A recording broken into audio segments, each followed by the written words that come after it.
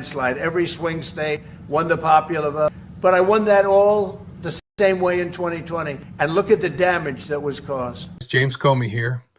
I haven't been arrested yet. I'm just trying to get used to the idea of being in jail. Right now I'm practicing my mugshot face, and maybe later on I'll be trying out different sized cucumbers up my ass, just in case they put me in a cell with like a Tyrone or a Big Mike or something like that. Basically, I know I'm fucked. I'm just trying to make it less painful.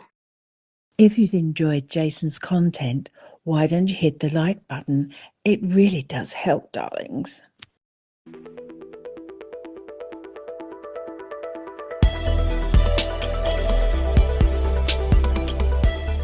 No, Barack Hussein Obama is the ringleader.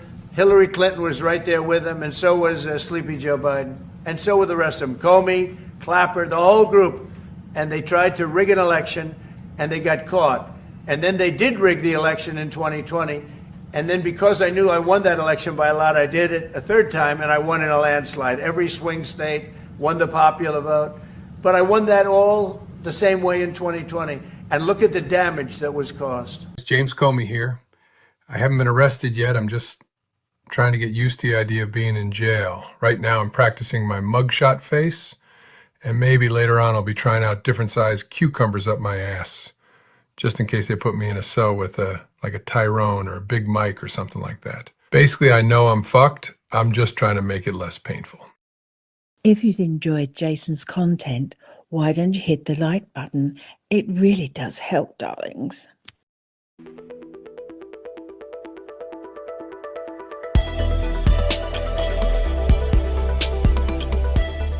No, Barack Hussein Obama is the ringleader.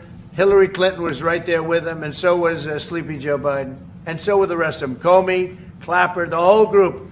And they tried to rig an election, and they got caught. And then they did rig the election in 2020. And then because I knew I won that election by a lot, I did it a third time, and I won in a landslide. Every swing state won the popular vote. But I won that all the same way in 2020. And look at the damage that was caused. James Comey here.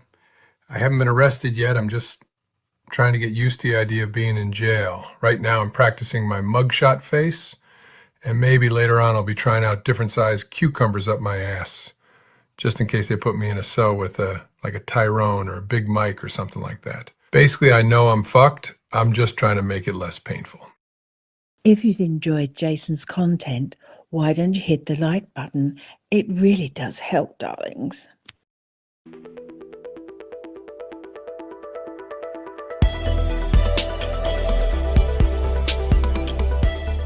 No, Barack Hussein Obama is the ringleader. Hillary Clinton was right there with him, and so was Sleepy Joe Biden, and so were the rest of them. Comey, Clapper, the whole group. And they tried to rig an election, and they got caught. And then they did rig the election in 2020. And then because I knew I won that election by a lot, I did it a third time, and I won in a landslide. Every swing state won the popular vote.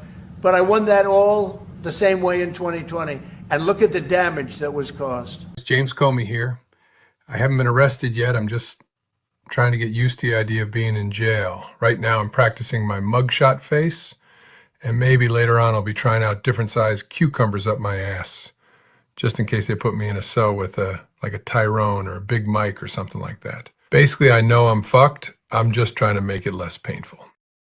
If you've enjoyed Jason's content, why don't you hit the like button? It really does help, darlings.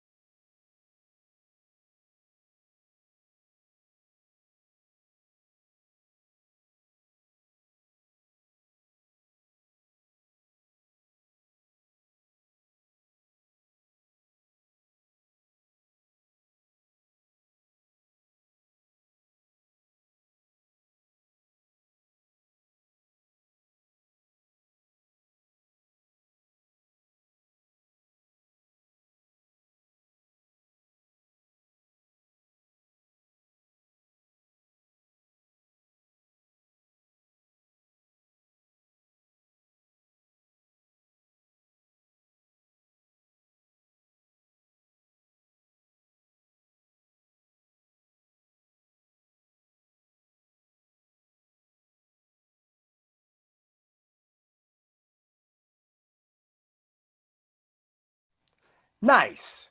Nice. Thanks, guys. I totally didn't even have the sound. Good thing. All right, let's go over this again. Shall we? Fuck Ozzy. Don't care. I don't care whatever music he made. He's the Prince of Darkness, guys. Just saying everything out there. Yeah, I finally turned the volume on. Sorry, guys. That's my bad. I'm in vacation mode, guys. It's a fucking long day. So,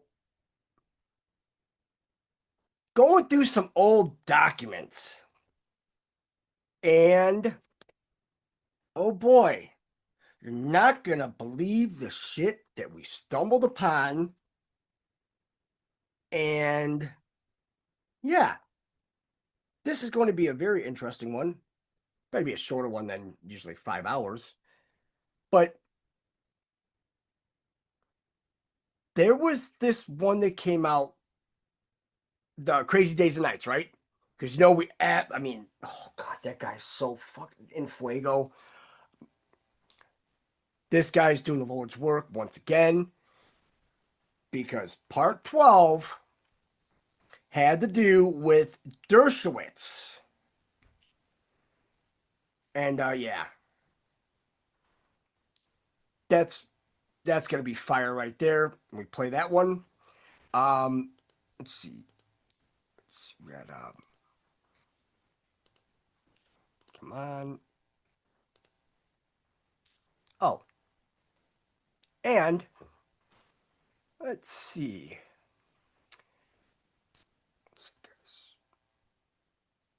There's some great stuff that came out, but some really just.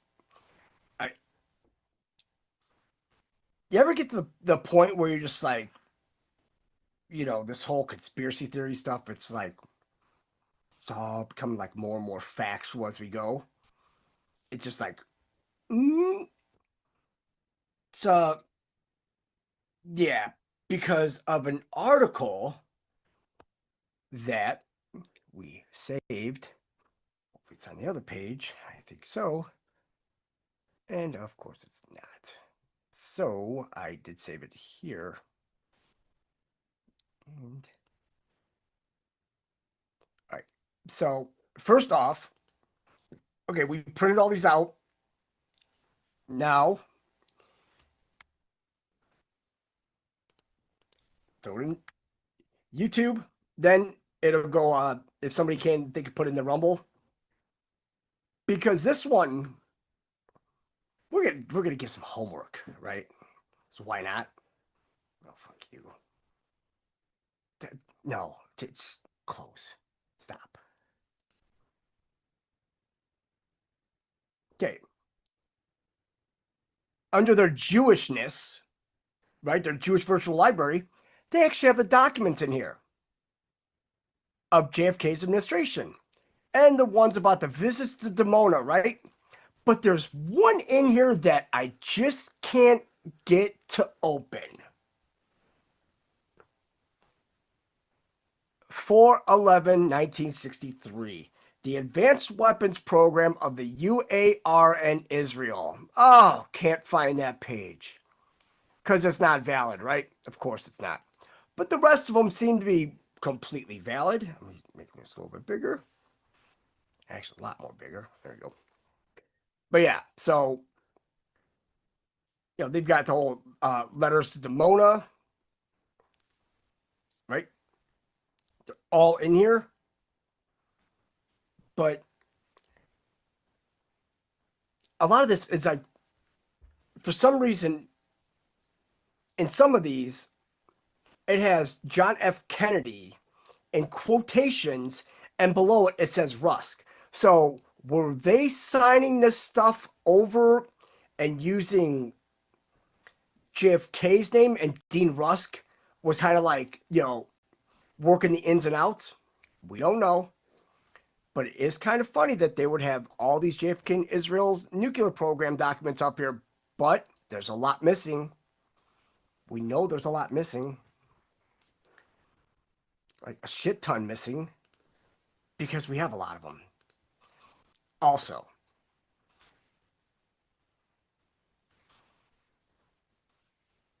Jewish Journal.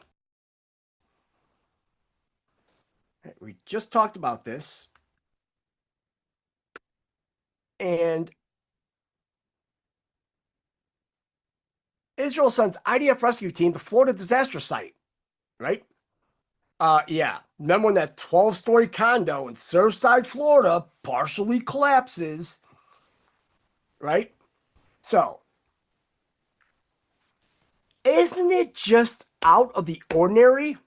Like, way out of the ordinary, that the only time Israel came over here and wanted to help with anything was when there was this collapse of this building, the same building that McAfee said held all these terabytes of information. But remember, they had this building on video. They were watching them.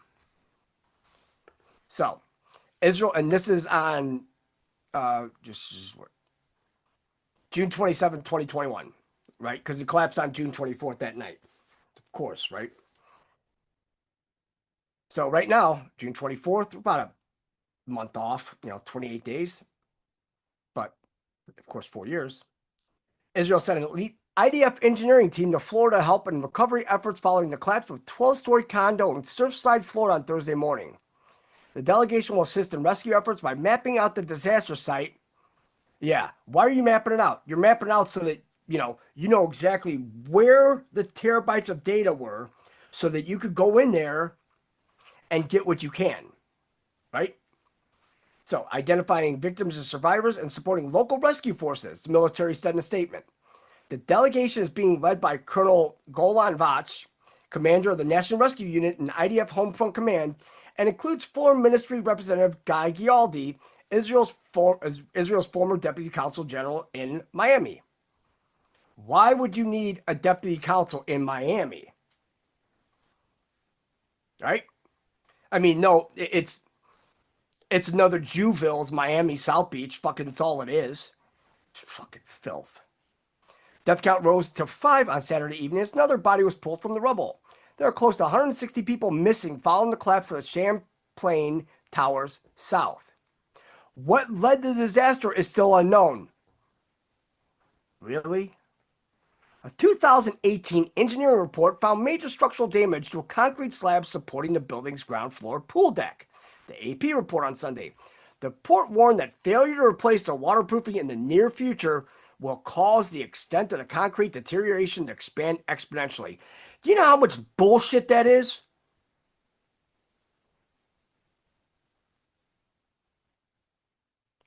Why would the building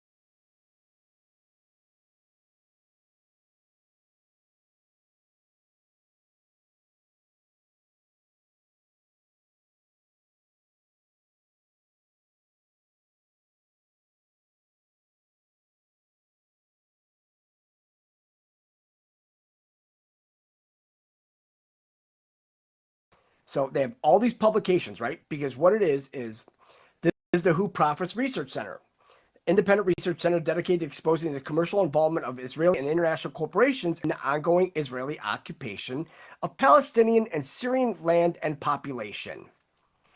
Yeah. So you know how they want to sit here and say boycott, divest, and sanctions and all that, and you know there's no companies from the U.S. helping, and it's not a genocide. I mean, you've got economic exploitation. So you have the exploitation of labor, Palestinian captive market. I mean, look at, they have all these charts. Palestinian workers in the settlement, forbidden fruit. I mean, they've been exploiting the settlement enterprise. It's literally all right here for everybody to see. So if anybody wants to say that, oh, the Jews aren't bad, right there. And yesterday, Mel Carmine, he's like, oh, yeah, no, yeah. There's probably like maybe 2%. But, damn it. Dude, that is. Somebody's knocking on the door, screw them. So, population control. Oh, you don't say, right? So, what are they doing right now? It's the same shit, different day. I mean, this is just, this gets to the point where, guys, the shit that they have done to these people. Hold on a second.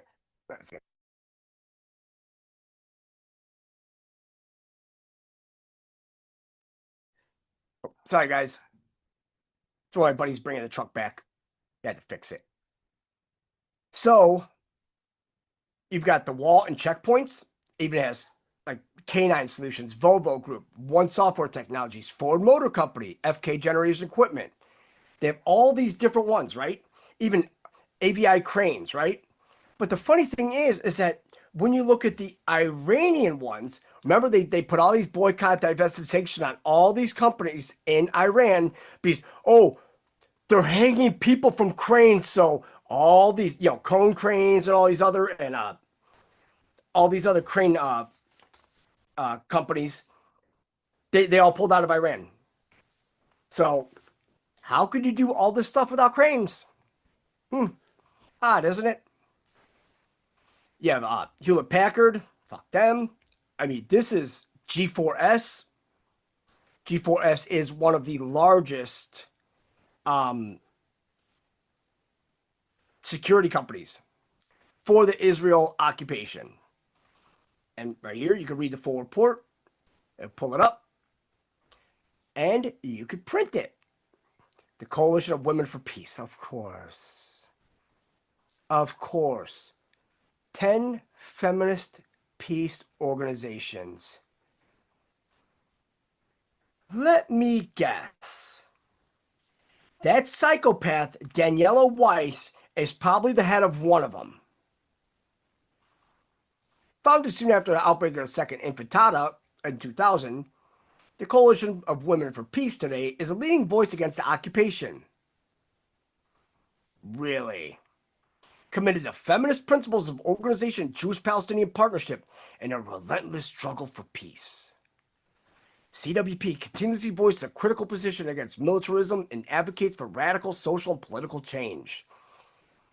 Its work includes direct action and public campaigning in Israel and internationally, a pioneering investigative project exposing the occupation industry, outreach to Israel audiences, and political empowerment of women across communities and capacity building, and supports for grassroots activists and initiatives for peace and justice. Whenever you hear grassroots initiative, grassroots activists, peace and justice, guys, please tell me one person in Israel that wants peace. And I'll wait. There isn't one.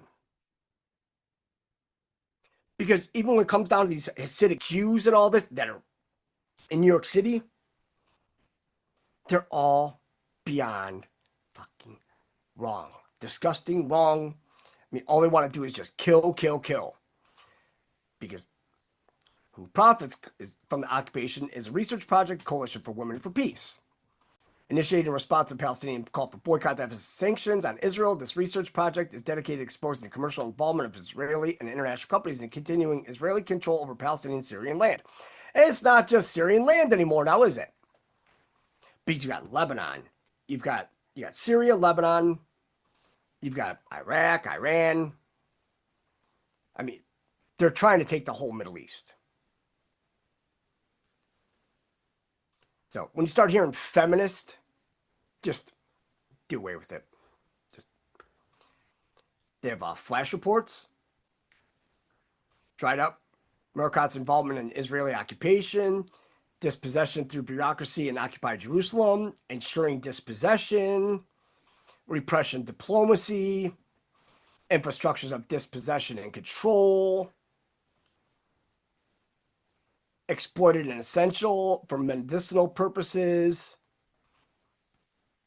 I mean, this was for the whole coronavirus. Yeah. Odd. Isn't it?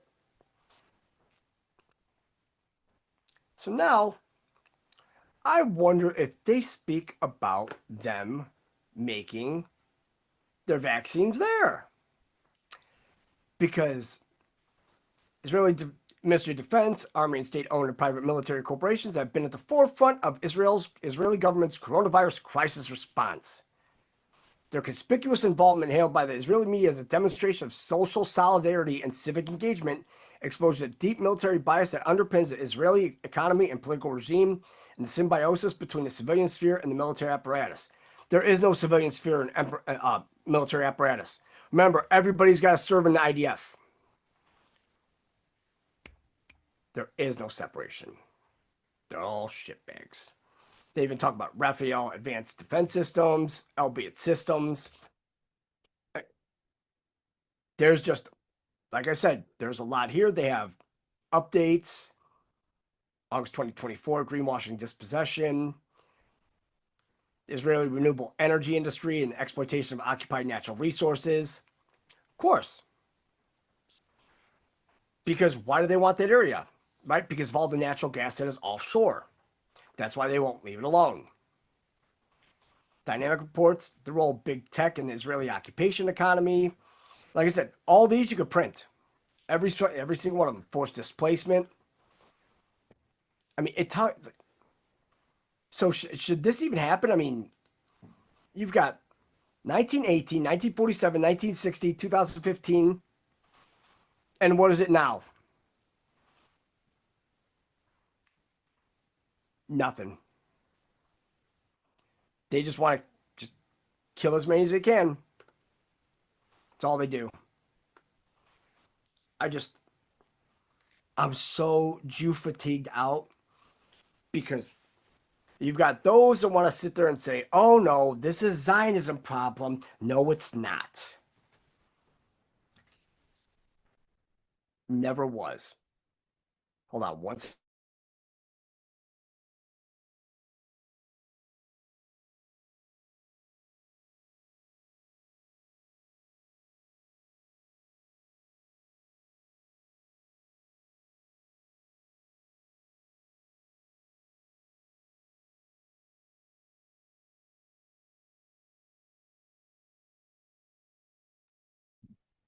Sorry about that, guys. I had to speak to the Queen D here, and she has to do some running around. She's going to get the truck right now. She has to run some errands so we could have everything ready to go Sunday morning. So she will not be in the chat. So when I put these in the chat for YouTube, if somebody could please fire them in there to Rumble, that would be a great help. Just really frustrated today about all this shit going on because they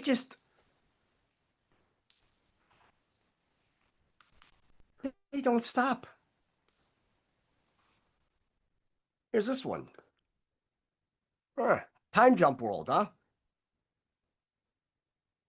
MK Christmas. Hewlett Packard is having a settlement hearing for artificially inflating their stock price at 10 o'clock a.m. on November 13th, 2015 at courtroom 6 on the 17th floor, right? 1970s, the United States of America had a mind control program called MK Ultra. The MK stood for mind control. Guess we could call it mind control weapons, MK weapons, if we really wanted to. You have the MK Ultra project, and you have the MK Christmas project. Christmas in July, right? Yep.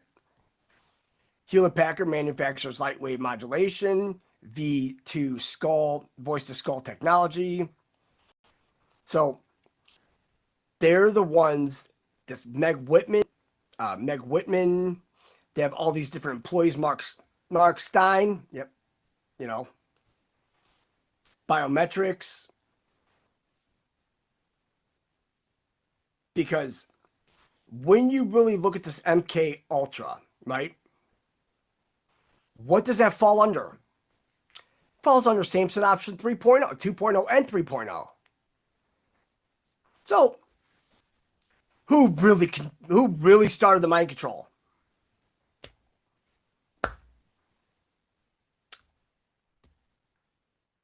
Dasjuden.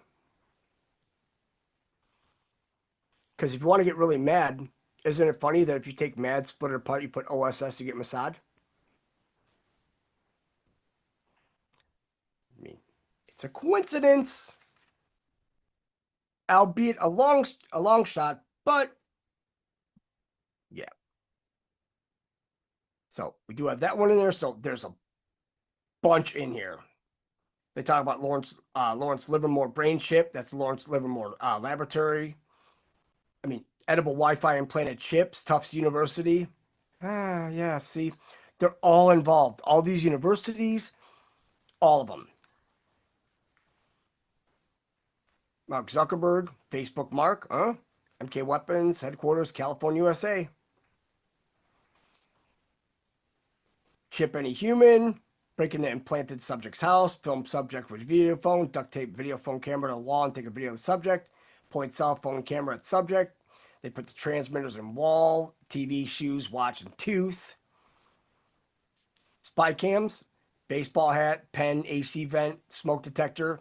Human eyes. Chip required. Human eyes, no chip required. Shirt, cell phone, orifice. Electronic harassment, gang stalking services. Isolate implanted subject from family and friends. Follow target all day and night, $65 per hour per person. We pay our gang stalkers $30 per hour and we are hiring. Well, if they're paying gang stalkers for this, don't you think that they would pay, I don't know, let's see, BLM, Antifa? Shall we go on? I mean, they have the videos, meters, software. I mean, it's all right here. You could even contact them for pricing. So, yeah. All this Israeli embassy condone marketing as American Israeli associates of all race abuse, bioimplants, and broadcast mind control on American soil. Because that's what the Jews want. They're afraid because everybody's starting to stray away from Israel now. Everybody's, they're complete psychopaths. As we know, as we've always known.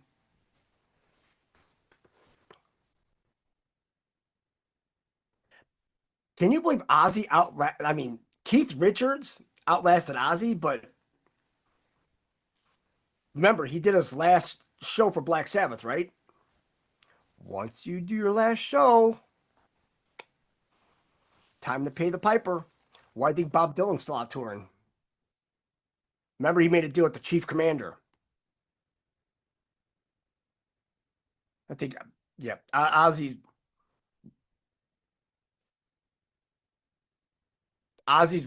way darker than a lot of people can even realize. I mean, way darker. Also, because what I did was I went into all the first, because you know how you can save all your notes. So I went back and went through all the notes we had, like the first ones. So the one I just put in there, augtels.wordpress.com, you guys are definitely going to love this one because I still haven't gone through this whole thing yet. But it's DNA activation and the unveiling. So in this, you've got underground bases, celebrity cloning, breakaway civilization, zero-point field technology, soul conscious transfer, immortality, trauma-based mind control, genetic engineering, DNA activation, time travel, psychology, and consciousness, and the unveiling. Then you have the latest posts from the beginning, the unveiling, MK Ultra release, Stargate Docs release, healing foods, the unveiling of the hidden knowledge and secret space program first chapters, that slavery system has ended, the world is a holographic illusion within the brain. I think a lot of people are going to take this, right? I mean, probably not too well, but it's all right here. Interdimensional parasites, imaginary entities, child abuse and advanced technology, ritual child sexual abuse and celebrity cloning involving politicians and holographic simulated realities. I mean, the world is not what we think it is. Not at all. We've been lied to since the beginning. So, and either you're going to have people that get real pissed off and angry about this, right? But the problem with that is that you are feeding them the energy, the loosh that they're looking for. Because once you start getting all pissed off, then everybody else starts getting worried and fear kicks in, and it's all one big cycle over another. It's all they do. I mean, got energy vampirism. I mean, there's so much here that, important aspects of disclosure. I mean, there's, like I said, there's Team Light, Team Dark. Humanity is ancient and has been here for many thousand years, if not millions. See, it didn't start just like 5,000 years ago, like Adam and Eve. It's like, guys, we've been here forever. Problem is, we were giants and we've shrunk. Then they manipulated our DNA. But our God spark was still trapped here. So you've got breakaway civilization, rogue military faction. Like here you had in the 90s. It's like, I'm trying to think, it was like 95, 96. You had the, I think the Silurian Wars, where you had the Illuminati breakaway complex, where half of them stayed above ground and half went underground. And if you think, where'd they go underground? In all these subterranean cities. And they kept on doing all the same shit. Yep. Ozzy's last show, July 5th, gone 17 days later. Bye, bitch. Good call there, Terry. I was wondering about the math on that, but hey, we'll take it. So, right, this whole WordPress is loaded full of information. So, we'll be gone for a few days. So in case anybody has that itch they want to scratch, we're going to unload some documents so that everybody can have fun with them. Right? We're supposed to do. Then, yeah, this.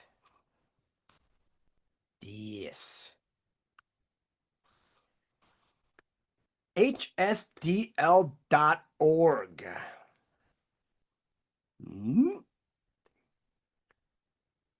This one is your Homeland Security digital library.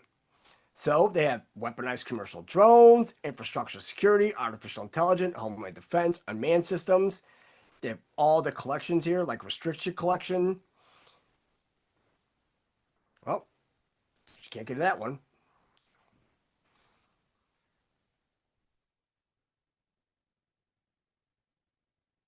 And they have a timeline too, right?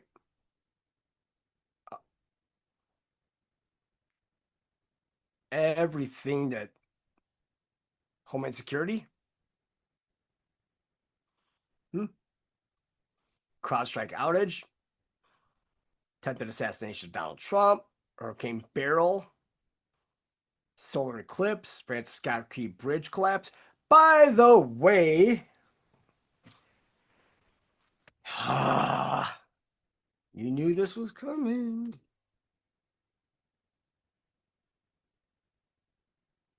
Guess who was born on August 1st, 1779? Francis Scott Key. There's a lot more that happened August 1st than we realize. So we've got a bunch we're going to go over, especially that chick with a dick that Jacinda, what the hell's her name? Ardern from New Zealand, from the Labour Party. Whenever you hear Labour Party guys, run and vote for the other person, because Labour Party, it's all communism. Full-blown, full stop commie. So let's see. This one second. Hey, everybody. Stop. Oh, welcome. You stop.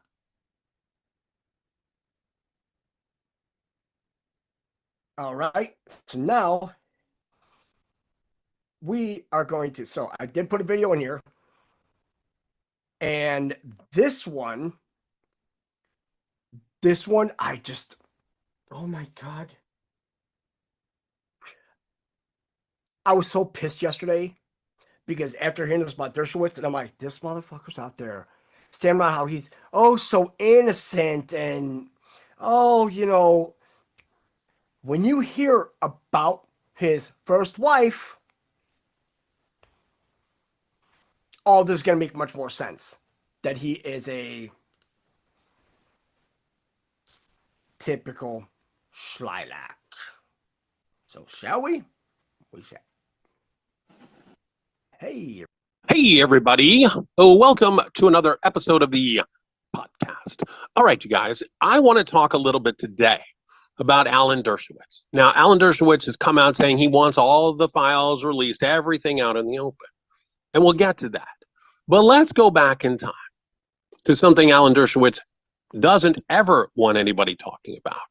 It's his extremely big skeleton in his closet. It is the story of his first wife, Sue Barlock, whom Alan Dershowitz has been completely successful with hiding in his closet until some people finally dug something up about 20 years ago. Now, if you try and search Alan Dershowitz's first wife's name, most of the time you will come up empty. Maybe you'll get lucky and you'll see Sue Barlock, but try and find a picture. I have found one picture, which is in this episode. And basically, she was, according to these facts, a victim of tragic domestic abuse, divorce, stripped of custody of her children, and then her subsequent unaliving. Now, here's what had happened. So she was divorced by Dershowitz after she endured a beating by him, after which she required hospitalization. Now, soon afterwards, Dershowitz stripped Barlock of custody of their two sons. Now, that's according to several sources who wants to remain anonymous due to the highly litigious and vindictive nature of Alan Dershowitz. Dershowitz then obtained a divorce from Sue in 1975. The beating incident happened after Barlock, upon learning of an extramarital affair that Dershowitz was having, scattered some of his important case documents in the wind. Now, an original source named in the article is a San Francisco-based lawyer who has since recanted that he ever said or knew anything about Dershowitz and his first wife, and really wants the story deleted. Now, it is very possible he inadvertently spilled the beans about Dershowitz to a source whom he never thought would spread the word about Dershowitz's spousal abuse and the subsequent events after that. Of course, it's possible he never discussed Dershowitz and his first wife with anyone at all. But the fact is that the news had broken ground to make way for further investigation. Now, other independent anonymous sources have now come forth to corroborate the story of how the ambitious, controversial lawyer known for defending wife beaters, wife killers, the use of torture, was responsible for beating his wife, Sue Barlock, so badly that she had to be hospitalized. And then how Alan Dershowitz then used his litigious clout to intimidate local and nationwide news sources, including CNN, from publicizing the wife beating event and her subsequent unaliving, apparently by jumping off a bridge in New York, the Brooklyn Bridge to be exact, according to one anonymous source. In fact, Dershowitz had been so thorough at snuffing out the memory of Sue Barlock, his first wife, that an internet search using Google came up with absolutely nothing about his first wife unless you already knew her name. Sometimes, like I said, if you put Dershowitz's first wife, you can come out, okay?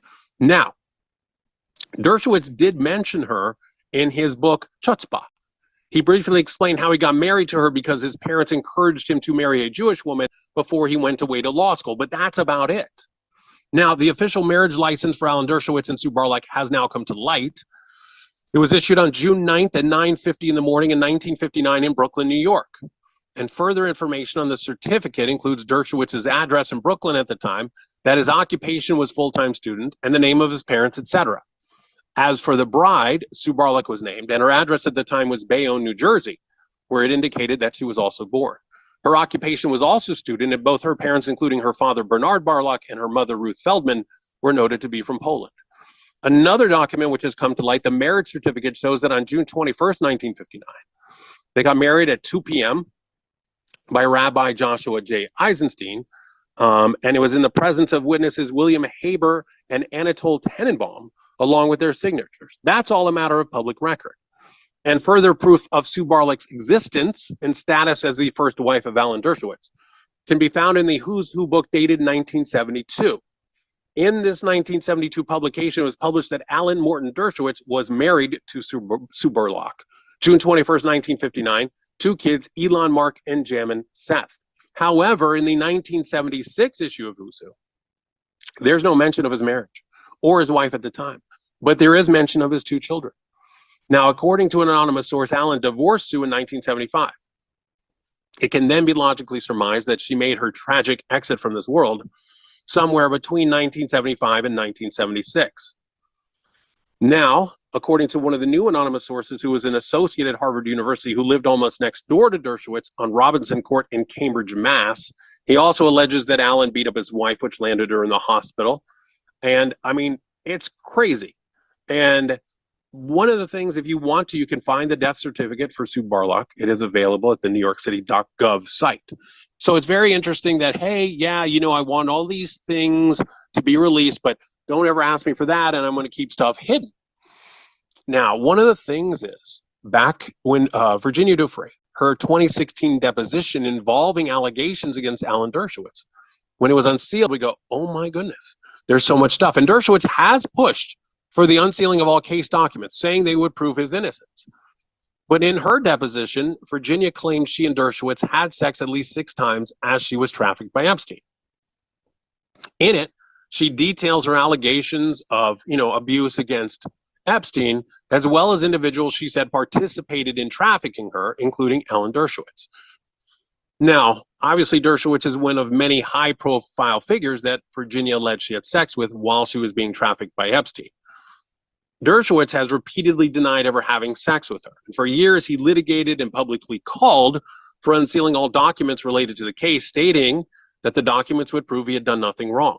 So when these documents, his first batch, were unsealed, he said, the material that has come out is completely exonerating of me. I'm a complete victim of a total frame-up.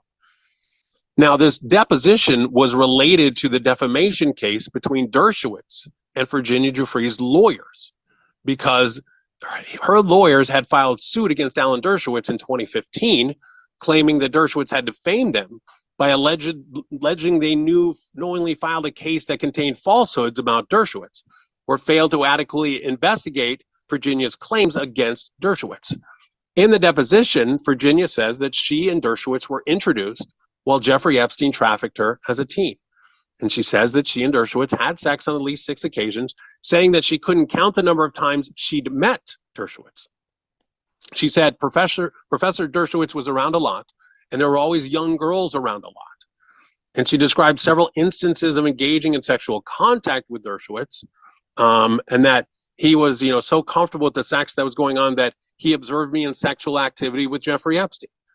And she detailed in the deposition about being encouraged by Epstein to engage in oral sex with Dershowitz while in a limousine, to have sex with him in a plane, while traveling with another young woman who was also trafficked by Epstein.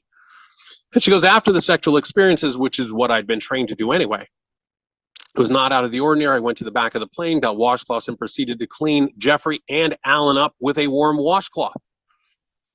She also said that she had seen him having sex with at least one more of Epstein's victims. She suspected, she didn't know how old the girl was. She just said she was blonde and young, and that she told several people about her experiences with Dershowitz, including a friend. Dershowitz maintained his innocence, calling Virginia a certified complete total liar who simply made up the entire story for money. They did settle their case in 2016. And then one of Virginia's lawyers filed a brief identifying the work that he and his co-attorney had done to ensure that Virginia's claims were credible.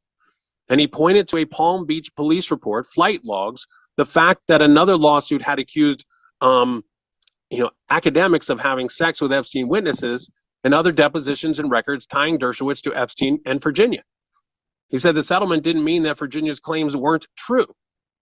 Now, Dershowitz wrote 27 pages battling back against the attorneys, denied ever having sex with Virginia or having even been at any of Epstein's properties during the 2-year period she was associated with him. But Virginia wasn't the only woman to say that Epstein directed her to have sex with Dershowitz. Sarah Ransom made a similar allegation in documents that surfaced in court records, claiming that Dershowitz was one of Epstein's friends he directed her to have sex with. Now, in a court filing seeking to discredit Ransom, Dershowitz filed emails from her where she characterizes her allegations in ways that appear politically motivated and include claims that appear outlandish, because she had said that the CIA hacked her emails and that she reached out to the Russians for help and planned to take down both Trump and Clinton with the help of WikiLeaks. Ransom has recanted some of her claims about Epstein, but she hasn't withdrawn her allegations about Dershowitz.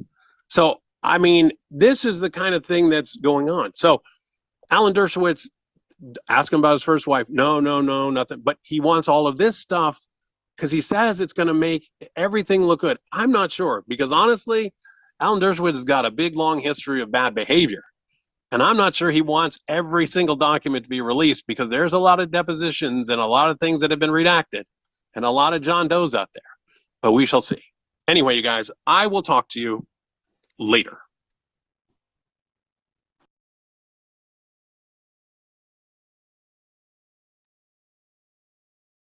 I mean, he is filth. Hearing him on all these talk shows, I'm always like, oh, I didn't do anything. I didn't, it's always you didn't do anything. Sure. I really do just, hate, despise. Yeah, it's all there. So, right? So, yes, this one right here. And see, scribed. Yeah, and I noticed thanks Curtis Franklin and YouTube for letting us know that, because if the sound, if you're having a hard time hearing, I could put the closed captioning on, and I'll just start doing that from now on, just so it's easy for everybody to hear it, listen to it. So this is where it gets a little crazy, because this only has 249 views, and we saved this last year sometime. And this is where just don't know, was just going through them. It's unscribed. 62 pages. Jeffrey Epstein's John Mappin, owner of Camelot Castle in Cornwall, England. And like I said, it goes into this deep. about Nigel Farage, about Cornwallis Castle Hotel. So, like I said, there's 62 pages. And if people want to dig in, start looking at it, because isn't it funny that they say the wall means so much more and the harvest with the corn, maybe they're just letting us know this way through it. So I did put that in the YouTube. So, and got it all right here. So we're just going to breeze through some of this. Let's see. Ooh.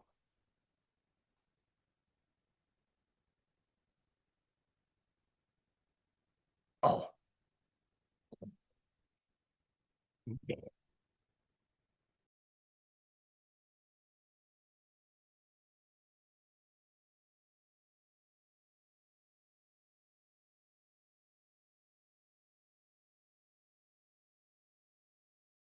All right. I do have one that just came out 4 hours ago, because we're just doing this whole thing, everything live, because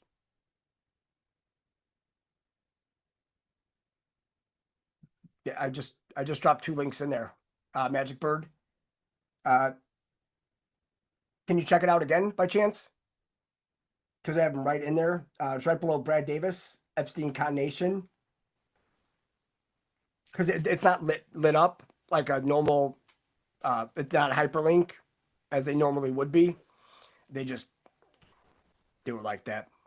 It's under the Iron J Train 2003, by the way.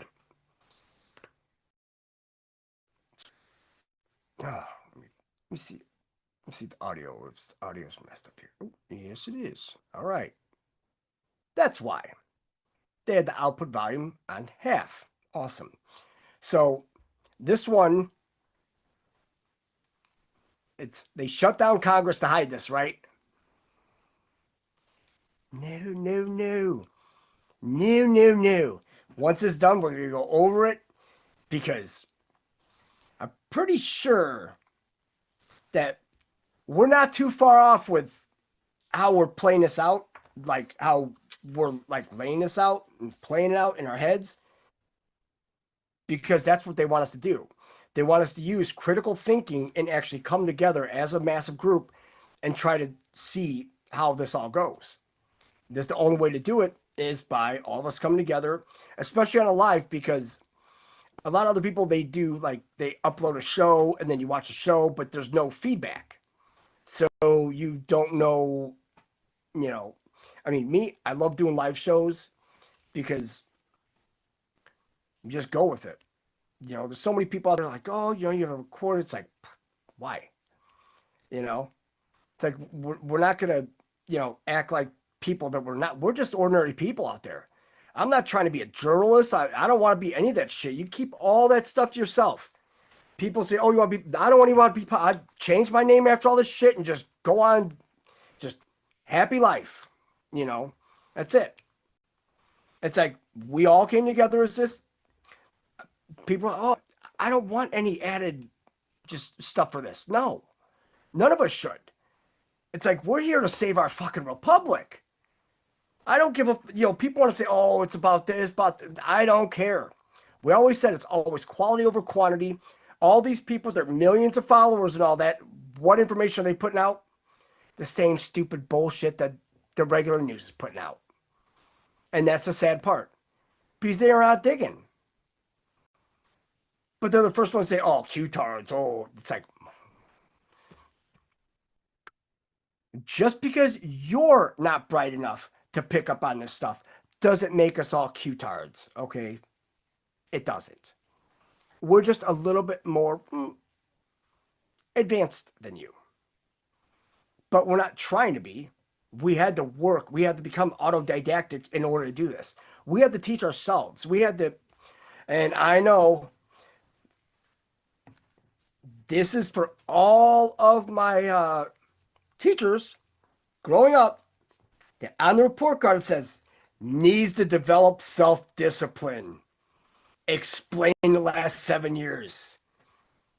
just gonna bite them right in the ass on us. But everything changes when we're kids, when we're adult, when we're teens, we're adults, and then when you hit that tender age of 40, and yeah, you don't give a fuck anymore. You're like, we've been mistreated.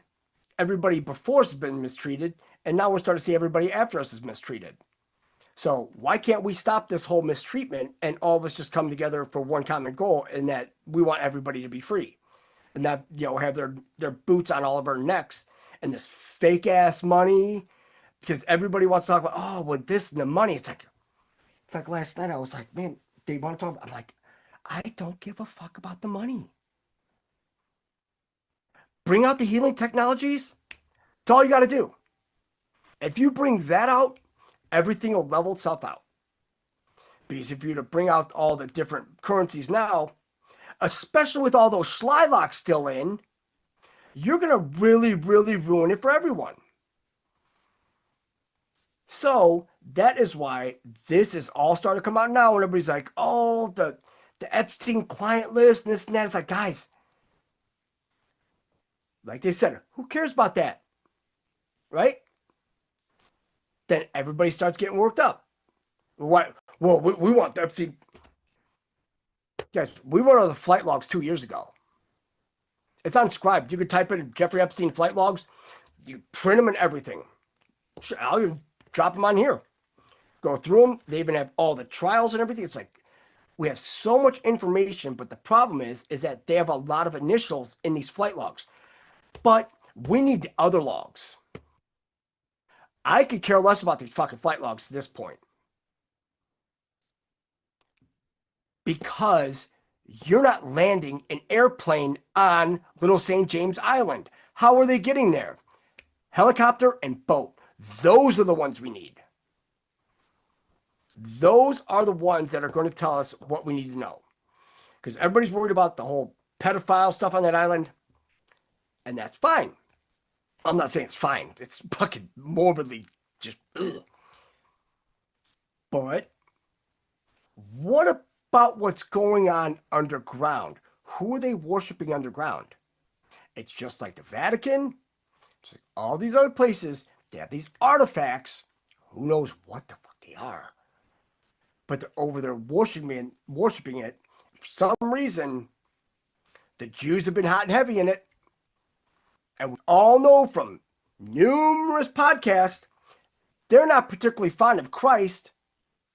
So why in the fuck should we give a fuck about them? Why should we let them even say, well, in the Bible, well, you guys are atheists. You guys don't even believe in God. So how can you sit here and say, well, in the Bible, it says, I don't give a fuck. Take a Torah scroll, shove it up your ass, and just start spinning around like a fucking dreidel. That's about how much I care about them. Because after the video that we saw about them all in their little Schleilock Central in Crown Heights, and all the shit in the tunnels, where are the kids? And we know that they need these kids to sacrifice for the little black magic rituals. I wouldn't even call them little at this point. But that's what they do. I mean, you got this, exactly. You've got the submarines. You've got, I mean, all of it. And then you start looking at these yachts, like good old Roman Abramovich. His yacht that we went over, all bulletproof, has a submarine attached to it. It's like helipad. It's like, are we starting to catch on now that the flight logs are the least of our worries?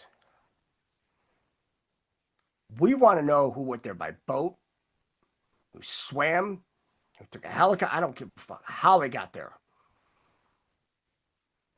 And why did Biden own an island right next to St. James Island?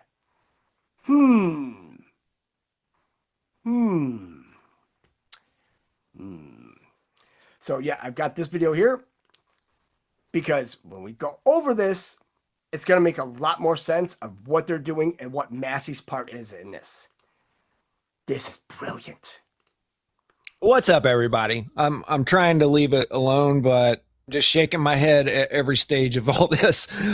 So this was last week. House Republicans blocked Democratic effort, and now House Speaker starts August recess early to avoid the vote. This is CNBC, and we'll be talking about news outlets in a minute.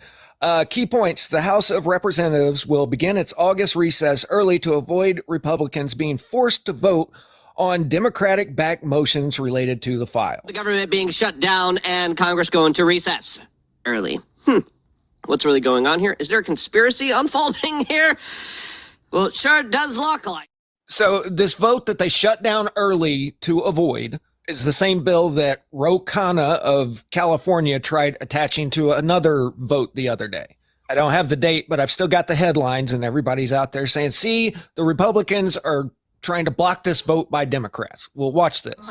So it's being reported that House Republicans unanimously voted to block the release of the Epstein files, and I want to straighten out the record right now. That is not true. If I could vote to release the Epstein files, guys, you would have my vote. I would vote yes. Here's what just happened. It was a procedural vote, and we have these all the time. It's called a PQ. It's voting on the previous question. If the Democrats had won the previous question, which I know sounds insane, it's one of these crazy rules in the House that are hard to understand, that means they would control the House floor. And that means they could bring up anything. They could bring up impeachment articles against President Trump. They could bring up a whole package of insane Democrat agenda items and force votes on the House floor on these things. That's what we voted against. We never allowed Democrats to have control of the House floor because we control the House floor. Yes. So it's a Okay, so that is an absolutely insane way for our government to run, that you never let the opposition do anything, but that's the way it works. This is lawfare, guys, and none of these people on YouTube are lawyers that I'm watching.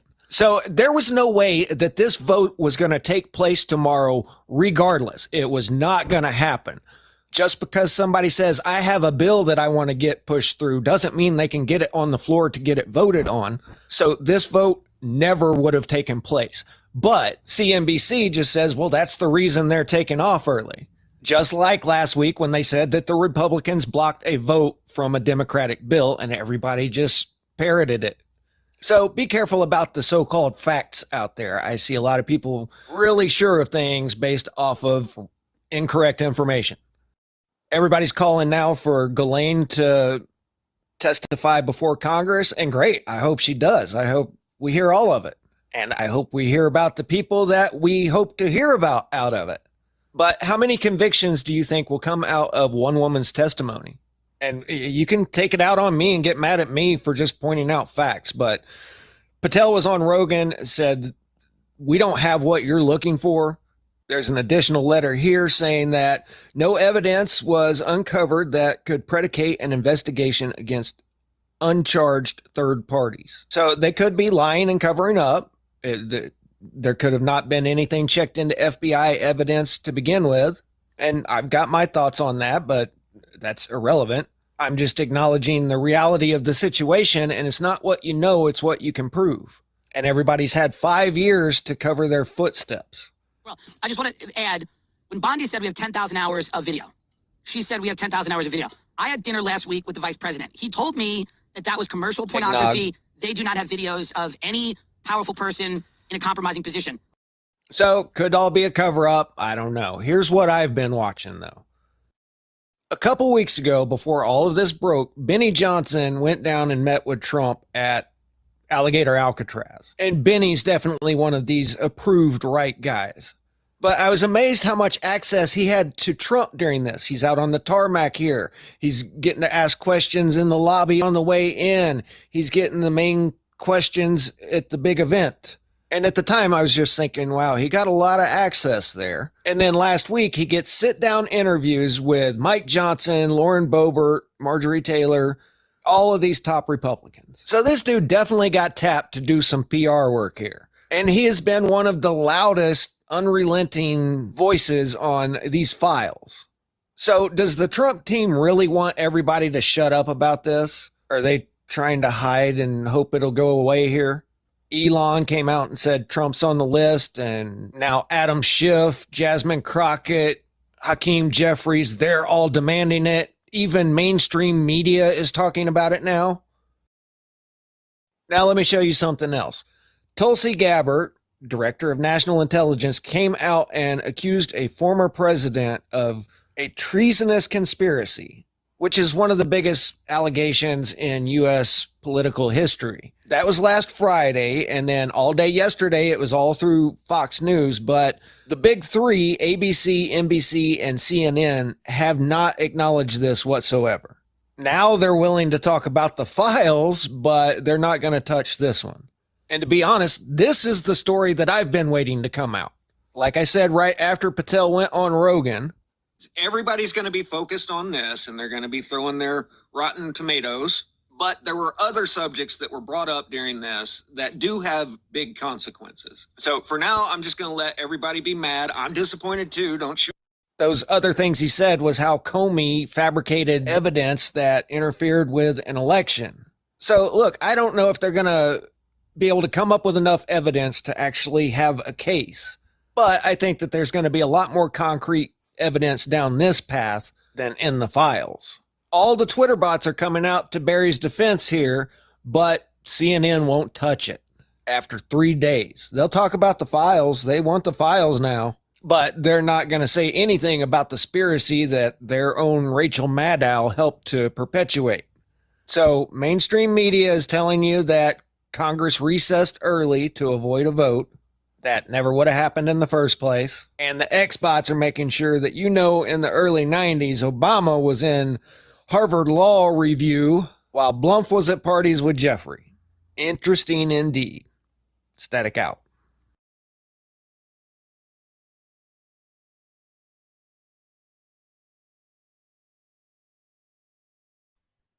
Yeah, so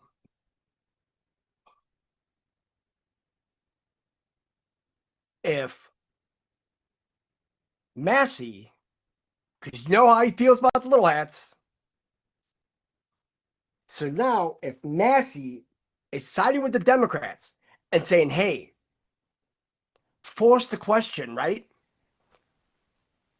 What did Marjorie Taylor Greene call it? The PQ, huh?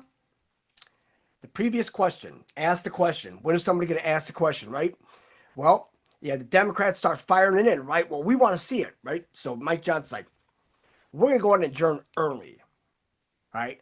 Not realizing that when Congress is adjourned, they could be arrested. It's brilliant. I mean, you gotta love that. Also,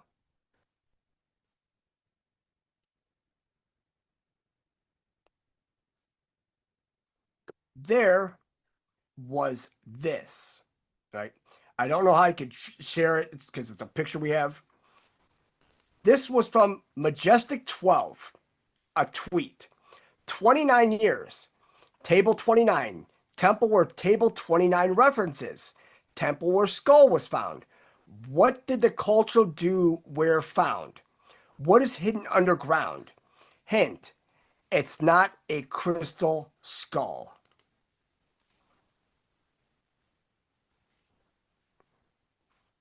So, right here, Epstein Island, you have a temple, right? Pedo rape dungeons underground, but there's a tram tunnel. Black projects, because of course, if you have all these scientists going to the same island, what are they going there for, right? You got the cult meeting area right here. You got the submarine bay here. No, it says no, Earth's flat. JK retard. Yeah, it is flat because water doesn't bend. Ha, retard. It just don't.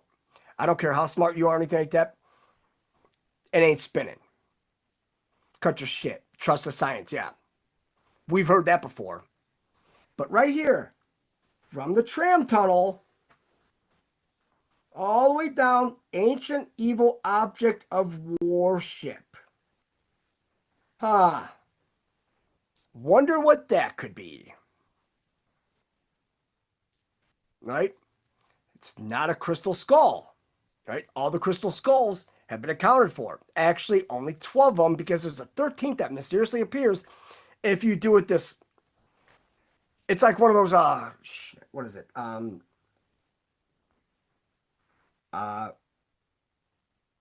guess like the whole Cracker Barrel thing where you have the pegs and all that, where you jump with the pegs.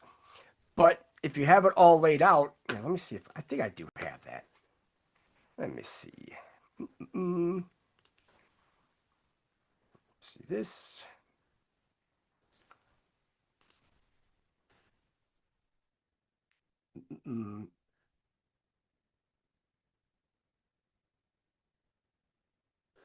New. Let me see.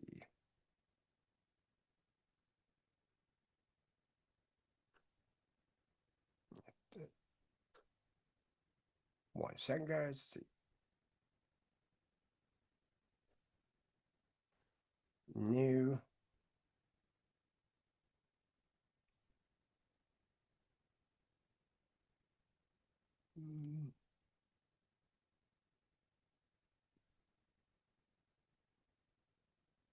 Oh, and also don't forget, oh boy, Les Wexner. He's a part of that Black Eye Club too. They move it there or find it there in ancient tunnels. You know what? I don't know, but isn't it kind of funny that they have all these tram tunnels underground that, they're using all these, high-speed rails. So honestly, with that tunnel there are a lot more people going to this than we realize. Because remember, the Illuminati breakaway complex, half stayed above, half went below. So if they have access to all these trams, where's one of the main hubs for these maglevs? Denver International Airport. Yep, Indiana Jones. They're telling to us right in the movies. I mean, I don't know. Just fucking odd. Not even just odd. It's like way odd.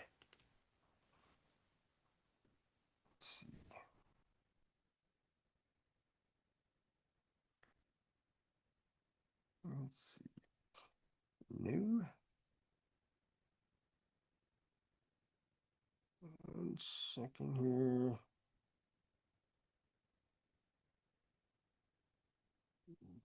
That's not it. New.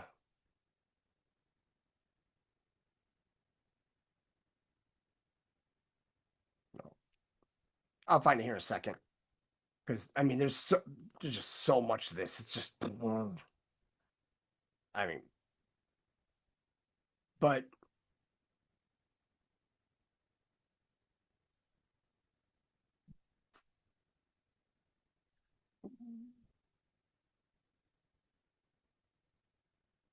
oh yeah.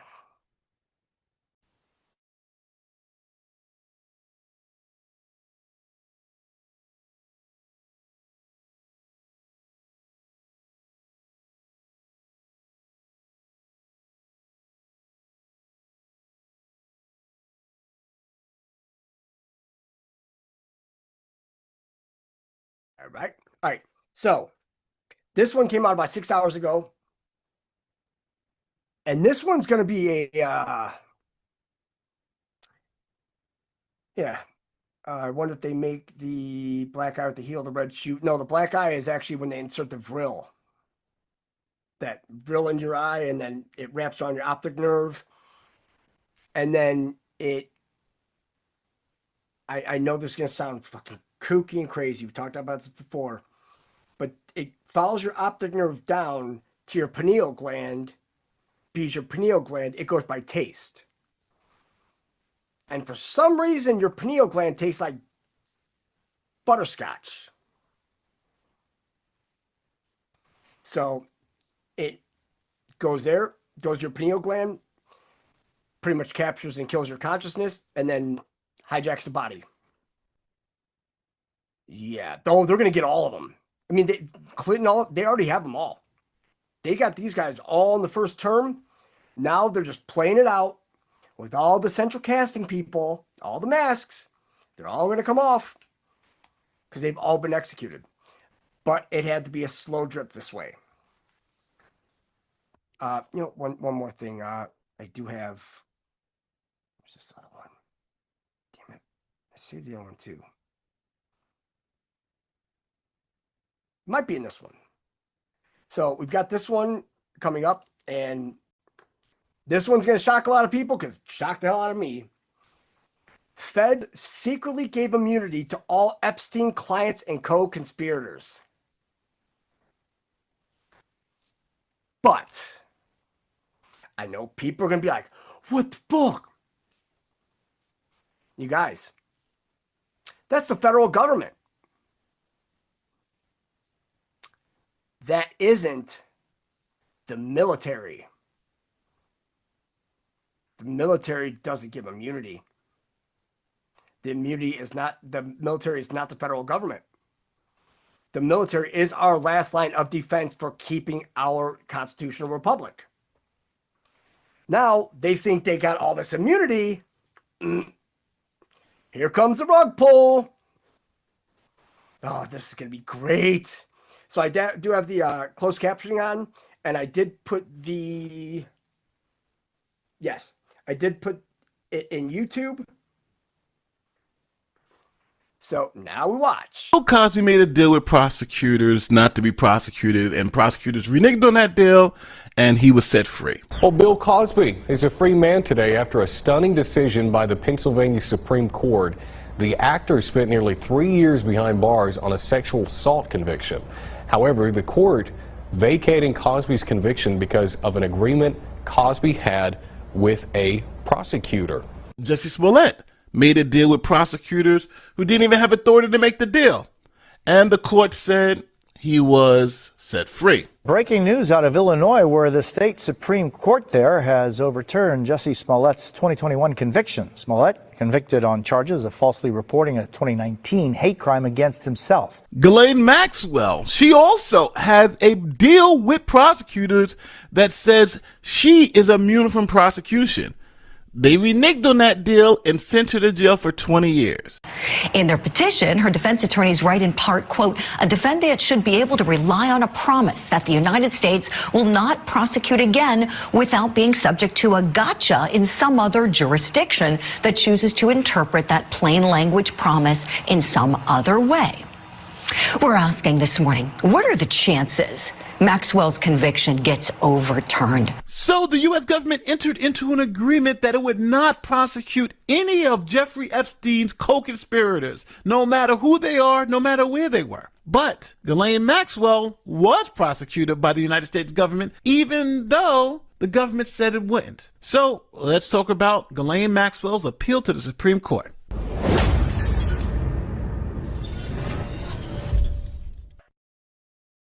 Okay, so let me break this down very concisely so we all understand what's going on. First, let's talk about what happened. Now, most of you who know about the Epstein story can fast forward this part, but this is just going to be a quick background on Epstein, why Ghislaine Maxwell's in jail, and then we can talk about why she's asking the court to overturn it. So back in 2005, a Florida family reported that an underage person had been abused by someone in power. The police gathered evidence and found several more victims. And in July 2006, Jeffrey Epstein was indicted for solicitation of prostitution and a whole bunch of other crimes. Now, in 2007, Epstein negotiated what's known as a non-prosecution agreement, or NPA, with federal prosecutors, led by U.S. Attorney Alexander Acosta. Acosta actually went on to become Labor Secretary under President Trump in his first administration. Now, in this non-prosecution agreement, when you scroll down to page 5 of 7, in consideration of Epstein's agreement to plead guilty and to provide compensation in the manner described above, if Epstein successfully fulfills all the terms and conditions of this agreement, the United States also agrees it will not institute any criminal charges against any potential co-conspirator of Epstein, included but not limited to Sarah Keelan, Adriana Ross, Leslie Goff, or Nadia Morrison-Kova. So this agreement was so thorough that it immunized not only Epstein, but anyone who co-conspired with Epstein to commit these crimes. And this is a very, very, very strange agreement because generally you can only make a plea agreement for yourself. You can't make a plea agreement to immunize everyone who may have worked with you in the criminal organization, but the government said it was okay for Epstein to do that. So with this deal in place, this meant someone like Ghislaine Maxwell, who was one of Epstein's co-conspirators, would be immune from federal prosecution in the Epstein case. And also, any of those adults who may have been doing interesting things with underage people would also be immune. Now, Epstein fulfilled his part of the agreement, and in 2019, Epstein was arrested again. We all know what happened to Epstein. He never made it to trial because of things that happened in a maximum security prison while he's under self-harm watch, but we're not going to go into that. Epstein is now gone, and the only other person you can really hold accountable is Ghislaine Maxwell, because she's been in the press. She was Epstein's number one, and she was the, quote, madam of the whole operation. So Maxwell is arrested, and she is prosecuted based on being one of Jeffrey Epstein's co-conspirators. But hold on, you may say, hold on. What about that agreement that gave Ghislaine Maxwell and all the Epstein co-conspirators immunity? What about that deal? Can't she say that that protects her from prosecution? Well, you would be right, because that's the first thing she brought up before the trial. Like, hey, I'm immune from prosecution by the feds because we have an agreement in place. Jeffrey Epstein's agreement clearly states they can't go after any of his co-conspirators, and on top of that, Jeffrey Epstein fulfilled his part of the agreement. So, at the trial court level and at the Second Circuit Court of Appeals, they said no. First, both courts acknowledged that Ghislaine Maxwell does have immunity. Quote, in arguing that the NPA, non-prosecution agreement, barred her prosecution by the U.S. Attorney's Office of the Southern District of New York, Maxwell cites the portion of the non-prosecution agreement which the United States, blah, blah, blah, agrees that it would not institute any criminal charges against any potential co-conspirators of Epstein. But then that court goes on to conclude that that agreement only is good in the Southern District of Florida, and the Southern District of New York can prosecute Ghislaine Maxwell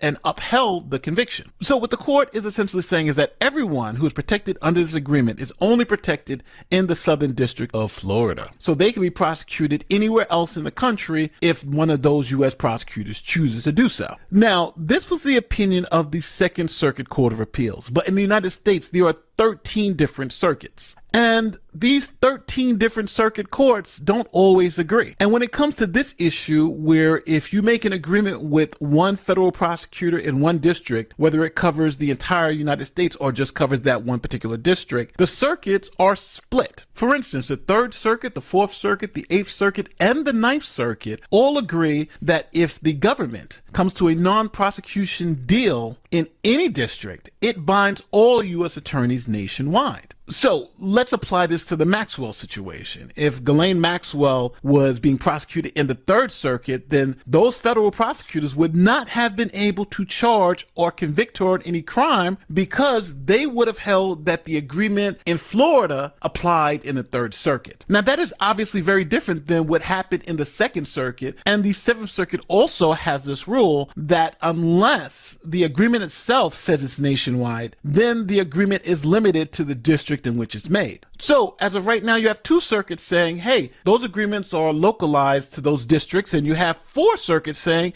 no, those agreements apply nationwide. Who makes the call to determine which side is right? Are the four circuits that say it's nationwide, are they right? Or are the two circuits, the minorities, who says it applies only to the district, are they correct? Now, when you have such a circuit split as we have in this particular case, the Supreme Court generally takes the case to resolve the circuit split, because you don't want to have a situation like we have now, where if Ghislaine Maxwell was in the Third Circuit, she wouldn't be able to be prosecuted, but if she crosses the border to the Second Circuit, she could get a lifetime prison sentence. So now I'm going to ask you to play Supreme Court Justice. Here is the question presented to the court. Does a promise made by a United States attorney on behalf of the United States to not prosecute co-conspirators bind other federal districts or that one U.S. attorney's office? Now, honestly, I do not think the Supreme Court is going to take this case at all, but if they do, Here is why I think Maxwell probably has the better argument. First, the Supreme Court precedents seem to favor a nationwide interpretation, where an agreement in one district binds the entire government nationwide. And one case I like to point to is Giglio v. United States, 405 U.S. 150 from 1972.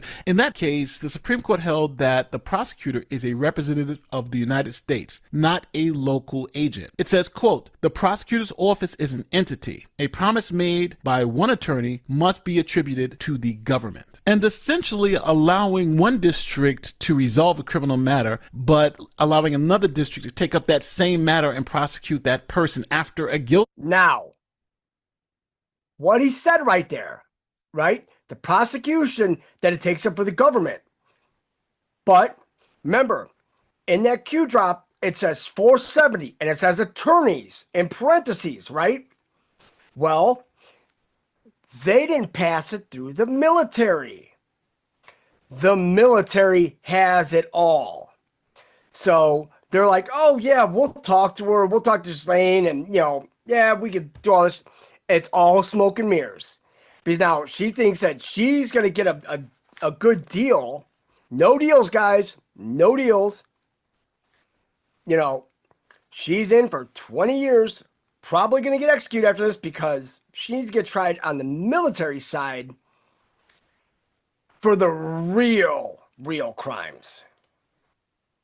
Plea seemingly violates both due process and double jeopardy principles. Now, the second reason I think Maxwell's argument is more persuasive is that most circuits, or the majority of circuits, agree with Maxwell's position. The Third Circuit, Fourth Circuit, Eighth Circuit, and Ninth Circuit all hold that a promise made by one U.S. attorney binds the entire federal government. And the Second Circuit's opinion that it doesn't is a minority rule, only held in the Second and Seventh Circuit. Now, if the Supreme Court does take this case, I don't know how they would rule, but I believe that when the United States enters into a non-prosecution agreement and promises immunity to co-conspirators, that promise binds federal prosecutors nationwide unless the agreement explicitly limits its scope. Now, before you guys jump down my throat and says, hey, Nate, you're protecting these crazy elites who've done these horrible things to children, I'm giving you a hard law lesson here. I think Maxwell should be in jail for life, but I'm talking about a legal outcome based on the laws we have on the books. And this is not the first time something like this has happened. Bill Cosby, for instance. Bill Cosby had a non-prosecution agreement with the DA out there in Philadelphia. The DA reneged on the deal and prosecuted him, sent him to jail in the state Supreme Court. It went all the way up to the Supreme Court, and they said no. He had a deal, set him free. And now Bill Cosby is free because the prosecutors had a deal and had to uphold the deal. Jussie Smollett. In his case, the local district attorney didn't even have authority to make a deal with Jussie, but they did anyway. And Jussie did pay $10,000 fine and did community service. And the Supreme Court said, hey, because he did everything you told him to do, and he believed that the state's attorney had the authority to make the deal, even though the state's attorney did not have the authority to make the deal, the state Supreme Court upheld the deal. So I think in terms of consistency, fairness, and integrity of federal promises and the federal court system, the federal government is one sovereign. And if a representative of that sovereign says, we're not going to prosecute you if you plead guilty, and we're not going to prosecute any of your friends if you plead guilty, and if you do your part of the deal, I don't believe they can renege on their part of the deal. All right, so now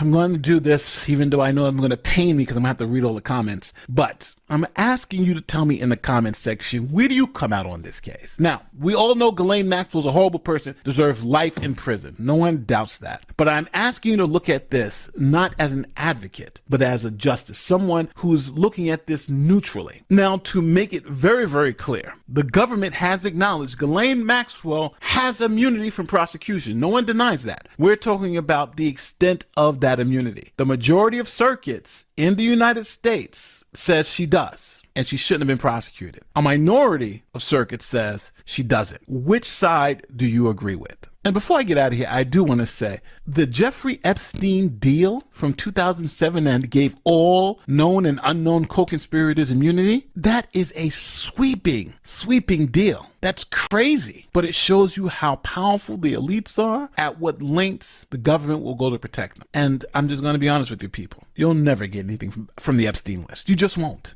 And to show you how deep this goes, that deal they gave Jeffrey Epstein, essentially, if the Supreme Court does take this case and holds that none of their co-conspirators can be prosecuted, all of those people who are listed in those documents who may have done things with underage people will essentially have immunity for life. Insane old stuff. I know that's the fear, but understand, this is where law and emotions come to the head. For Bill Cosby case, the same thing for Jussie Smollett case. The court had to overcome the tragedies of those facts, the horrors of what had happened, and make the best decision based on the law. And I'm asking, can you do that? It's a tough job, but I got faith in you. Don't forget to like, share, subscribe, do it like great YouTube stuff.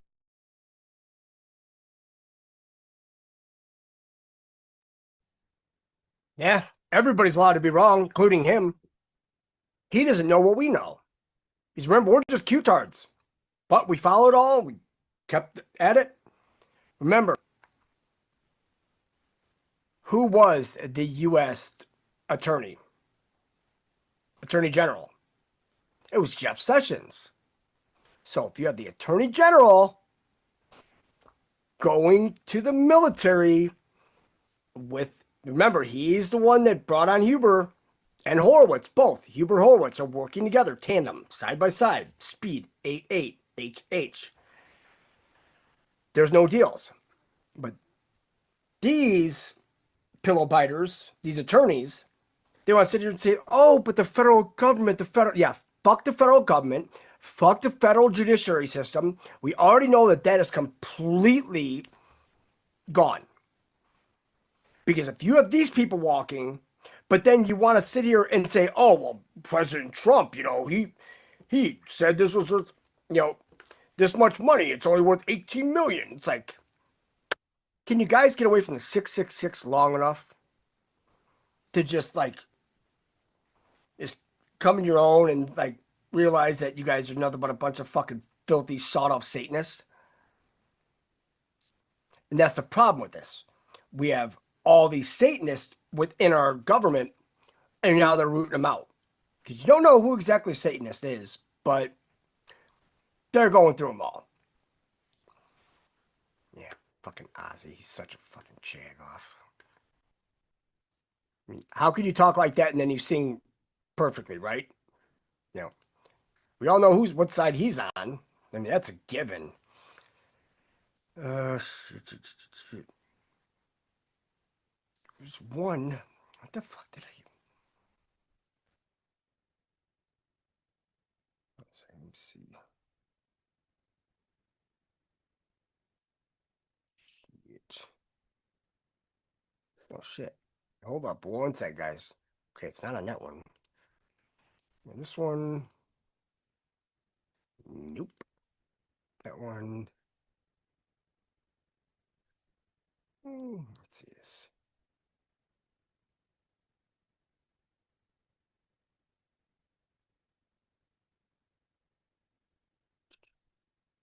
Let's see. You son of a bitch.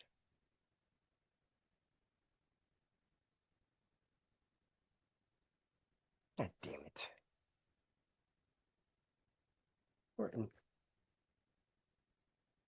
Of course.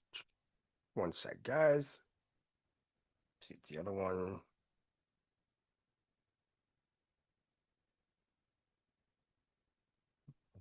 Let's see, that is not it.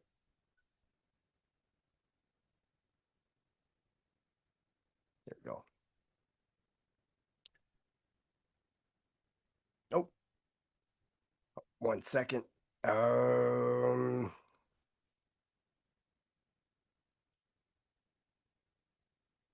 Right.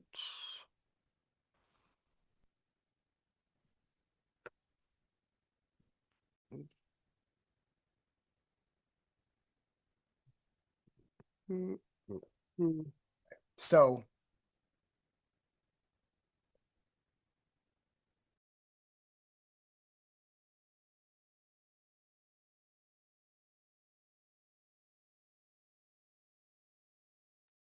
that was not it. Because now Trump is totally, he's pissed. And he deserves to be, because of all this shit going on with Israel, right? Because now Israel is bombing the Druze, the Christians in Syria. Even the Pope came out and pretty much said what he had to say to Netanyahu, because they're all total shitbags. That's all it is.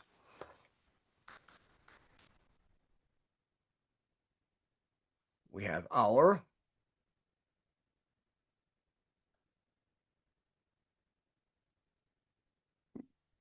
one second. The documents. Hold on a second. And we have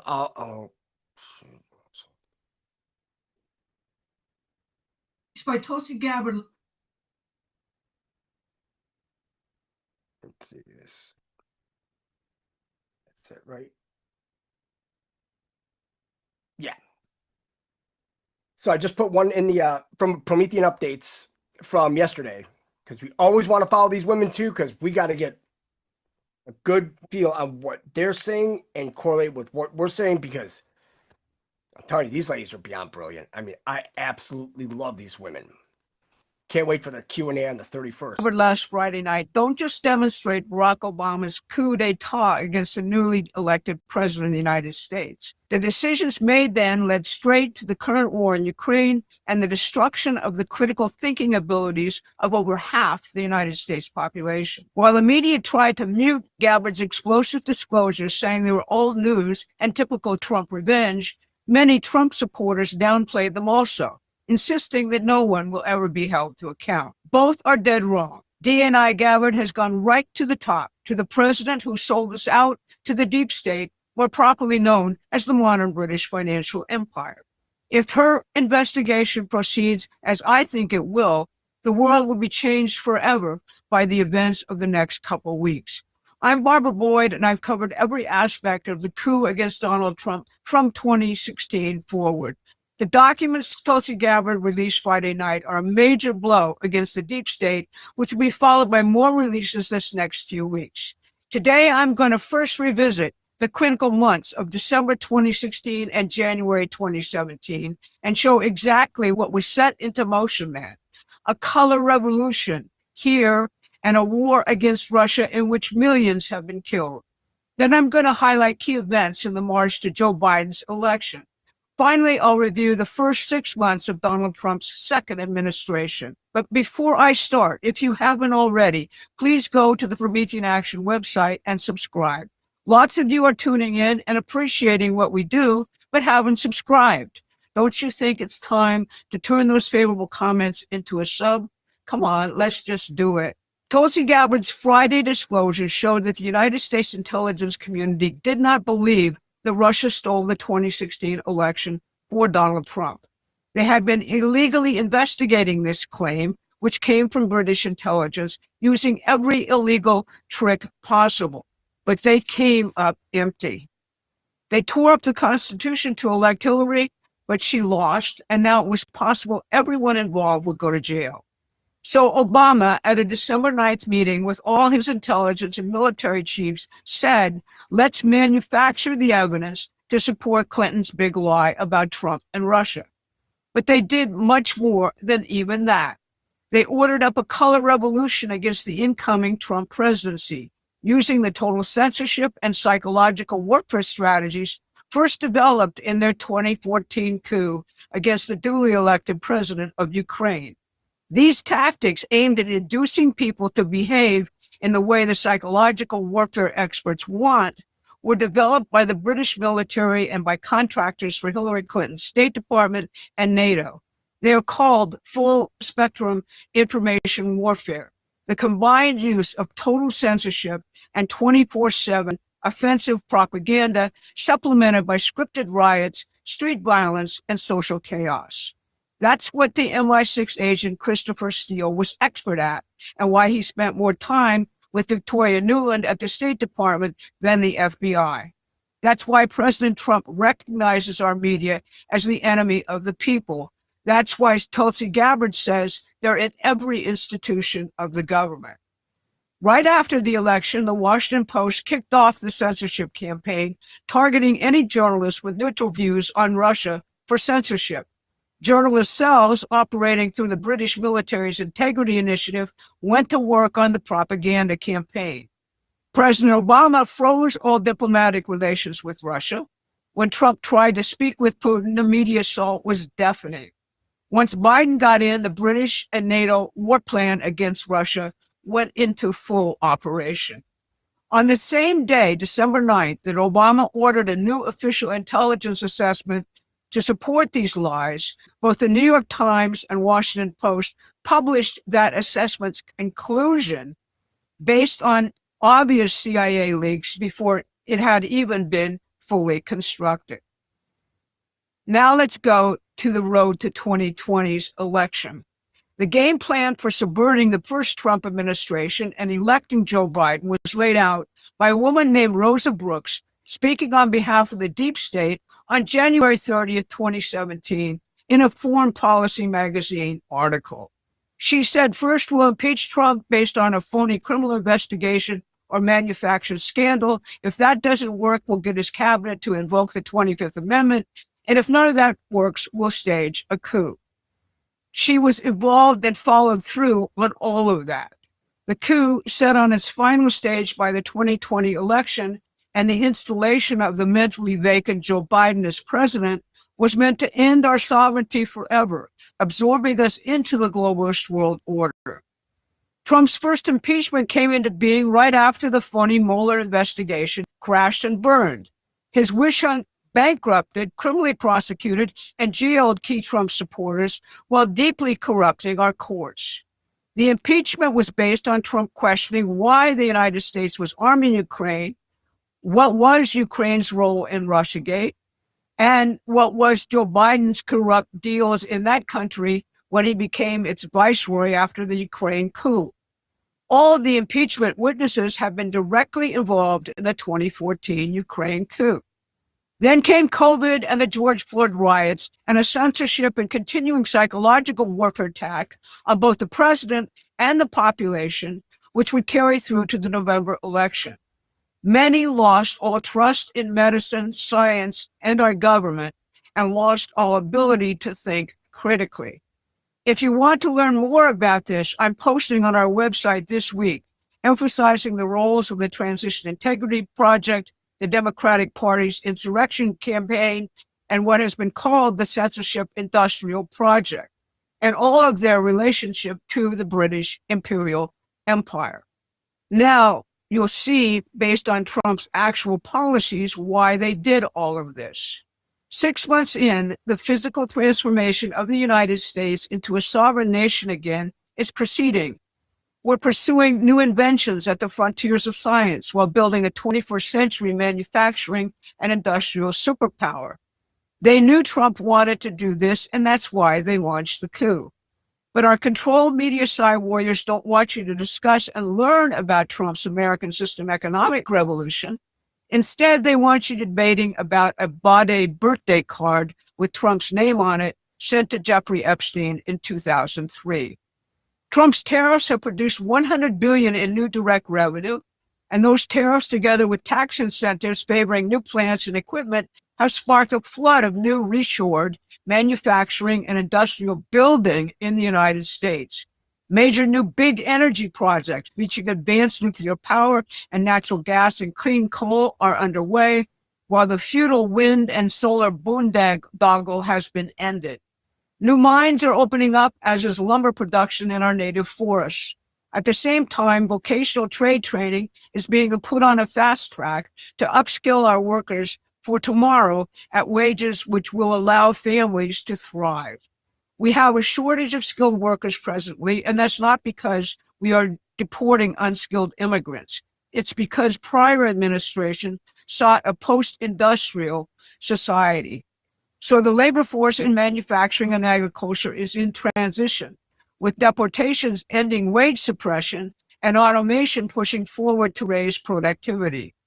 This week, Trump will announce tariffs on pharmaceuticals, ending our deadly dependence on the Chinese and other offshore production of vital medicines. The initial plans for an advanced missile defense for the United States are on a fast track, creating the basis to end the regime of nuclear terror, which has dominated the world since Hiroshima. Otherwise, Trump is focused on ending the forever wars because you can't have prosperity and trade without peace. Taking down the deep state, I can't emphasize enough how important it was to end USAID, which was where the CIA used funders like George Soros to run their foreign regime change schemes. Just last week, the Defense Department pulled all of its speakers out of the Aspen Security Forum, a globalist haven, and they said so. They said they weren't going to allow anybody from the Defense Department to participate in an event that, quote, promotes the evil of globalism, disdain for our great country, and hatred for the President of the United States. So it looks to me like Tulsi Gabbard and the DOJ, in setting out to build a seditious conspiracy case covering everything our traitors have done in the past 10 years, are also on the road to finally draining that pernicious swamp that has stunk up Washington, D.C. for decades now. So you see, there's a lot more features to this story than the media has bothered to report to you, and I'll be filling them in on my posts on the Promethean Action website this week. That's what we do. Find the real story and the truth and tell it, hoping that inspires all the patriots listening to expand their horizons and educate themselves. We aspire to the level of education and critical thinking of our founders. That's why we can ensure, if we do that, that we'll win. Again, we need to expand. We'll be doing a live show with myself and Susan to answer your questions on the 31st. By subscribing, you'll be the first to know when it will air and how you can participate. Please go to the website and subscribe. Join our community. I'll see you again on Saturday. Thanks for watching. Please take a moment and subscribe to our free newsletter at Promethean. So I just have to find this real quick. Come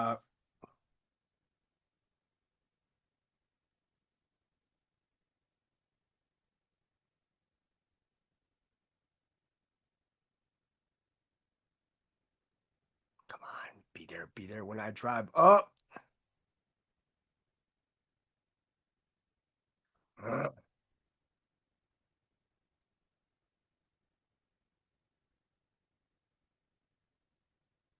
See, comes in. This is it real quick. This is it. All right. So we are in for a treat because spun around and started digging out a couple documents and found this one that is going to make a lot of sense in what's going on today, by far. And if somebody could, it's a scribe document, Legions of Satan banning. Because when you see this, you can't unsee it, and we will be reading it because it is a simple 20 pages. All right. So let's see this. So Legion of Satan banning off, right? Jonathan Williams, 1784, right? So Jonathan Williams recorded in his Legions of Satan 1781, which 1781 is, you have a 17, then you have 81, but then you add it all together, it's a 17. That General Cornwallis revealed to General Washington during the signing of the article of capitulation signed by Cornwallis at Yorktown that a holy war will now begin on America, and when it is ended, America will be supposedly the citadel of freedom, but her millions will unknowingly be loyal subjects of the crown. Cornwallis went on to explain what would seem to be a self-contradiction.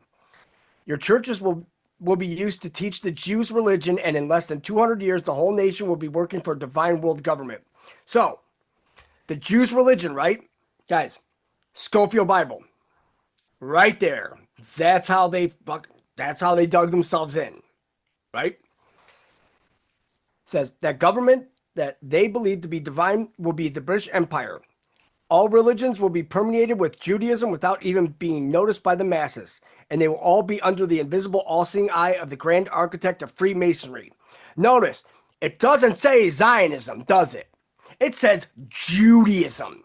You know, the one that they got kicked out of 1,030 places for ritual child sacrifice of Christian children, because one's light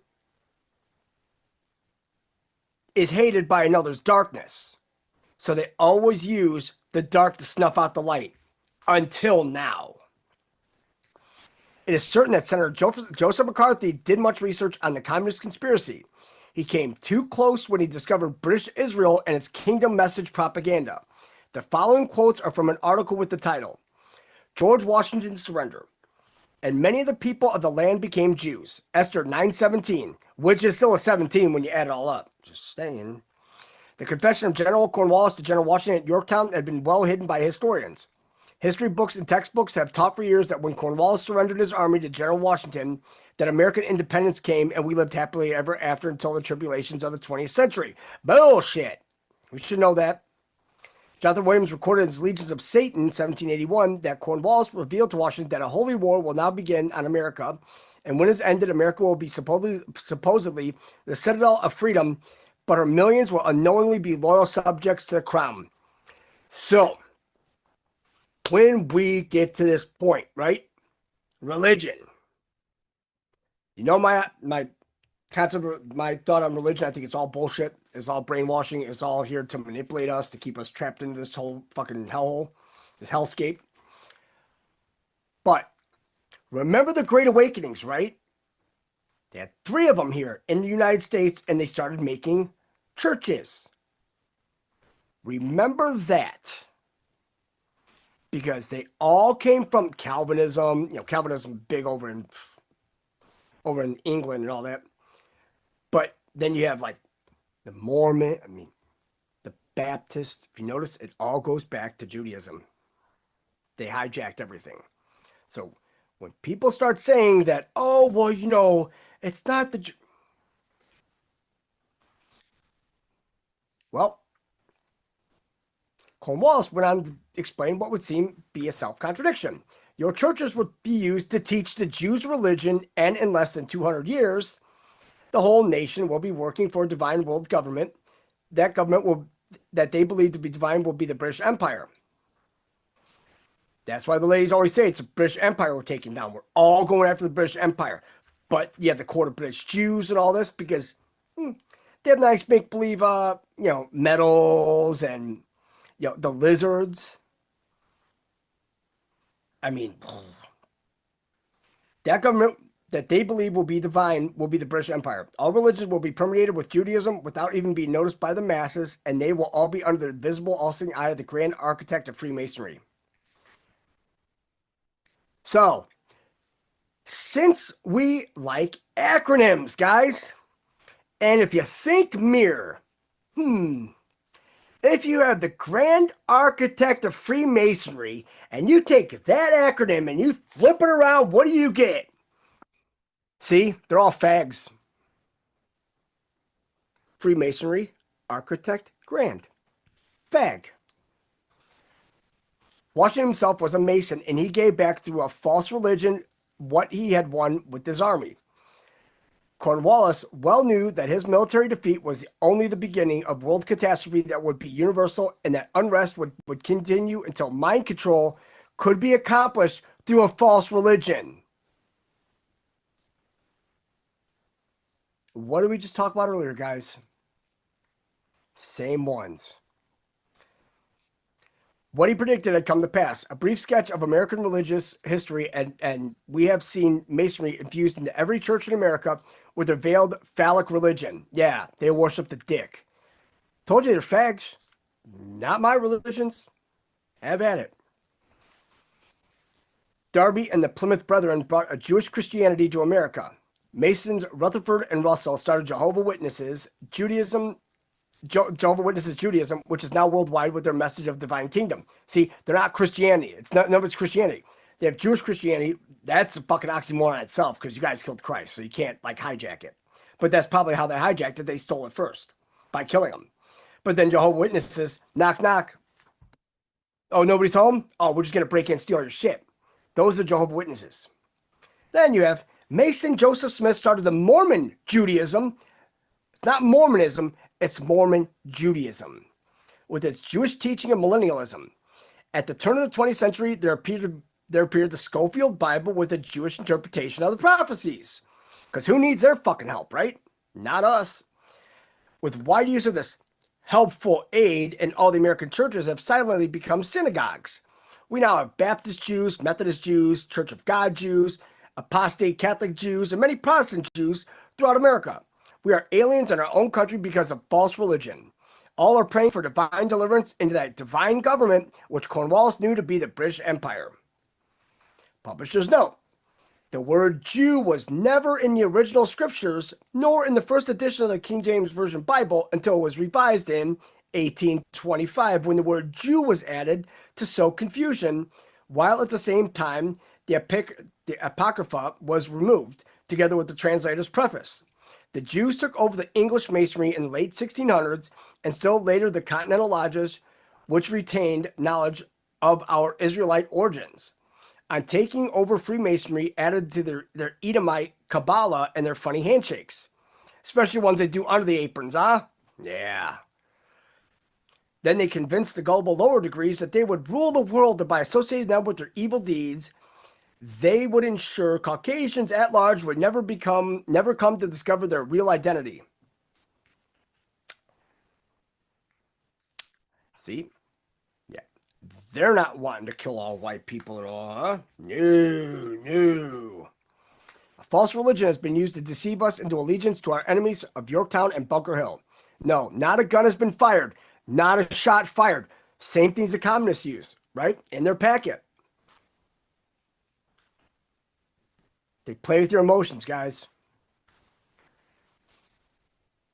Not a gun has been fired, but the invisible and malignant process of conquering America with the Jews' religion has gone on unabated. The Union Jack has been planted in our hearts with religious deception, especially with our American flag being the one of the, British East India Company. Can't make that shit up, huh? All has happened legally, constitutionally, freely, and completely within our most sacred trust, our churches. Those we're supposed to trust the most, right? Yep, there you go. Religious deception is painless inoculation against truth. It cannot be removed from the conscious with surgery, yet is the motivator of our actions and directly controls our lives. Once man gives over to false religion, he is no longer rational because he originates no thought. His life is controlled by whomever controls his religion. The veil of false religion is the sword of Damocles, and its power to control humanity defies even the imagination of tyrants who use it. This is not to say that George Washington was a traitor willingly or knowingly.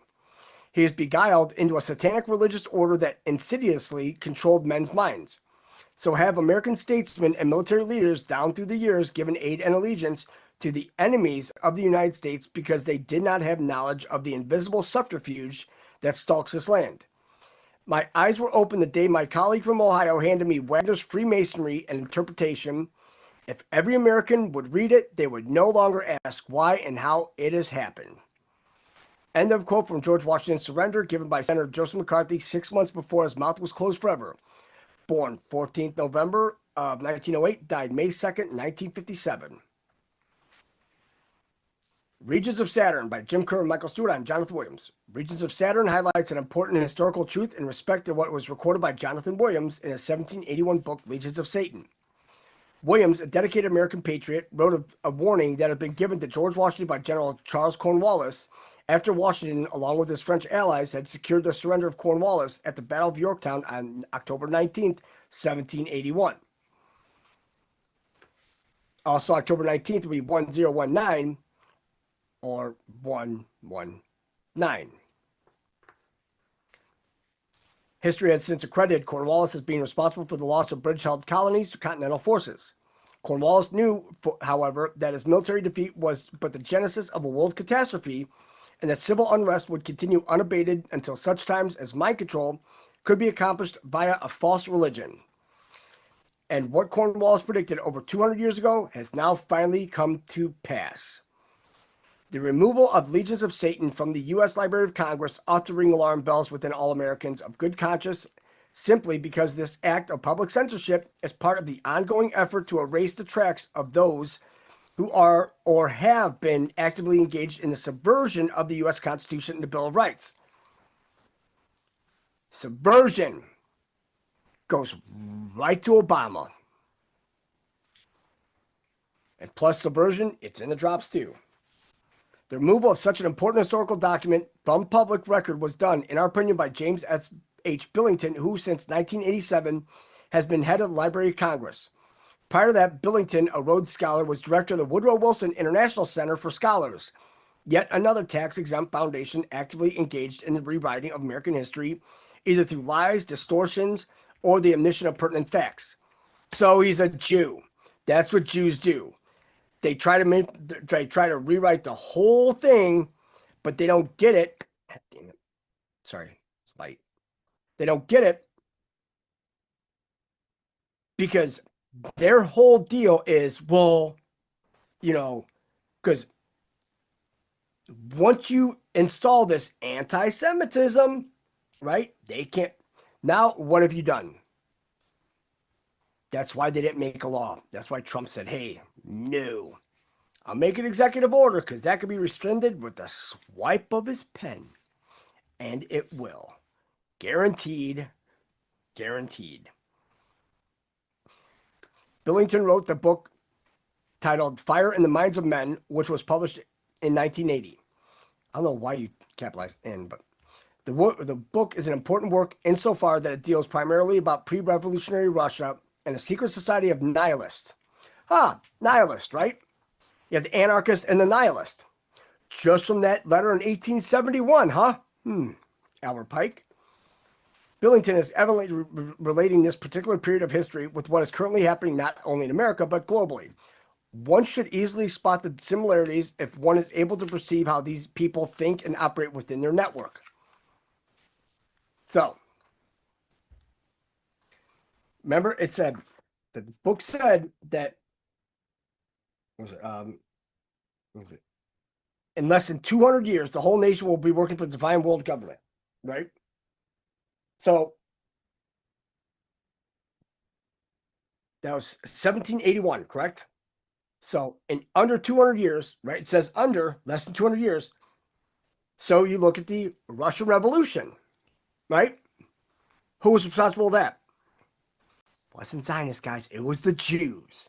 It was Judaism. It was their whole filthy religion. So now, remember, 1917 and 1923, that's where they had the 6 years. Everything sixes with them, why not?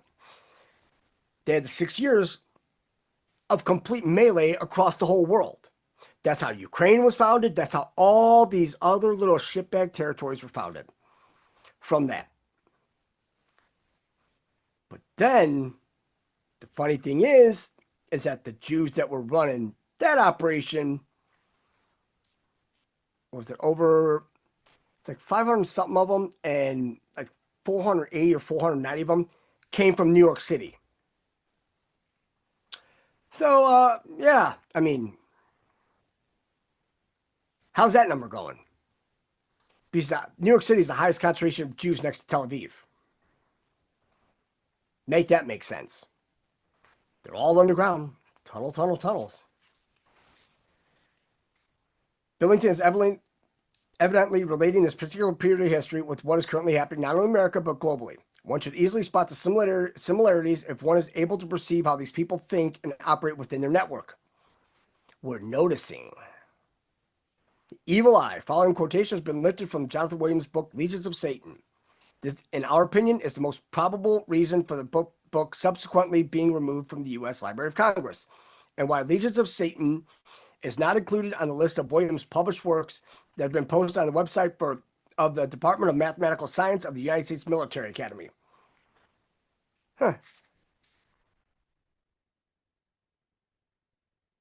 So, where do you think this book might be on a list? Department of Mathematical Sciences. Huh. Isn't that why Epstein was in Harvard? The whole math department? So now you look at the legions of Satan. A lot closer, don't we? Because remember, oh, Christ left us, so, we turn it back on him. Oh. I'm glad you just said he left you, because it doesn't help that you fucking nail him to an X, not a cross. Because it has to be an X. You know it cannot be a standard a standard cross like they have, like the six-sided when you fold it up in a cube. Because even in Israel, right, if they're so wicked smart at math, even their plus sign, they cut one of the legs off. So it's just, one vertical and then just a nub of a horizontal in there. And they cut the rest off because that's how much they hate the cross.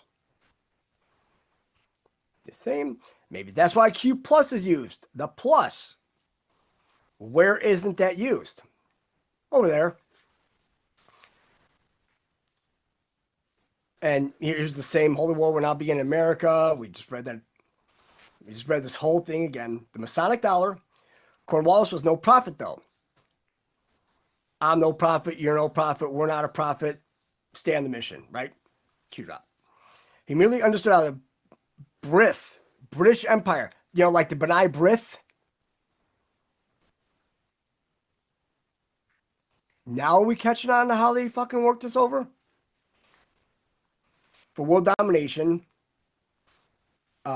worked because of his close ties with the power structure within the upper levels of the British establishment. Yet, despite Cornwallis being made a scapegoat for the apparent loss of British colonies, he nonetheless continued to enjoy the confidence of the British establishment, and as such was made a member of the Most Noble Order of the Garter in 1801. Now, the funny thing is that this Noble Order of the Garter, it's a circle with a belt coming down, straight down at 6 o'clock. So if there's a clock, 6 o'clock is a dangerous time. Because the Army of Northern Virginia, they went to 4 o'clock. They went to Delta. It's all in the symbol.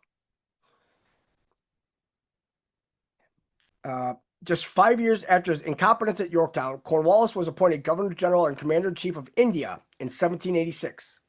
Cornwallis had been envoy to the court of Frederick the Great of Prussia the year before. Now you see how the Indians started getting on this, right? They brought the ultimate scammers in. Nice job, Britain. Idiots. Cornwallis had been envoy to the court of Frederick the Great of Prussia the year before. Cornwallis used his authority to secure, or rather steal, land on behalf of the British Crown by whatever means he and those under his command saw fit. This usually meant genocide. Now, who in the hell does that sound like in the current state? It almost sounds like the Church of England. It has nothing to do with Christ. I think that Church of England is, well, we know it's pure satanic. But now, because now you've got that King Charles character coming out and, going full-blown fucking Islam. Like, oh, we love Islam. Disgusting. Cornwallis was subsequently appointed to the position of Lord Lieutenant of Ireland in June 1798, shortly after the outbreak of the Irish Rebellion. This appointment had been delayed until its appointment by Lord Camden. In between these two major appointments, Cornwallis was also given the title of Marquis Cornwallis in 1792, as a reward for him having personally led the campaigns that secured British victory in the Third Mysore War. To talk about the other two sores on their lips. His capacity as Lord Lieutenant of Ireland, Cornwallis was responsible for the further suppression of the Irish people and was directly involved in the executions that took place during and after the Irish uprising against the British. After the Battle of Ballinamuck, some 200 prisoners of war, and that in reality was a precise status of those who had been captured, were relocated to Carrick-on-Shannon, St. Johnstown, now known as Ballinolly, I believe, whereupon most of these POWs were executed in a place known locally as Bully's Acre. Although Cornwallis could be perceived in a much same way that once would perceive any of Hitler's or Stalin's henchmen, now remove Hitler, put fucking BB in there. Because remember, this is an older document. They're playing this all out. Cornwallis, in this age of mass deception, is presented as if he were some kind of hero who bravely fought for king and country. In 1801, Cornwallis, along with both Robert Stewart, the second Marquis of Londonderry, Viscount Castlereagh, Chief Secretary of Ireland, and Lord Camden, John Pratt, first Marquis Camden and Cornwallis's predecessor as Lord Lieutenant of Ireland, was given the grand honor of being appointed as the Knight of the Garter, Cornwallis being listed as 608th member of the order. And here we go. Arthur James Balfour. Attention is drawn to yet another infamous historical character who was also made a member of the most noble order of the Garter. The man in question is Arthur James Balfour, who, in November 1917, authored the infamous Balfour Declaration addressed to Lord Rothschild, informing him of the British government's sympathies with Jewish Zionist aspirations vis-a-vis Palestine. Who would have thought 65 words was going to be this much bullshit? Balfour became president of the Society for Psychical Research in 1893. His term as president was sandwiched between the two periods as vice president from 1882 to 1892 and from 1895 to 1930. The objectives of the Society for Psychical Research were as followed. Number one, an examination of the nature and extent of any influence that may be exerted by one mind upon another, apart from any generally recognized mode of perception. The Jews do it all the time with Hasbara. The study of hypnotism and the forms of so-called mesmeric trance with its alleged insensibility to pain, clairvoyance, and other allied phenomena. A critical revision of Reichenbach's research with certain organizations called sensitive, and an inquiry whether such organizations possess any power of perception beyond a highly exalted sensibility of the recognized sensory organs. Even they knew that we had more powers than what we really thought we had. They were starting to exploit it back then. A careful investigation of any reports resting on the strong testimony regarding apparitions at the moment of death or otherwise, or regarding disturbances in houses reputed to be haunted. An inquiry into various physical phenomena, commonly called spiritualistic, with an attempt to discover their causes and general laws. They're looking for the aura. The collation of existing materials bearing on the history of these subjects. The early activity of the society was devoted to an experimental investigation of thought transference. The society concluded to their entire satisfaction that such a phenomenon was a matter of fact. Equally important to this particular discovery was the discovery by the authors of Phantasms of the Living that between death and apparitions there exists a connection that is not attributable to chance alone. A report of the Committee on the Senses of Hallucinations drew precisely the same conclusion, that hypnotism came to be officially received by the British Medical Association is largely attributable to the research conducted by the Society for Psychical Research. Hysteria, haunted houses, Reichenbach's phenomena, the divining rod, multiple personality, automatic writings, and trance speaking were further fields of study where further research was later undertaken. Here comes Chaim Weizmann. One sec, guys. One second.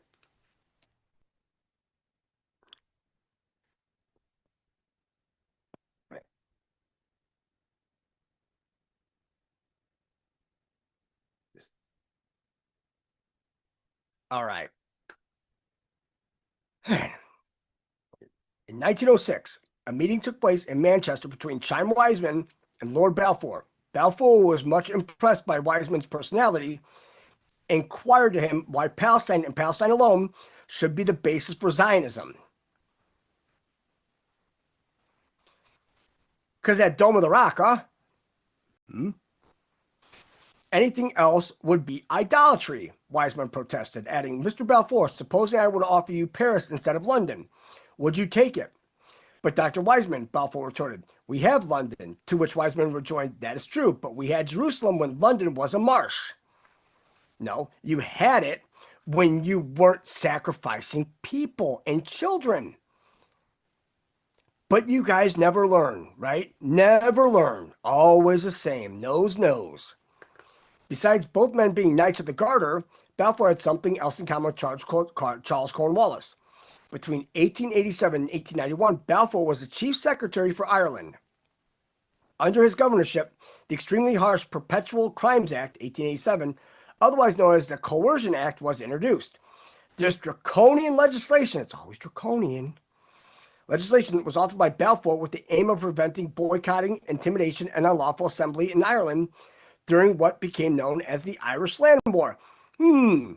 Boycott, divest, and sanction. Every damn time.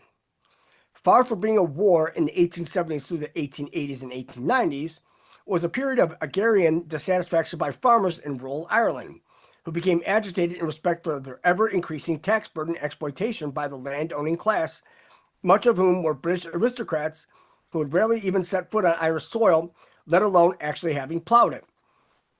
There's your communism! The Jews came up with communism and they started shaking all over the world. Because when Albert Pike said that political Zionism and Islam would destroy each other, then what was going to live?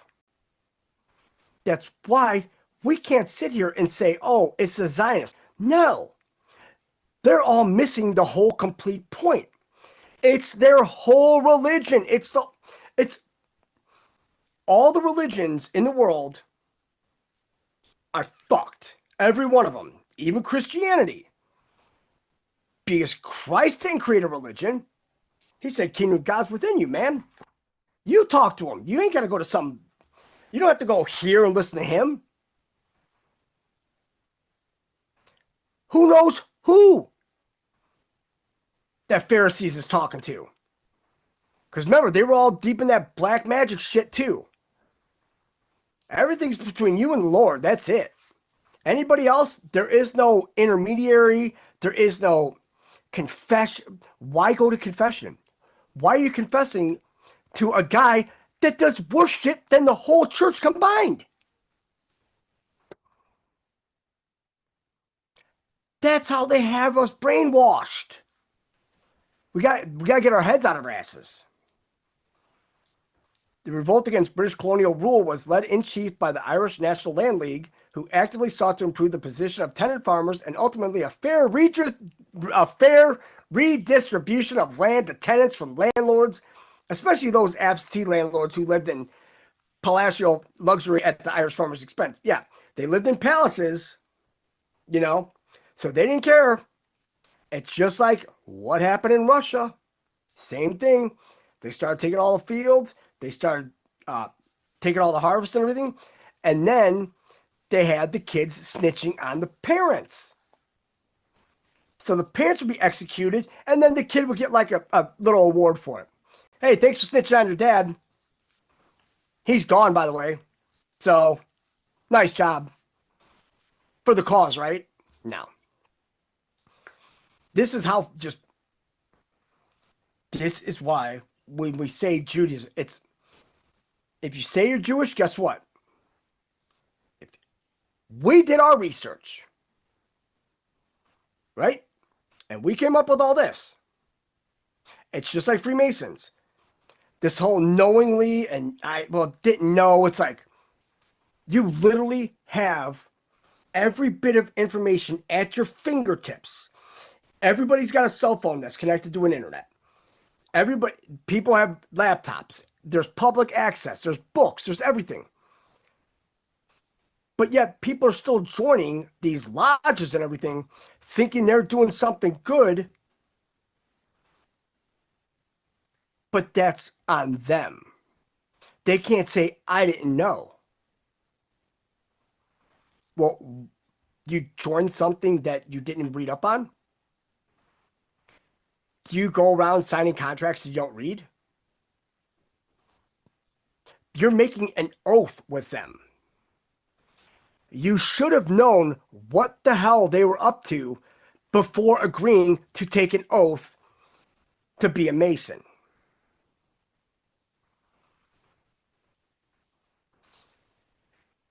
I was never asked because I have a big mouth. Talk about saving your ass one way or the other. Balfour is also renowned for his strident opposition to any efforts made by the Irish Parliamentary Party regarding home rule or self-rule. Guess who has home rule? Colorado. Cute. So really, are the laws in this country actually legit, or are they all just manufactured by the same Jews and Brits? Show us it isn't. What about the Organic Act of 1871? Them changing our calendar. They had no right to do that. None. Why did England do it?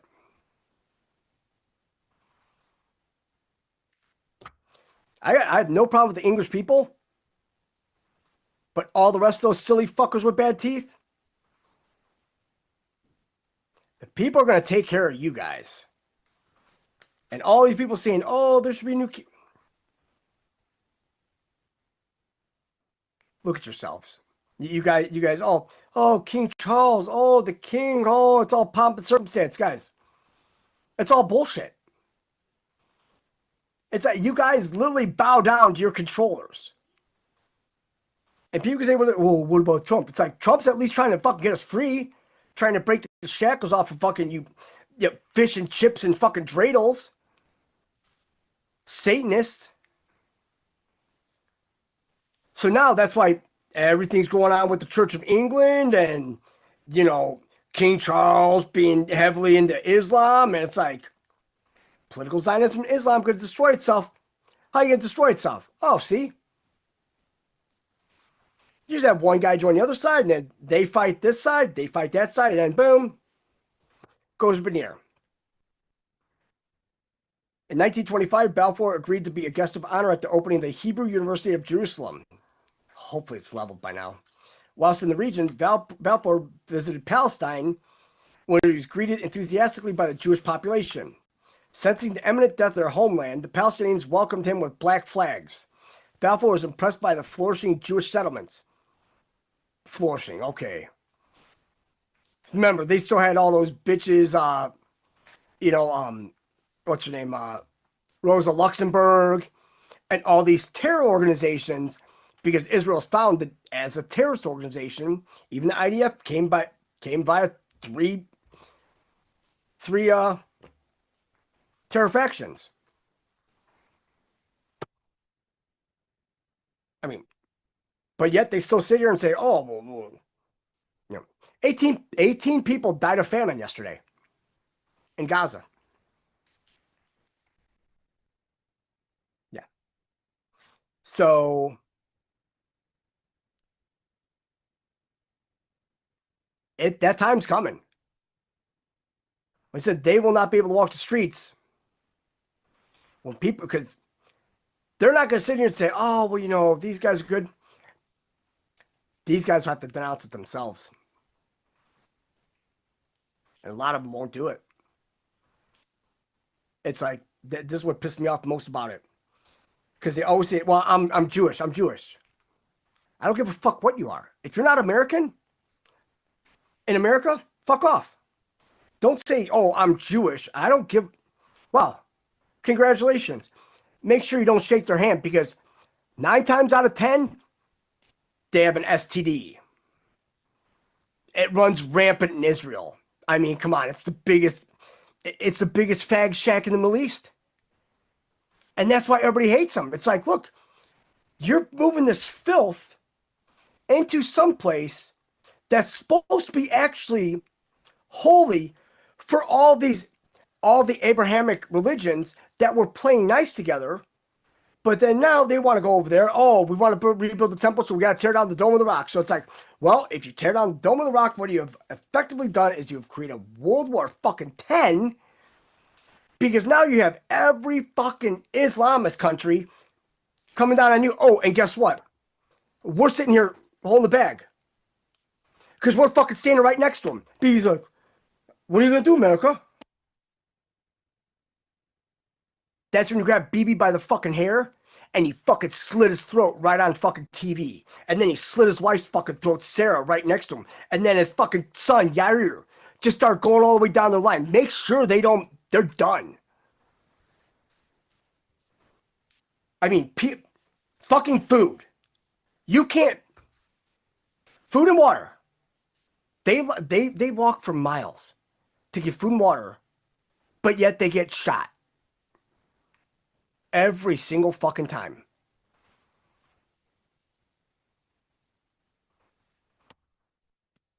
Tell you what. That's right. That's what people, this whole Zionism shit, just fucking throw it out the window.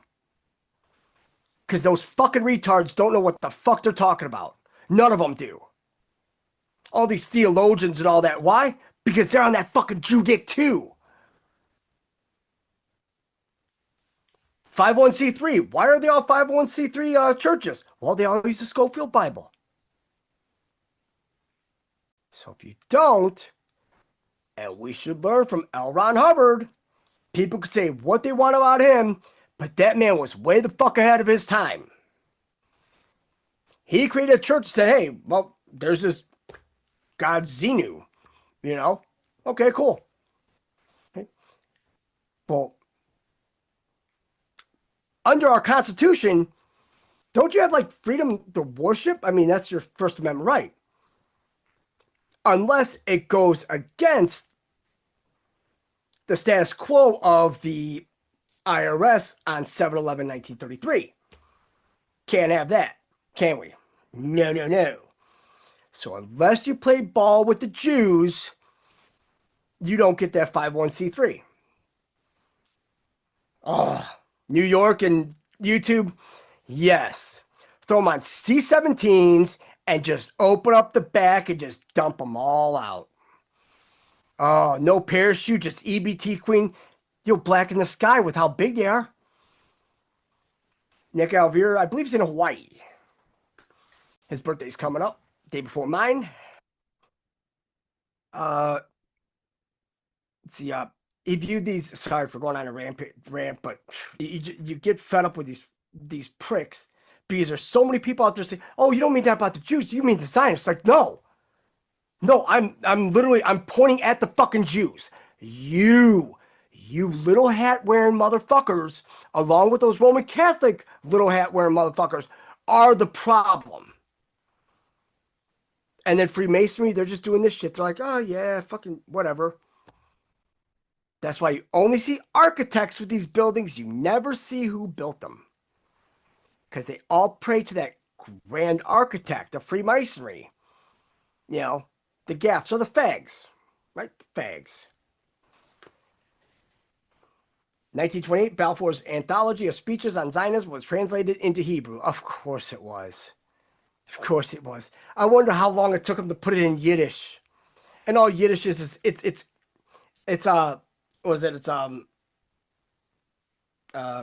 was it? What's fucking Islamic backwards or fucking their language? It's just flipped backwards. That's all it is. Because they're the only ones that come up with a fake religion, with a fake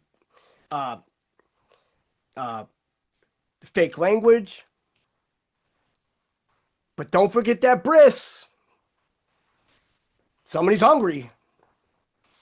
Great Palestinian land grab. Thought there wasn't a Palestine. Right? And I also mean Roseanne Barr, by the way. People could love her, hate her. Fuck her too. She's one of them. We don't need any of them as agents, as anybody in here. We don't want them. That's it. You know, if they're good, God will take care of that. Then if they end up coming back, well then, hey, yeah, you weren't that bad.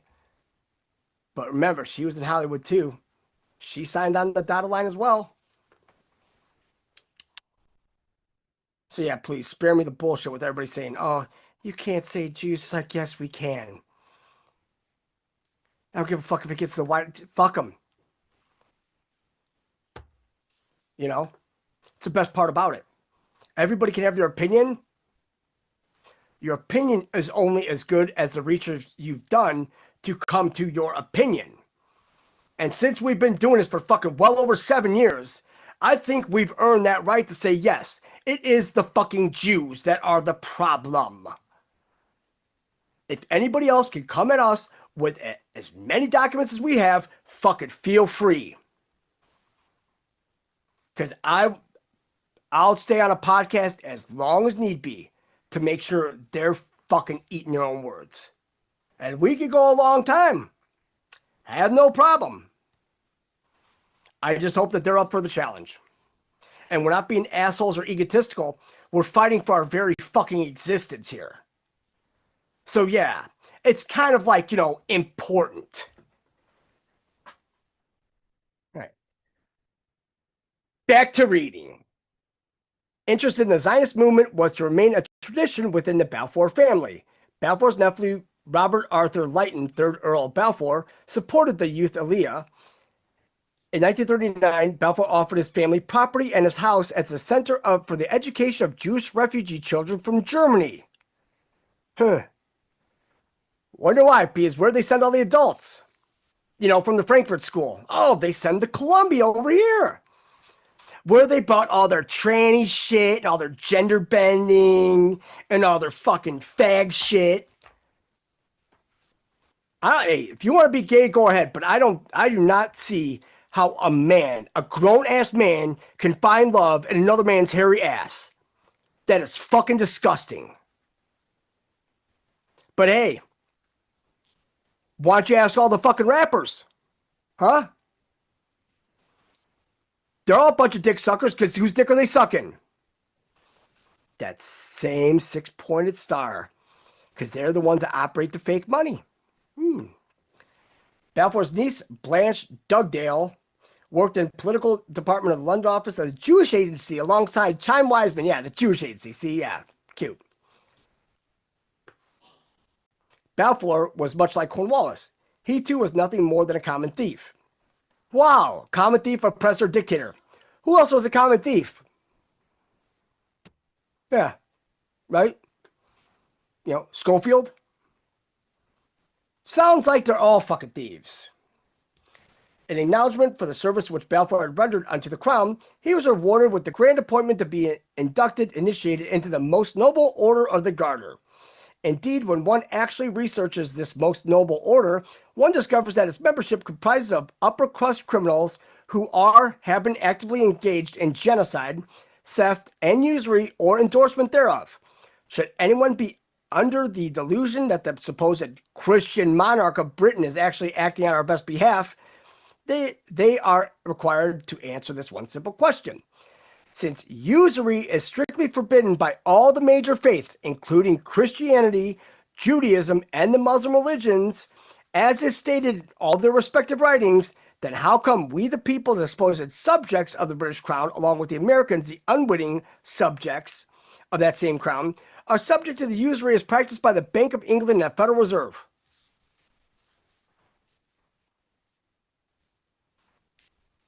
See, that's how fucked up their religion is. Because Judaism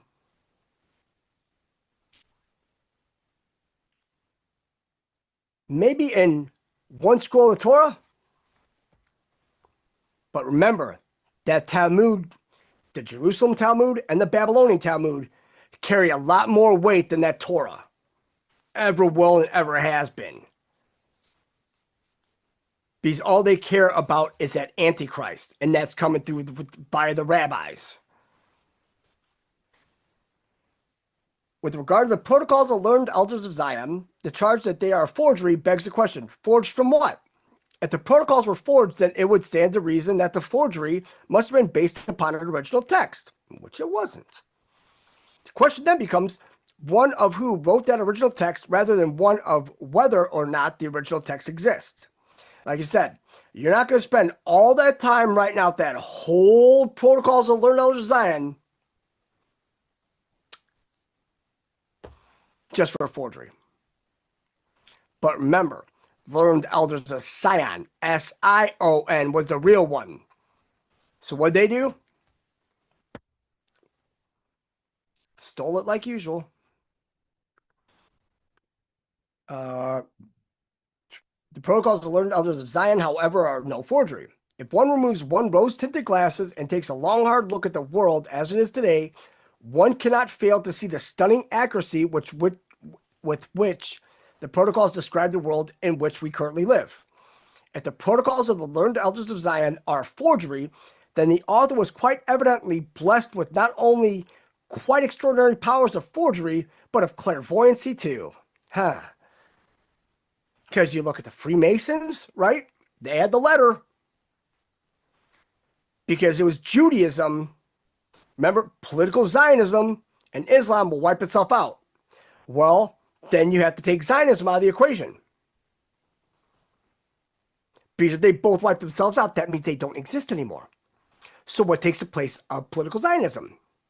It's fucking Judaism. Because they all worship Satan. That's it. It's real simple. I mean, it seems like, last time I checked, Christianity didn't say, hey, you've got to sacrifice this ram, this bull, this cow, this chicken. No. Not at all. So, the protocols of the meeting of the Zionist men of wisdom. Oh, God.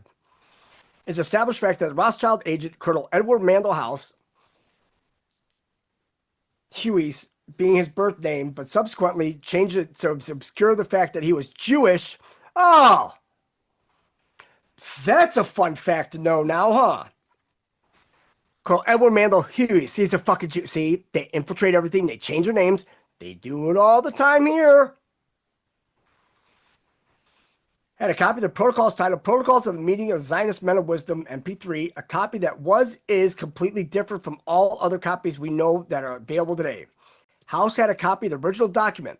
It also had an established fact that despite never having been elected to any official position within the U.S. government, House nonetheless exercised complete control over Presidents Theodore Roosevelt and Woodrow Wilson. Put simply, nobody communicated with either of these two presidents without first having gone through Colonel Edward Mandel House. So, let's just take this in real quick. So, at this house, right?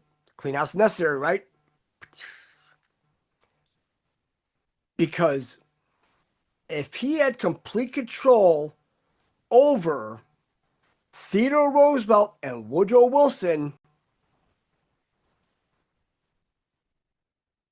when Theodore Roosevelt was a vice president, who was the president of the United States? It was William McKinley. Now, who killed McKinley? Sounds like the Jews did it, huh? Because of tariffs, right? Because we would have been independently rich, right? We had gold back then, right? Before the Federal Reserve, correct? Now, all starts making sense. Mary Rowe, biker bar outside Chicago, where? Sorry, I just looked down, I saw that. I'm like, oh, shit. Those guys from Chicago, it's like everybody has podcasts. I'm like, well, fuck. So, reason to keep knowledge. So here they have a short history of the Round Table, Roads and Secret Societies, Fire and Ice, the Brotherhood of Saturn, Masonic Terrorism in Early America, New Age Magazine, January 1920, the Supreme Council of the 33rd Degree, the Intimate Papers of Colonel House, the Colonel House Report, 1919. Also, Colonel House could be an Iron Eagle because he never advanced in rank. He always stayed a colonel. More you know. Philip Drew, the administrator, Invisible government, the Anglo-American establishment. Oh, God, people. The Pilgrim Society and English-speaking Union. Well, shit. Throw them right with us. We'll take them too. The Crown Temple, Sir Uncle Sam, Knight of the British Empire. Why the British assassinate U.S. presidents. The Mirrors of Downing Street. You mean 10 Downing Street, or do you mean by the Jews it's 10 Balfour Street? And that's a 10 in a kill box also. It's a door. The English Constitution, United States Declaration of Independence, in which case August 1st is massive too, guys. Because August 1st in 1776 was the formal signing of the Declaration of Independence. Signatures are important. That means that came into force on August 1st. Because you can write whatever you want, but unless it has a signature affixed, who can uphold it, right? Oh, Fox Lake, yeah, that's opposite way than us, but yeah, that's because what I noticed how Chicago's laid out, right? You've got the lakes up north, then you have the parks in the middle, and then you have the woods in the bottom, like Crestwood, Linwood, all this, and then you have Forest Park, Elmwood Park, and all this, and you have Fox Lake, Round Lake, all the other lakes. Just, I don't know why they did it. They just didn't like that. It's weird. Encyclopedia of the American Constitution, Volume 1, A Question of Liberty, Patriot Battles, Definitions You Never Knew, Supreme Law, the Anglo-American Establishment, the First Global Revolution, Behind Communism, the Suppressed Role of Zionist Jews behind the Bolshevik Revolution. Zionism, Jews, all one the same. The history of Romanism, from the earliest corruption of Christianity to the present time. The cause of the corruption of the traditional text of the Holy Gospels. Waters flowing eastward, the war against the kingship of Christ. Protocols of the Lord of Zion. Is the world government a Zionist bid for power? Pandora's Box is the ultimate unseen hand by the New World Order. By the way, that book is massive, and it is popping, and it is inscribed. And let me write it down, because I put it in there. That one. See, the Global Coup d'etat, The Secret Destiny of America, The Unholy Alliance. Also another great one. Man. George Washington's surrender, the confession of General Cornwallis to General Washington at Yorktown, has been well hidden by historians after the Revolution of 1905. The Tsar had prudently prepared for further outbreaks by transferring some $400 million in cash to the New York Bank's Chase National City Guarantee Trust, J.P. Morgan Company, and Hanover Trust. In 1914, these same banks bought the controlling number of shares in the newly organized Federal Reserve Bank of New York, paying for the stock with the Tsar's sequestered funds. In November 1917, the Red Guards drove a truck to the Imperial Bank and removed the Romanov gold and jewels. The gold was later shipped directly to Kuhn Loeb in New York, the Curse of Canaan. Yeah, guess who else was in that bank? Yep, Schiff.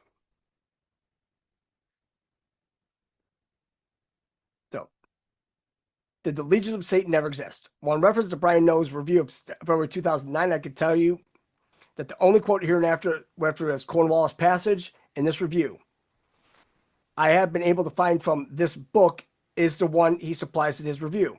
You can search for this book until you die, and that's the only reference to its existence. Because remember, they banned books too, because they keep those hidden in these Masonic lodges, because that's that hidden shit that, There was one other reference I found that did not quote that passage, and it was regarding the existence of the book. I was one of them old forum entries, the type that exists forever on the internet. You can find forums that go back to the 1990s, and this one was old, but I don't remember what date. And it was just between two scholarly types.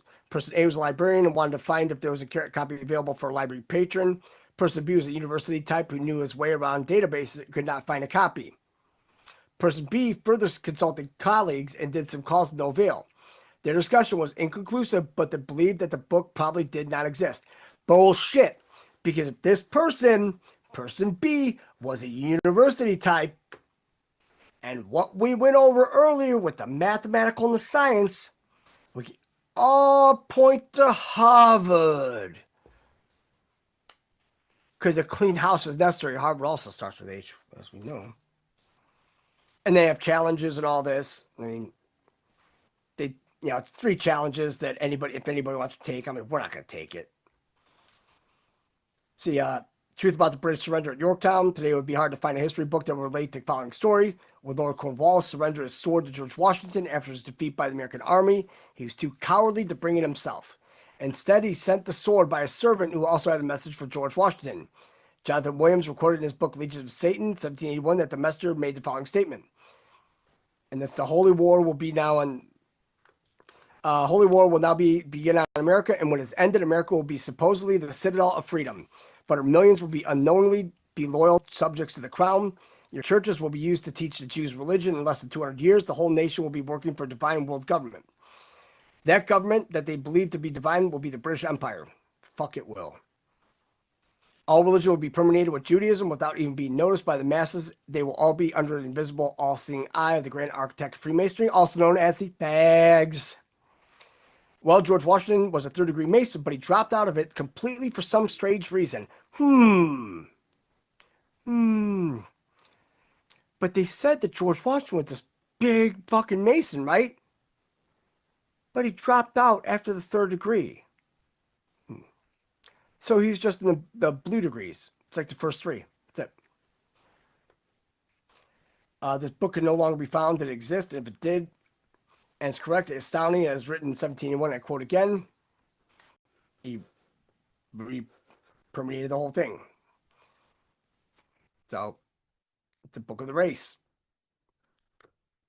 So, let me pull up that real quick.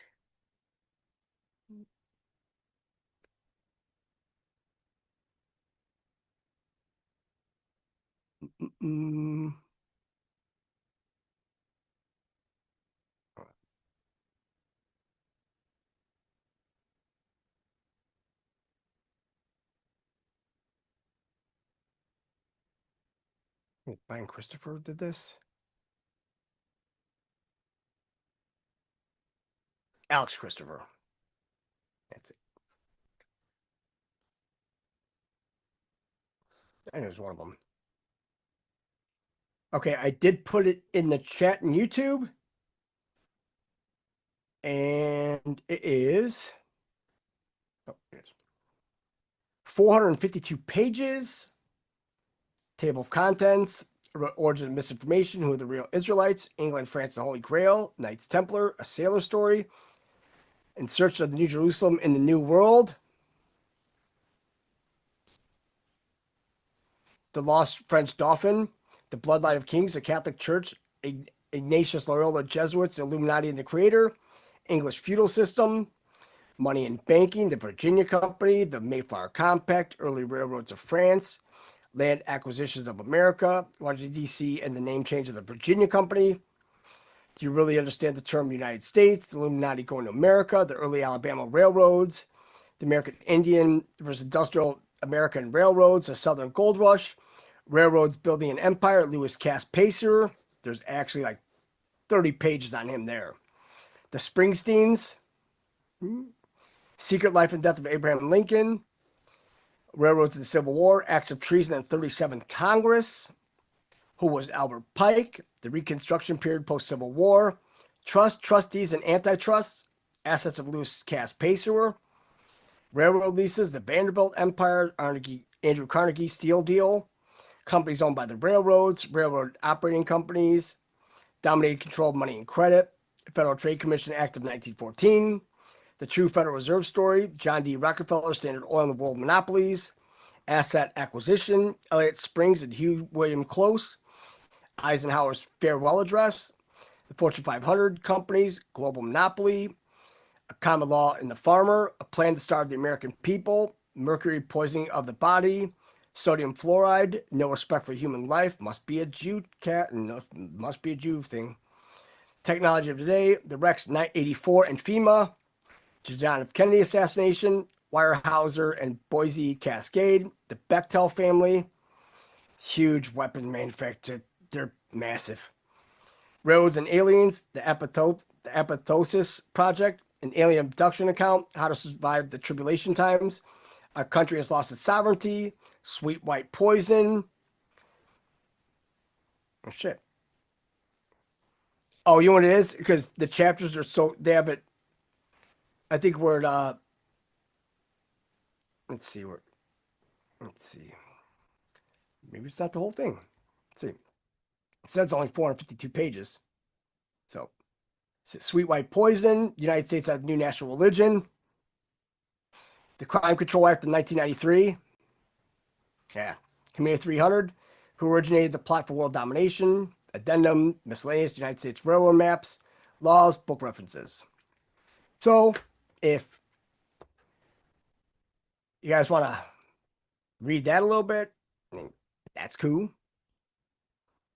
And also, I did find this to be odd, that we had this saved a while ago, but we didn't go over it. Probably a lot of other shit going on too. So I've got this one too. And this has to do with the Paris Olympics of 2024 and the Antichrist, the handover. Right? Let's see. Yeah, we go through this in a couple pages. Okay, so summary, the handover from the water to the land. The athletes arrived by boat and were delivered to the opening ceremony. This has never happened at any other Olympic Games. The handover from the Last Supper to the Bacchanalia. The Last Supper was depicted first and then the Bacchanalia, with the semi-naked Greek god Dionysus appearing from under a cloche. A cloche is a platter with a cover. Cloche is French for bell, as this cover platter resembles a bell. Like ball? Bell? The handover from the underworld to the world of the living. The handover of the Olympic flame from the faceless one who rises from underground to the man who's above. Note the articles below with respect to the green agenda.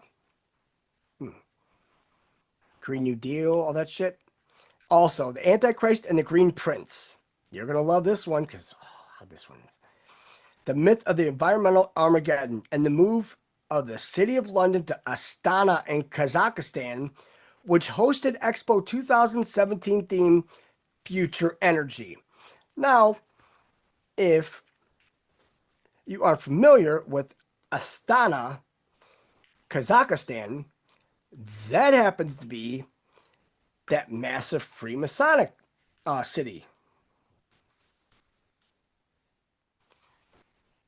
That changed the name of their city.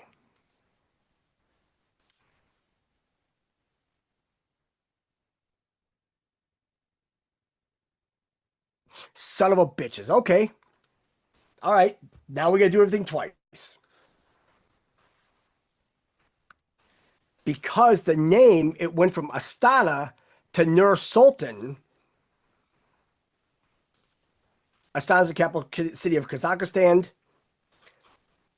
I mean, yeah, this...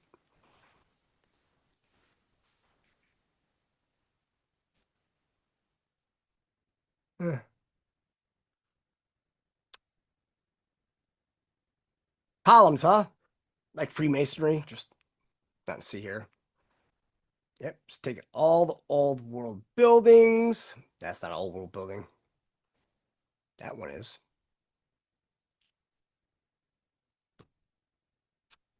Can't get away from the fucking blue and gold, can you? Nope.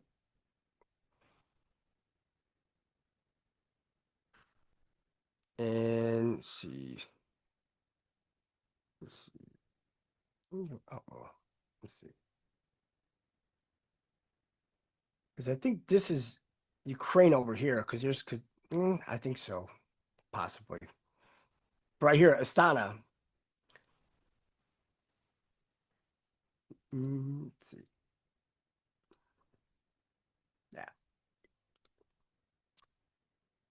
Yeah, needless to say that this area is evil. They have massive pyramid.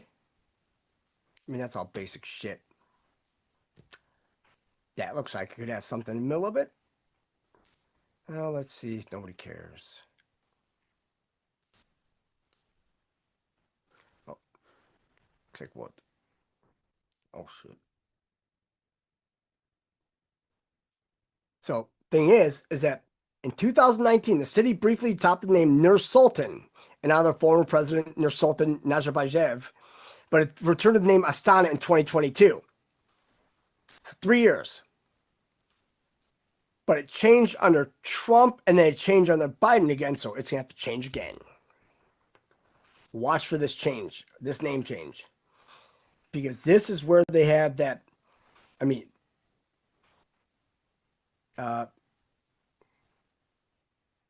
many centuries ago, the Bosniak settlement was located on territory of modern Astana.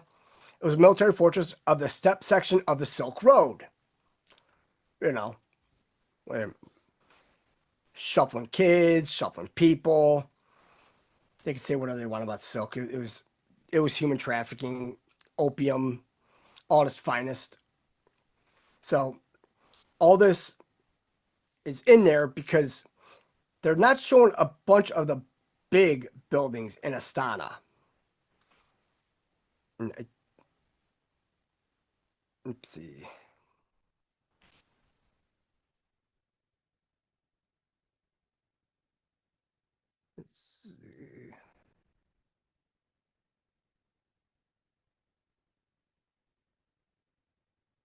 Yeah, so if you notice, if all of the headquarters here for all the different religions, right? Judaism, Islam, Christianity, Buddhism, Hinduism, Taoism, other faith, right? Central Asia's largest synagogue is found in Astana. Also, serves as headquarters for Eastern Orthodox Church. So please tell me again, where are all of them? They could all sit at the same table, but yet they're all sitting here squabbling about who's who. Your God's better than our God. Our God, it's all bullshit, guys. That's all it is. Either you have the God spark or you don't.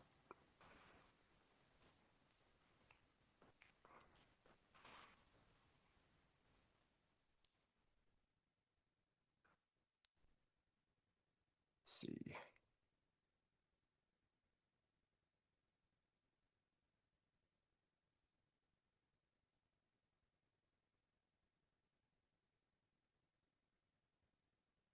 That internet.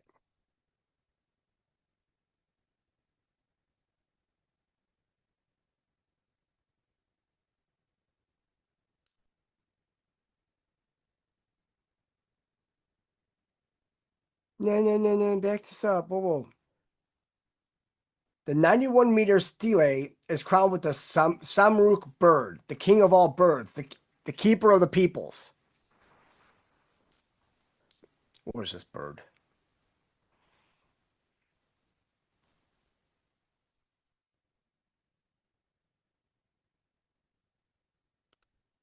There it is.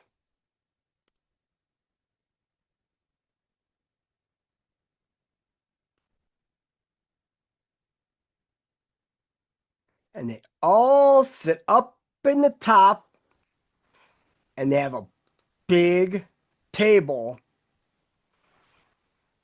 with chairs around it. Amusing. Yeah, the pyramid of peace and accord. Don't get fucked. It's all bullshit. That's all it is.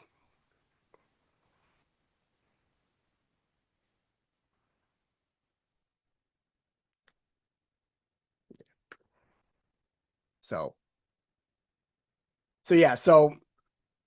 that's why that whole, city of Astana, Kazakhstan, right? So if you have the Antichrist and the Green Prince, right? That's where it gets a little dicey, right? So if they're calling Obama a Trojan horse within the United States government, right? Well, he was named after a horse. Barak was the name of Muhammad's horse.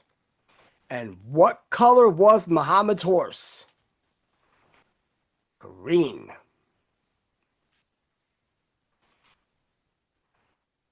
Little funny there, huh?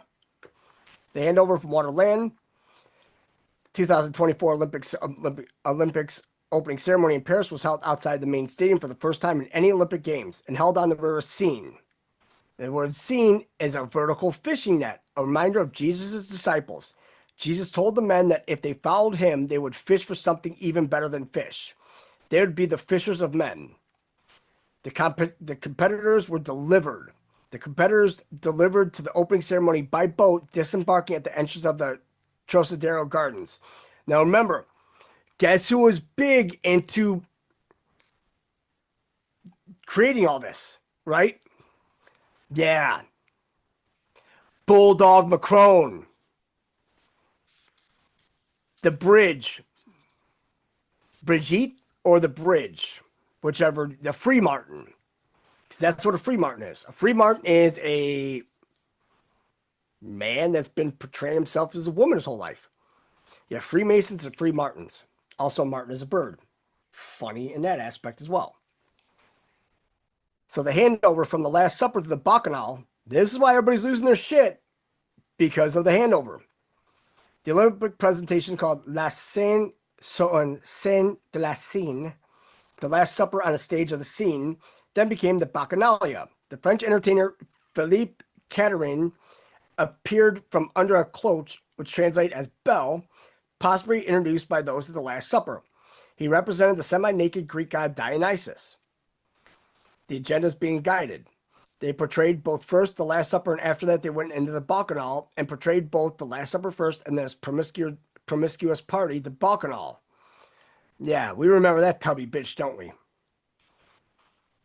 Fucking Barbara Butch. Name's Butch. Barbara Butch. The New Gay Testament, see? Oh, that's not where we were looking.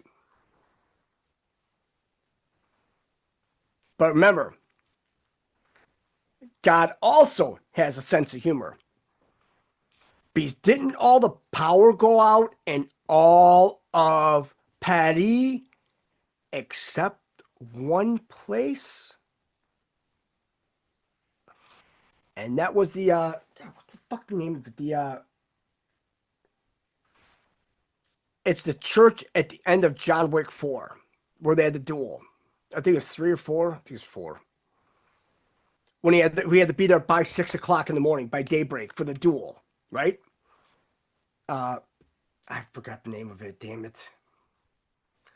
Let me find it real quick.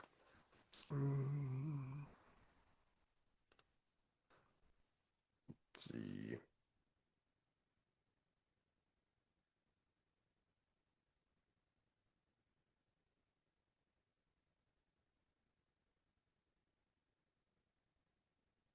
It's Basilica. Sacra Coeur Basilica. Huh.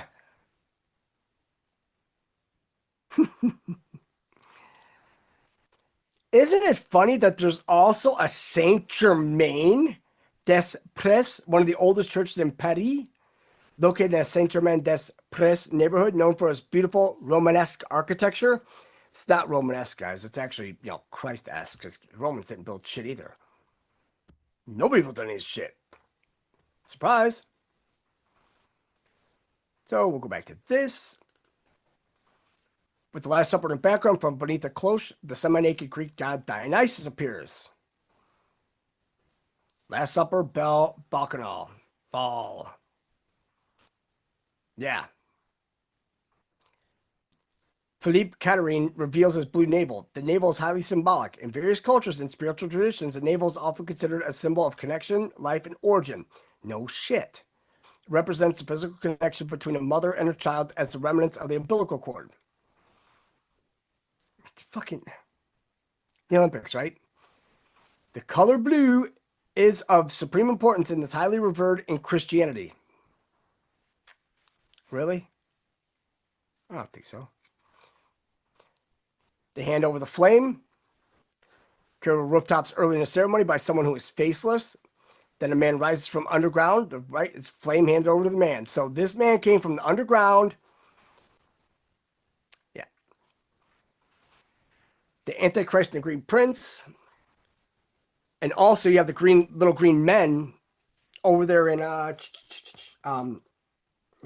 shit. Which one is it? Damn it.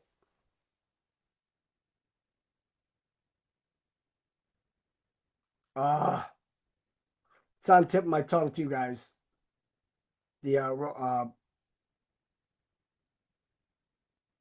damn it.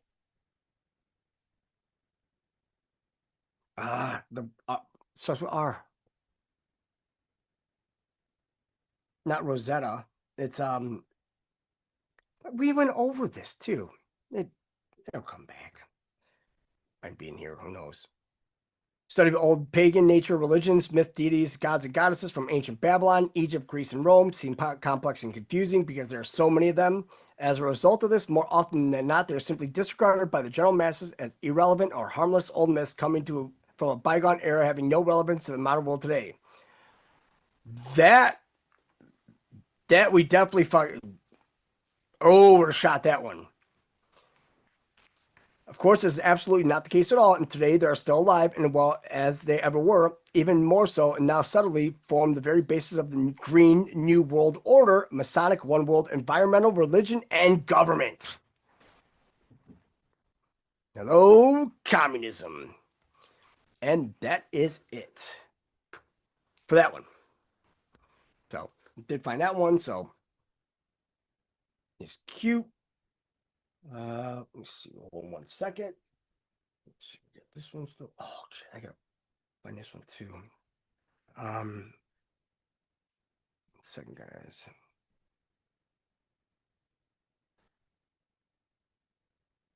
All right.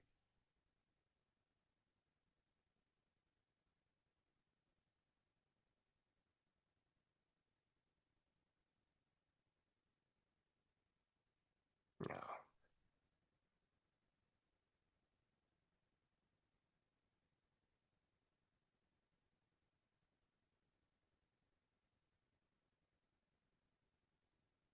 Get that one.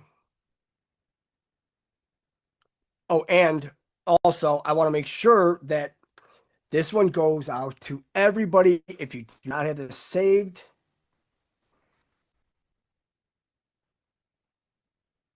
please do so. Oh, shit. Sorry. This one.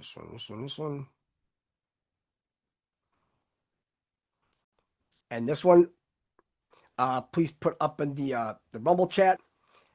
This one you got to keep, guys. Make sure you save it, bookmark it, print it. I don't care what you do with it. Just keep this.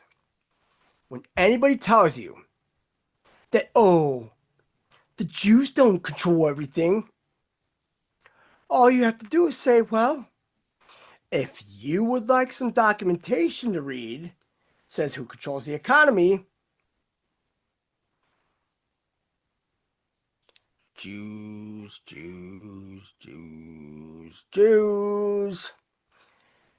Scandalized Jew, homosexual. Oh, you got a Negro in there. How about that, huh? Wow, cute.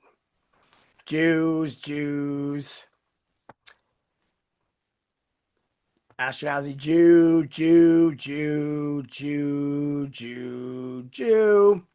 Japanese, white European.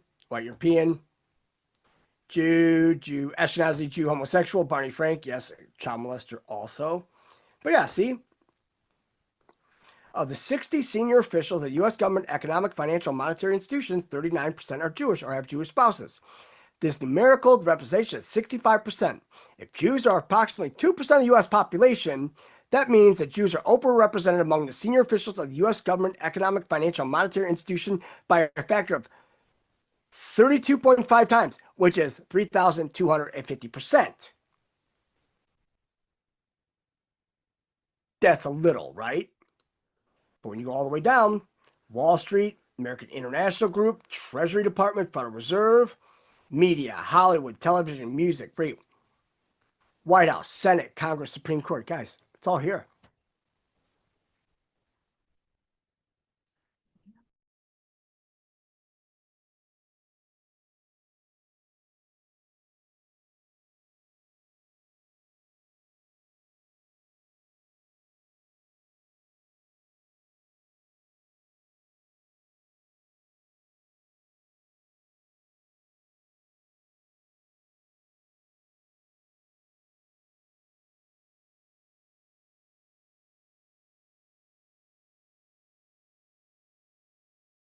All right, sorry, guys. Oh, one second. Sweet. She's just telling me, Jake, don't play anything copyright. So, because she has to run to the store, so we won't be playing music tonight, guys. I know. I'm sorry, but unless you want to answer to her, sometimes you gotta think your noggin. Let's see. Who's buying gun control, you say? Right? Well, 1968 Control Act, 1968. America's biggest foreign market-reaching gun law came from a Jew. Notice how they're all Jews. Chuck Schumer, Dianne Feinstein, Chuck Schumer, Cole, Specter, Feinstein, Lautenberg, Frank Lautenberg, Feinstein, Boxer. Notice how it's all been Jews trying to take away our Second Amendment. So please tell me again that all of them should not be removed from our country under ex parte Quirin because they are all enemy combatants of the United States of America. Even this fat fuck. Get them all. All of them. That.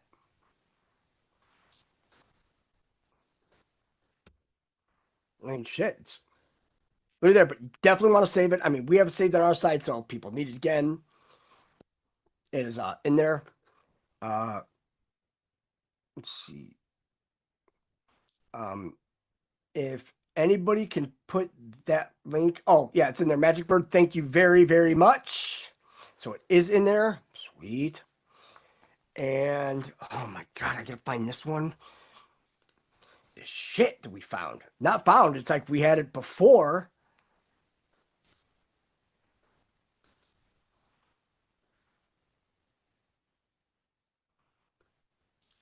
Let's see.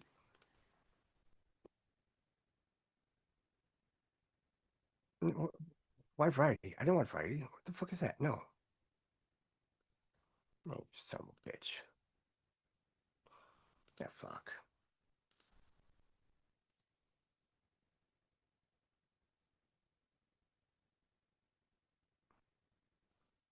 Okay, here's another one fired and coming hot on the YouTube.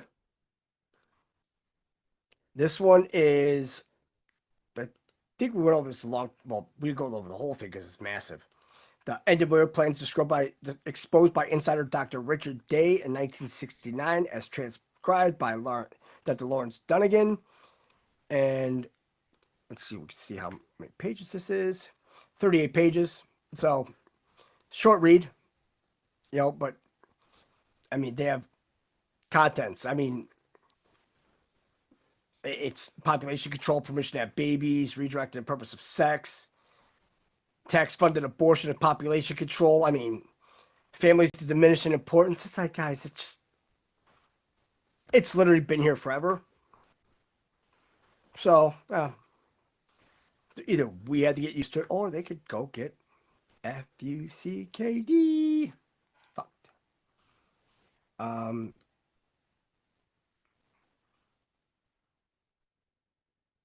Also, there's this one. Now, this one I absolutely love. We went over this a long time ago about the CIA being headquartered in Switzerland.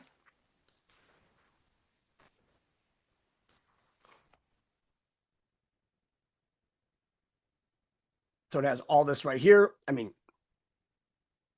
this is the same guy that wrote that Greenland book, David Chase Taylor, that massive Greenland book. And we have it in here, and I could even pop it in there right here. There's your CIA, guys. 19,500 feet underwater in Lake Geneva in Switzerland. Split right on the border of France and Switzerland in case one side goes rogue, they cut off the one half and flood it.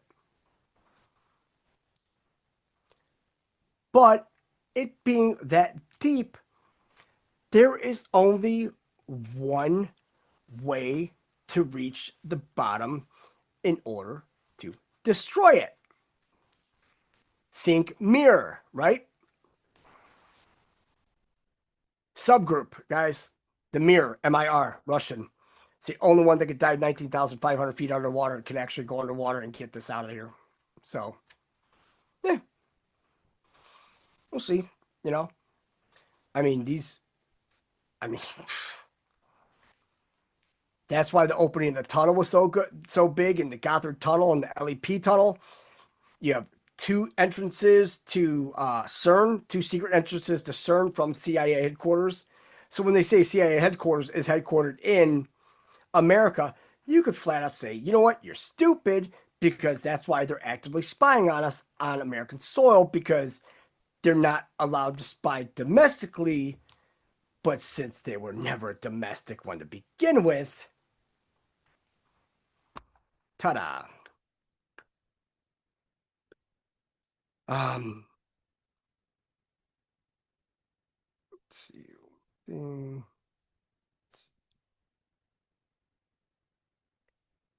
we got a couple more things we can go through. So. Ah, damn it. So I'm not that eager to quit yet, guys. Because it was, I went all the way down to the bottom. Let's see. We only have like 3,000 entries.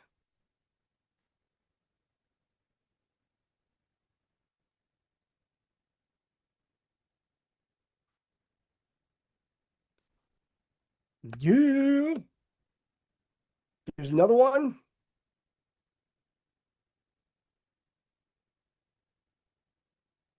Oh man, ain't that about a bitch?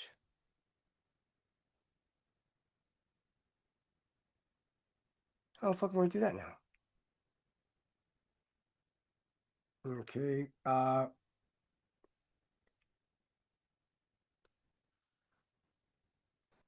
Okay, guys. So this one's gonna be tricky. All right. Because journalist.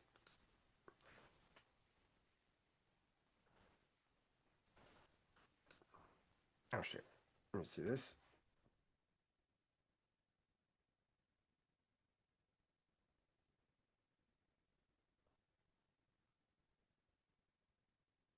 Okay.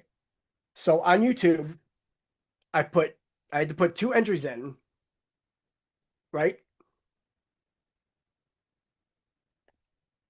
Yeah, but the thing is, in Switzerland, they have a lot of already underground tunnels, underground caves and all that. In order to bore all the way there, shit, I mean, it would take fucking who knows how long. I mean, they probably already have tunnels. They already probably have a maglev there that they could, you know, zip in and out, because you never see people just nonchalantly going to CIA headquarters. So the 2 that I put into the YouTube chat, that is one whole link, but it wouldn't let me post the whole link because it said it was 30 letters over. So in Rumble, if you can, just, you have to add that David Chase Taylor of truther.org. And this one is 10 reasons why Switzerland was the first Jewish state. And would you like to know when it was founded? The Swiss Confederation. Right? 1309, right? Switzerland was secretly founded in 1309. But But oh, and here's the book too, by the way.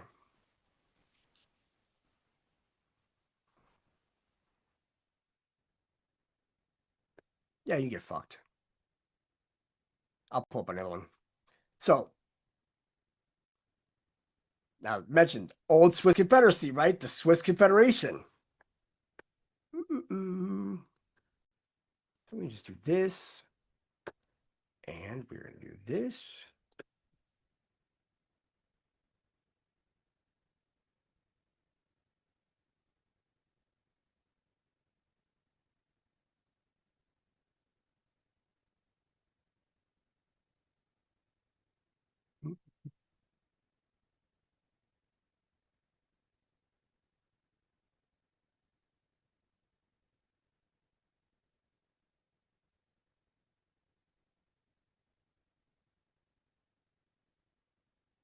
Just remember that August 1st date? 1291, which is 13. Swiss Confederation is born. And of course, Ferdinand Isabella drive the Jews out of Spain, which started the Spain's Golden Age. Does anybody see a correlation with that? Yeah, I thought. Let's see, this one, this one.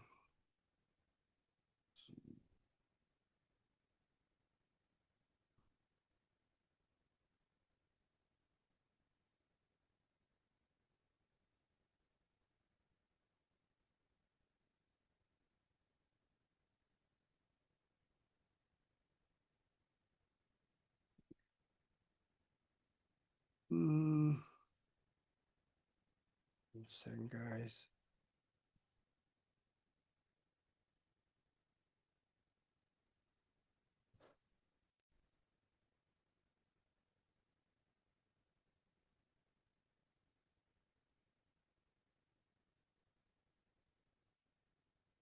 I ain't gonna add it either. Unbelievable.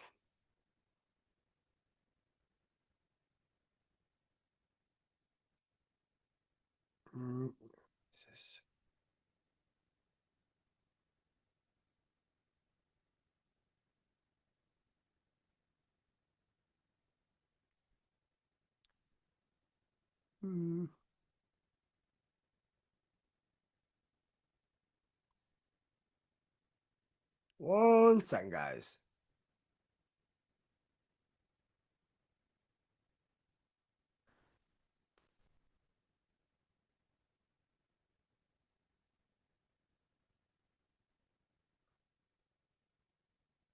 That ain't it. Shit. One more sec, guys.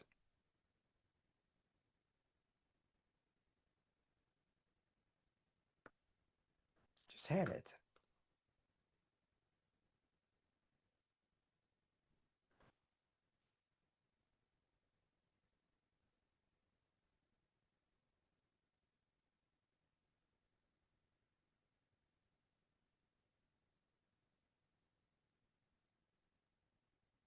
Oh yeah, that's right. All right, so also all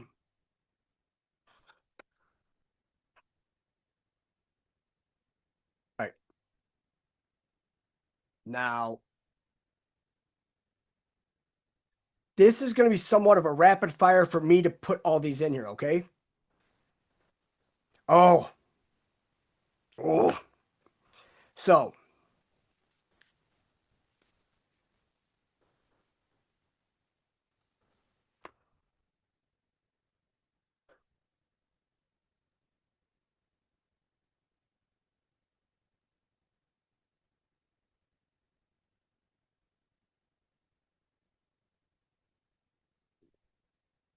three.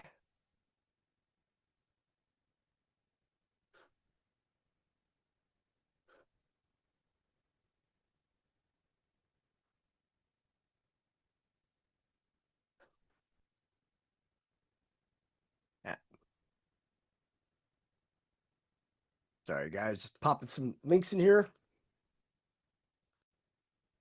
You guys are going to love them because they're all 9/11. And guess who they all go back to? You guessed it. Das Juden.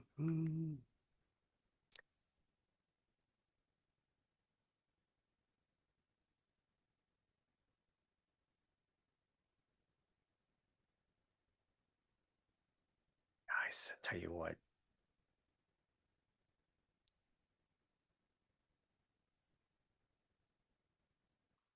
All right. I can't put them in the Rumble chat. That's the whole purpose.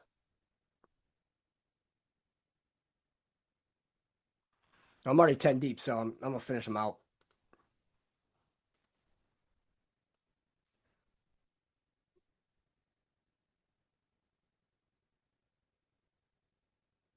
And they're not going to be hyperlinked, so.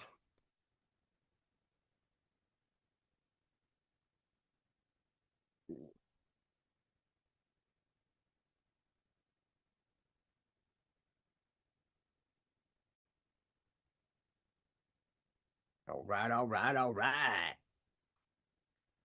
And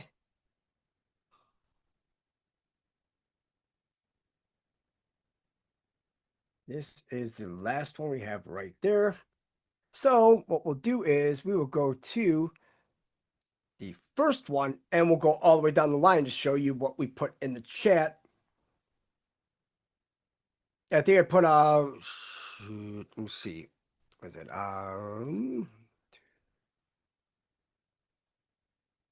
11 of them. Wow. Nice number, huh? So this one is the 9/11 Israeli bomb expert infiltrated our group, Gelatin and E-Team. We know who did this, of course, because BB-18. These are all the fuses. Yeah.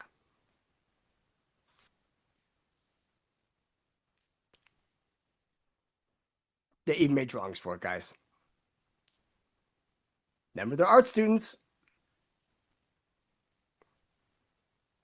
Gelatin from the type of explosive, like thermite, explosive team. All this here. And then we just go to the next one, which is primary NORAD war gamers involved 9/11 Black Op. Next one is September 11, 2001. And anyone heard of the company AMAC? Then you have 9/11 multiple suspicious van-related explosions events reported on September 11, never talked about again. Pop culture foreshadowed the 9/11 attack decades prior. It's not. Larry Silverstein scheduled a meeting for 9/11 and World Trade Center 1 to discuss what to do in the event of a terrorist attack. Odd. 6 out of 10 of 9/11 commissioners do not believe the official 9/11 story. Evidence we were given was far from the truth. Maybe it's a 7 out of 10. 9/11, where NORAD needs and NRO are intentionally distracted to help allow 9/11 to happen, of course. Because this was all switched. Because what happened? That's why England and Israel are two of the top ones that were behind this. Because as soon as this happened, the World Bank headquarters from the world left New York City and it moved right to London the same day. Cute, right? BBC video shows large explosion in World Trade Center 1 and demo sounds of World Trade Center 2 during World Trade Center 2 collapse. So how's the BBC there already? Isn't it funny they like to videotape all their shit they do? How the false flag apparatus changed after 9/11 attacks. They have hyperlinks in here as well. A lot of them. So this Buds 84, Buds 82, whoever did this 8 years ago, I hope you are living very, very well and very, very prosperous, my man. Let's clean this shit up real quick. This. New. See this real quick.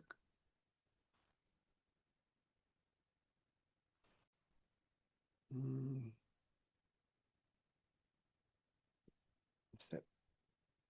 No.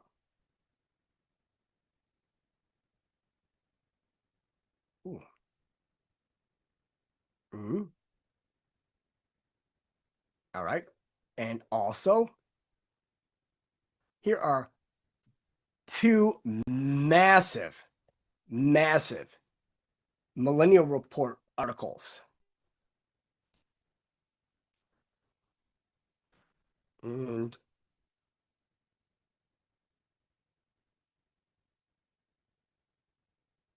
all right, put those two in there. Let's see.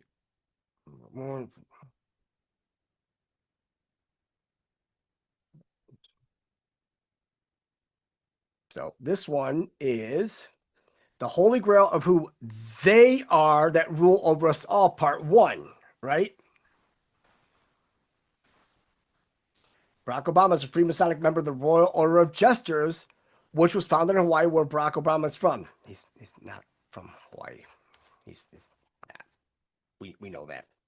But like I said, they have all the crime families in here, the British Crown agents. I mean, if you want to print this, it's 130-something pages long.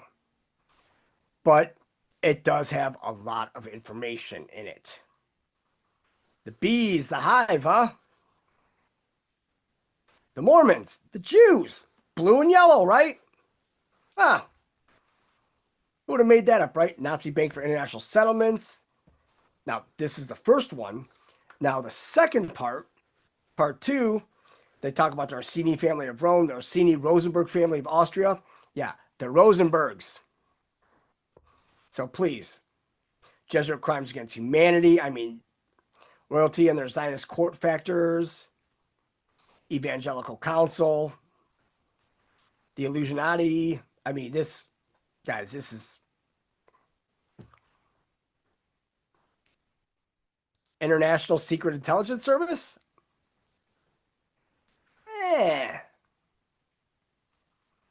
Isn't that funny? MI6 is also ISIS. Windsor Family of Hell. The Dragon. Are unicorns real? Poppy fields. I mean, think about it. They're such arrogant assholes that they actually use the poppy as the flower for World War I. And the whole thing was all about opium and child trafficking, human trafficking. Let's go to the fucking top already. Come on. Let's go.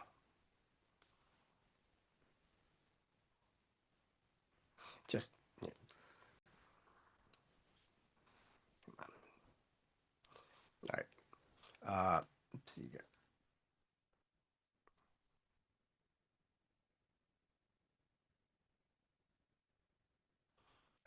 One sec, guys. Oh my God, there's. Oh wait, hold on one sec. I have to check this because you have to check it because you know it came out. Let's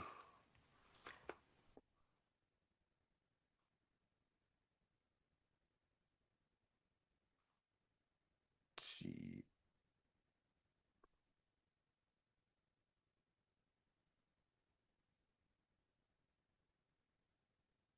One sec, guys. Okay, let's see.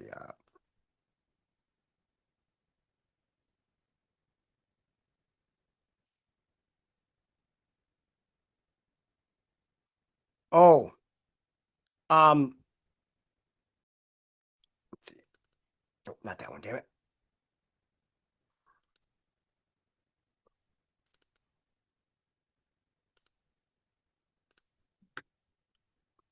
So this one came out by Crazy Days and Nights, and this was 6 hours ago. It's Maria Farmer Part 3. So that's another 47 minutes. So I can only imagine how much fire that is. We did do the document one, did 12. Also, they did a Bohemian Grove Part 1 that we talked about. But they haven't come out with Part 12 yet. So we'll stand pat on that. And because I absolutely love this shit. God.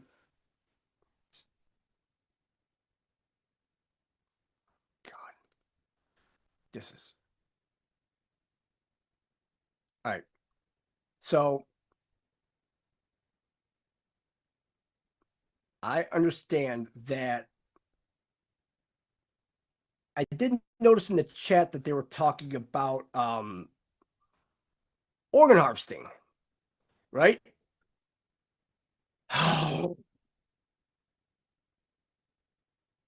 This was today, guys.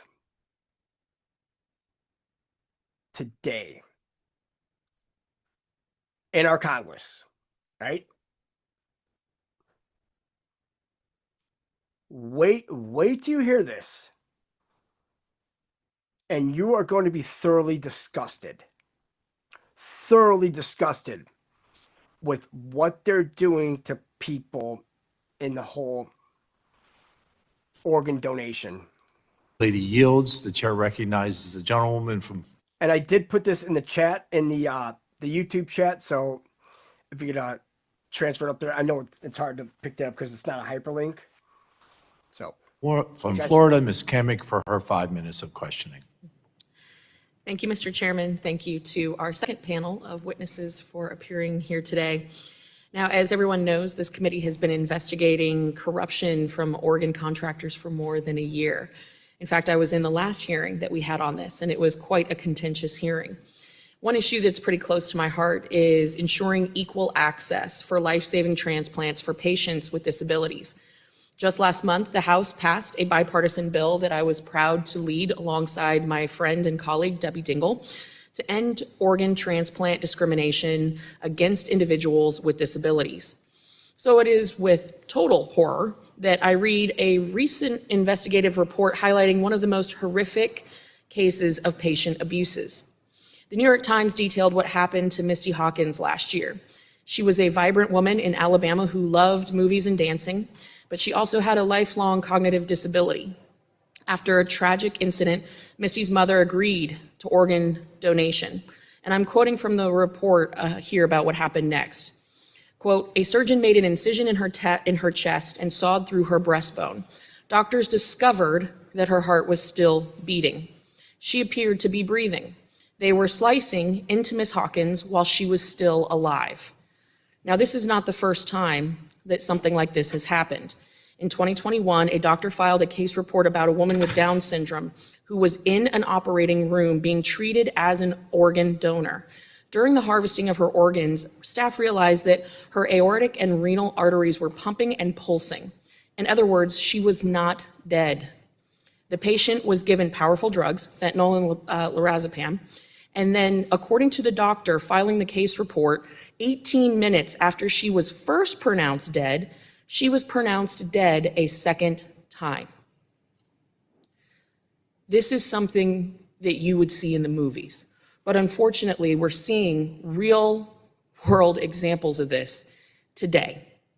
So I'm gonna start with you, Mr. Formica. As a physician, I'm sure you are as horrified as I am. Were you invited to participate in the hearing on organ transplants last year? I was invited, yes. Why did you not appear? I was given about 4 days' notice and couldn't get away from my clinical responsibilities. I understand. Now, we discussed this back then, but I want to bring it to you now. HRSA's report included two particularly damaging conclusions about the federal organ contractor assigned to Kentucky, including, quote, its failure to recognize neurologic function inconsistent or unfavorable for organ donation, and its failure to work collaboratively with patients' primary medical teams. If there are reasons to believe that some organ contractors are failing to recognize neurologic function issues inconsistent with organ donation, in other words, the patients could never recover or they were not suitable for organ donation, then I'm even more concerned about what that means for care given to patients with disabilities. Are you tracking with me?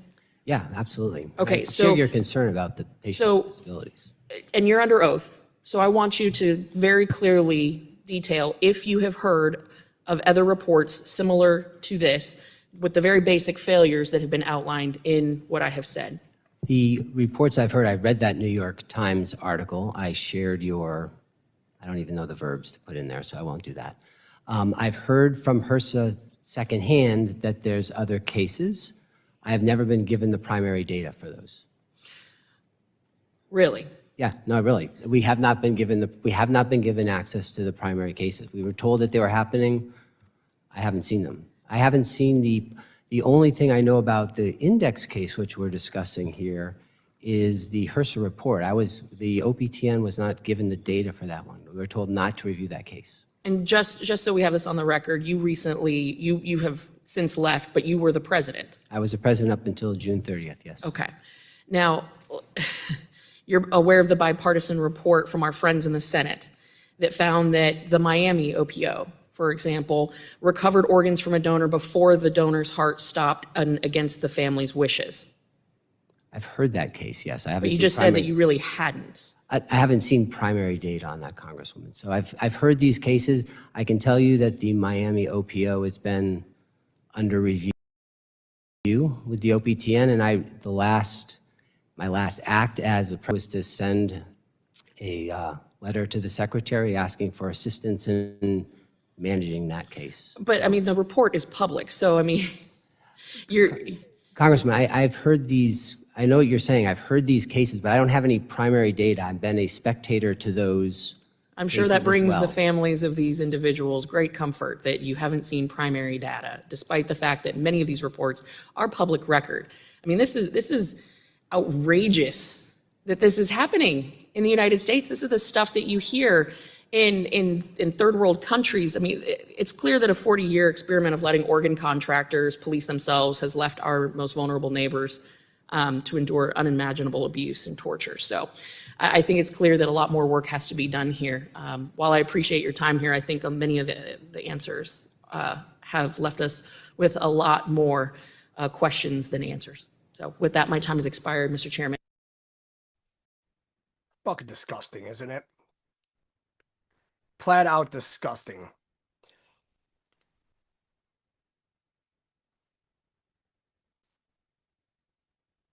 So, where is it? Let's see.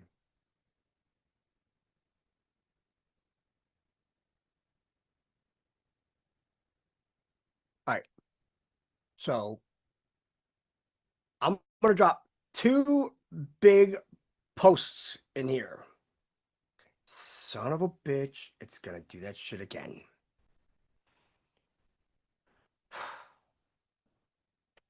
Why does it have to be such a big fucking thing?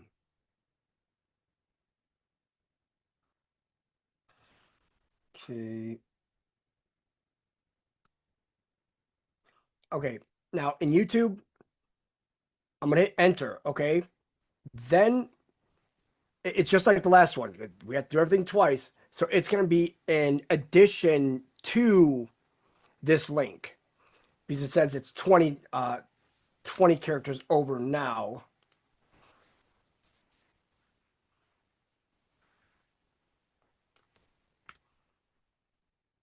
All right. That is one complete one. All right. And I'm going to pull up the second one here.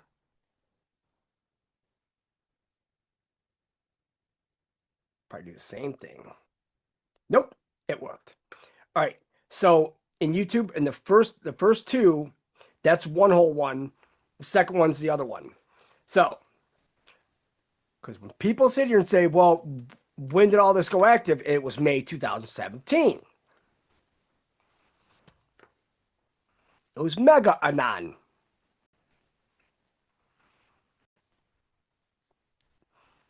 And this is pretty massive. It's all the drops from Reddit, right?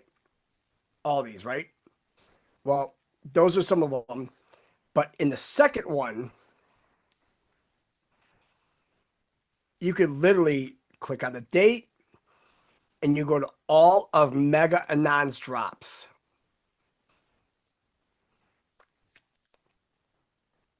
right? I mean, it's a lot. So the funny thing is who was Mega Anon?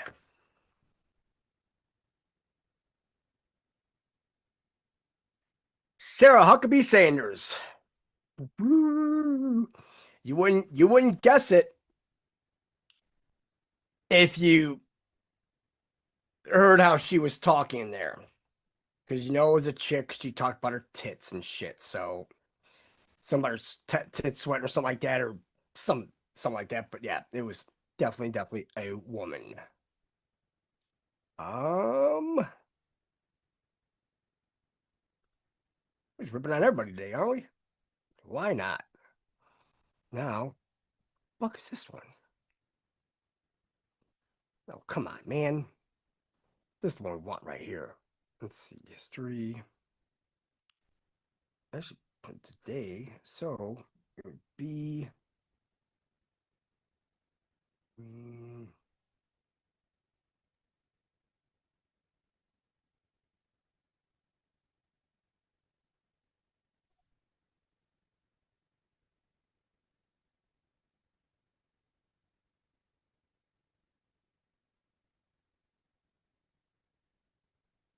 There's that one.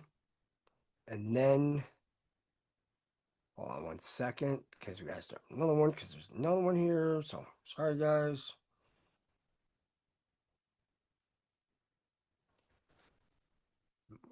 Okay, and then one more time, just for shits and gigs.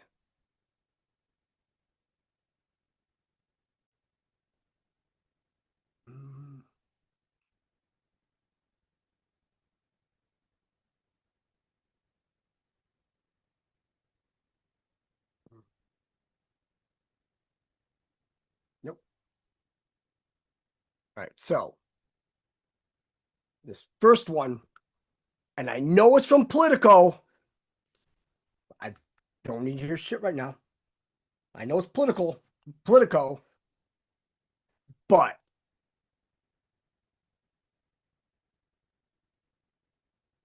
and we've had this for a very long time. This was actually in one of the first notes that we had saved. The secret backstory of how Obama let Hezbollah off the hook. And you might think it's got to be a little brief read now. It's 60 pages. They literally, Project Cassandra. P equals C. And it had to do with the Iran nuclear deal. Isn't that just fucking great, isn't it? It was all, and guess who? The DEA, right? But DEA, there were, agents working on a top secret DEA facility, use wiretaps, all that. To map Hezbollah. But we all know who comes next, right? CIA, because they talk about Venezuela, Mexico. Everything's in here.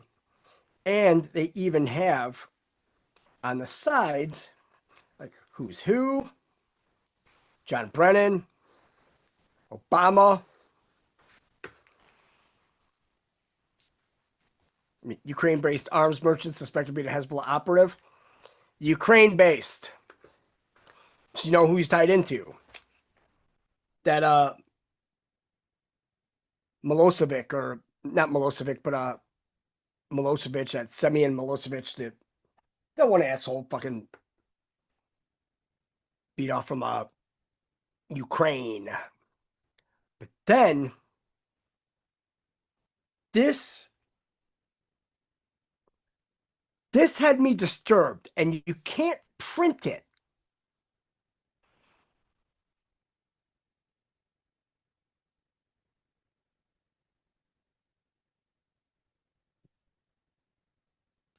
Full screen, let's go.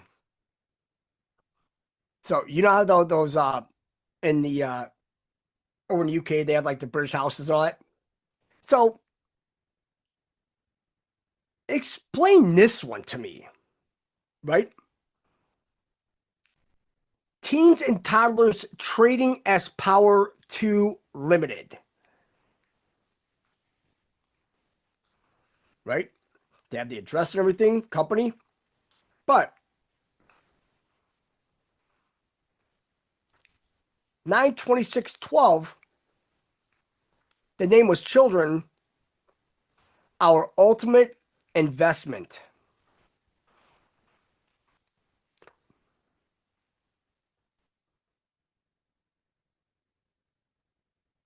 You can't even make this shit up.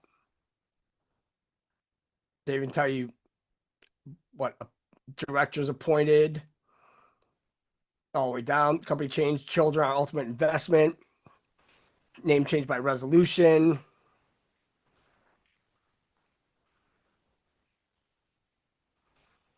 I mean,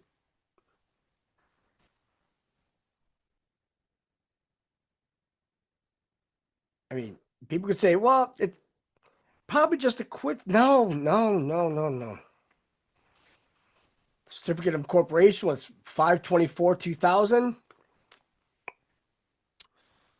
Yeah. So why don't we go from 2000 and start looking at the missing children going on in the UK? Or were they stealing it from us as well? Because it seems like they really like doing that. Fucking shit bags. And I want to make sure I get these documents in.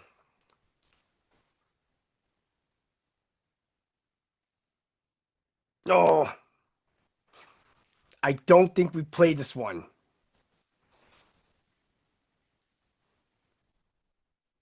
Okay, this will be the last one, guys. So this came out a couple days ago, and we didn't. I was going to play it on the 20th, but we didn't. But what we do know is that not every Republican is on the up and up. We all know that as well as anybody else. I mean, but this one, this new bill, just want to choke this bitch, I swear to God. So we got a little Robert Gouveia. Monster, a barbarian, an American, a citizen who cares about his country? Don't you oppress the dignity of other humans. You can come out of the shadows with no fear and apply for the dignity status. I think the moment now is to have that national conversation and determine who are we going to be targeting. The GOP now pushing for amnesty, except they're not calling it amnesty, they're calling it dignity. And it's being led by this woman. Her name is Maria Elvira Salazar. She's out of Florida, a so-called Republican, and she's introducing the Dignity Act. And how dare you be against dignity? What kind of person are you? A monster? A barbarian? An American? A citizen who cares about his country? Don't you oppress the dignity of other humans. So here's what she sounds like. This is the representative from Florida screaming about dignity for illegals. If you are undocumented and you have been in the country for more than 5 years, you do not have a criminal record, you're working and paying taxes, you can come out of the shadows with no fear and apply for the dignity status. Listen to this shit. You're been 5 years with no documents, with no criminal record. You're already here illegally, bitch. But it's all these fucking Mexican communists that they have Republicans and Democrats. This is why they all gotta go.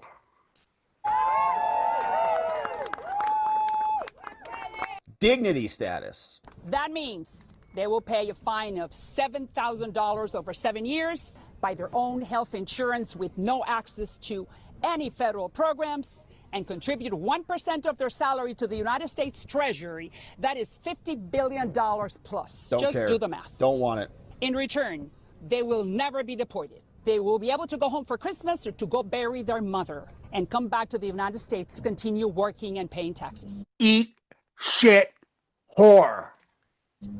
It gives them a dignified life. And she's from Florida. in the promised land, period. Wow. Okay. So Kay Onita magazine is very happy about that. So she is fighting for those illegals. They broke the law. They came into the country illegally, but she says they're kind of good illegals versus the bad illegals. And so we're going to give them basically a right to access our country, permanent residency, maybe coming down the line, and then maybe citizenship in the future. We'll see. Now, here's the bill. The bill itself is massive, so it's hard to parse through it entirely, but it's 261 pages. It's got a table of contents, and you can kind of see how it's broken down. So we've got different titles, and Title 1 is going to be about border security, right? So it's part of the comprehensive plan. They're not going to call it comprehensive immigration reform, but it kind of is what it is, right? We're going to give you these things, which we should have anyways, body-worn cameras, protecting sensitive locations, all these rules. Then ports of entry in Title 2. Title 3 is criminal enforcement. Title 4, mandatory e-verify. Then Title 5 is asylum. And then we get the entire separate section, right? So this is all like we're just going to like tighten up the immigration stuff.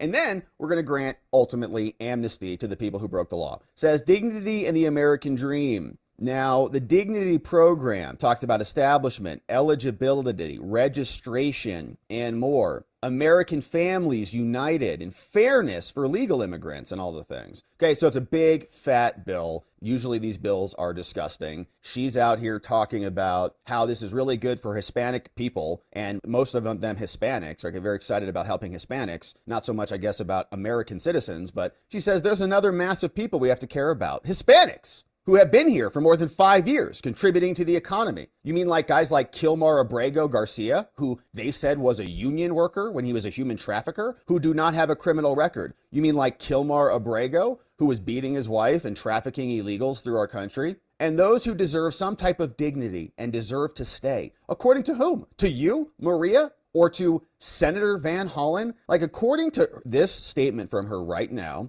Kilmar would be allowed into the country under her stupid plan. Literally. I believe that after the border has been sealed with the BBB, $150 billion that we have assigned, I think the moment now is to have that national conversation and determine who are we going to be targeting. I do believe that the president promised that the illegals who are criminals were going to be kicked out of the country. Now there is another mass of people, who most of them are Hispanics, who have been here for more than 5 years. They have been contributing to the economy, who do not have a criminal record. And those people are the ones who deserve some type of dignity. Yeah, what is this crap about contributing to the economy? How much have they taken from the economy? How much resources have been expended on their children who are citizens, who are going to educational facilities, going to health facilities? We read through another lawsuit that they filed, the illegals filed, saying the mom wants her child to be a citizen. An illegal mom wants her child to be a citizen. She's very upset about Trump's birthright citizenship executive order that would undo that because of the perverted interpretation of the 14th Amendment. She says, if you don't give my kid citizenship, in her lawsuit, I will not get SNAP benefits for that kid. Yeah. And for that reason, I'm introducing today, so I thank you for the opportunity. Fuck it. Throw them both out. All of them. Even this bitch. She probably Operation Pedro Pan. No. If you're here illegally, I don't give a fuck who it is. I don't care if you're a baddie, whatever the fuck they want to call you. Gone. Especially now, because they've already given you guys ample enough time. Now you're all going to prison. That's what you get. Eat shit. Reform. They do it to us over there. Congress is going to be trying to give dignity, not amnesty, to those people who deserve to stay and continue contributing to our What dignity? Go home. So what does dignity mean legally? Let's see if we can parse through it. She doesn't want to talk about it. It's just very clever language. So here is this article over from Immigration Forum, and they just posted this. Christian Pennichet Paul says she introduced this bill. It's really broken up into 3 sections, okay? We've got border security, dignity, and the American promise, which I guess is now applicable to illegals. Like, it's wild how our Constitution, which is for Americans, for we the people, not for we the entire planet, we want our laws to secure our nation. But then to come out and say, like, everybody, foreign invaders who literally violated your law and your sovereignty, now deserve premium due process that even Americans don't get. So now it's the American promise for them. What about the American promise for you, for American citizens? People who came in legally and lawfully, like Miss Lucky from our locals community. Congratulations to her and her citizenship. We're so happy for her.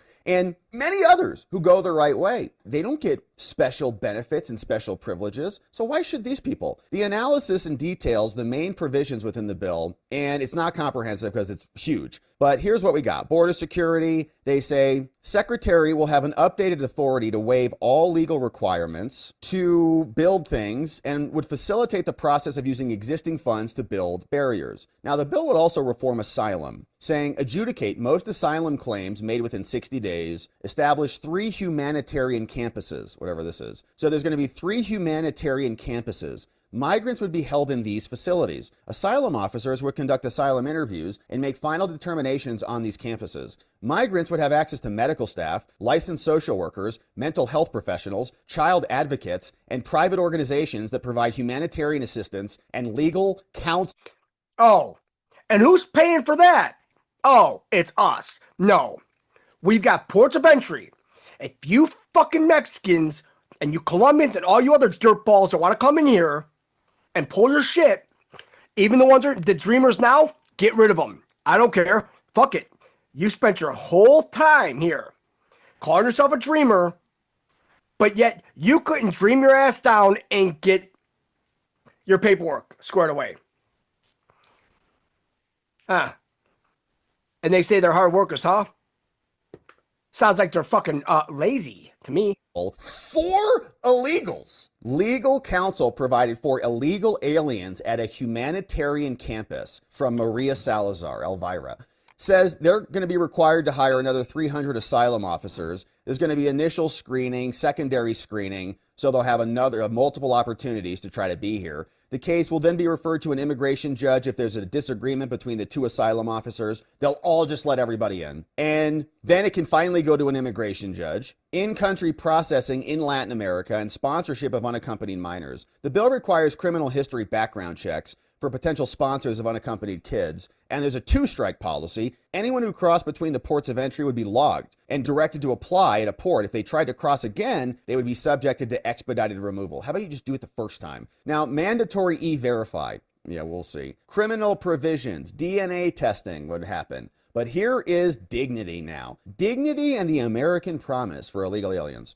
The bill would incorporate the DREAM Act, which are the young kids who were brought here. Roll them out. And this section would allow up to 2.5 million dreamers, including roughly 525,000, okay, like the entire state of Wyoming, to continue to live and work in the U.S. Dreamers and DACA recipients could also get conditional permanent resident status, valid for up to 10 years, that would protect them from deportation. To qualify as a conditional permanent resident, if you entered the U.S. at age 18 or younger, undergo a criminal background check, graduated high school, obtained a GED or elsewise, and DHS may require an application fee, but it's $1,000. Dreamers and DACA recipients can remove the conditional basis of their status, so dreamers can then become green card holders if they serve in the military, get a college degree, or other things. Here's the Dignity Program. The Dignity Program will allow undocumented immigrants, illegal aliens, in the U.S. to earn legal status if they pass a criminal background check, like Kilmore would have validated that, pay back taxes owed, which how could you ever validate that he owes any taxes on his human trafficking?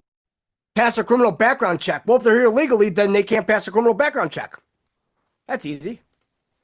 He probably made $1 million. I mean, he was trafficking 1,000 people. And meet other requirements. Participants may also pay restitution to be eligible. Okay, so Kilmore would be waived in according to Elvira's little program.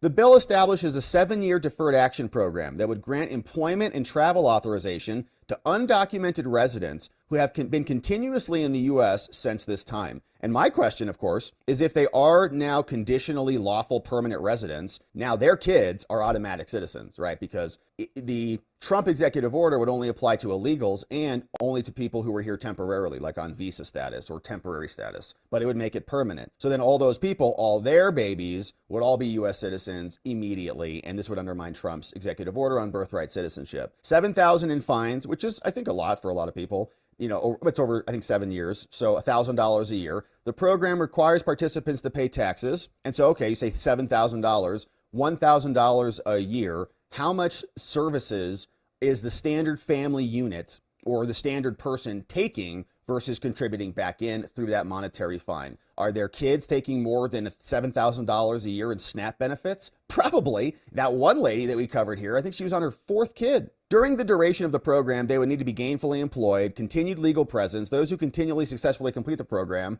it's renewable. The status does not provide a path to citizenship, though. It only allows individuals to stay and continue living. Yeah, the next step is to make them citizens, just to be clear. So you got to inch that one through. You can't put total citizenship in this bill because it'll go nuts. Within 12 months, all non-citizens who are present are directed to depart if they do not apply or qualify for this program. And, that might be something. It's like you need a stick and a carrot. You need some sort of incentive to get out, and you need another deadline. Like if we'll give you this, but if you don't do it by this time, you're totally screwed.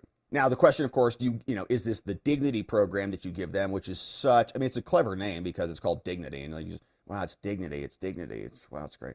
But how about dignity for America that they did not show us at all? And now they want benefits and Elvira's going to wave them in. American Workers Fund is also going to establish a fund with contributions from the dignity program. Oh, great. So the illegals are going to pay to help American workers. Whereas if you just didn't have 20 million illegals, that would help American workers. But no, we'll just create a fund for you. So stop your complaining. We'll put some money in there. They're also going to say spouses and children of U.S. citizens. The Homeland is going to now have authority on a case-by-case basis to maintain family unity in immigration cases in which the individual does not have lawful status, but the spouse does. They can waive grounds of inadmissibility, so now they'll all just get married and just, no, she's a citizen. Family purposes for visas and other things. And here's fairness for legal immigrants. Finally, a little something for the people who are doing it the right way. So elimination of backlogs and dreamers and student visa and other provisions there. But that's the bill from Elvira. And Will Chamberlain says, I want to just explain what this means here. He pointed to this one particular provision of this bill saying, I want to focus on one particularly brazen provision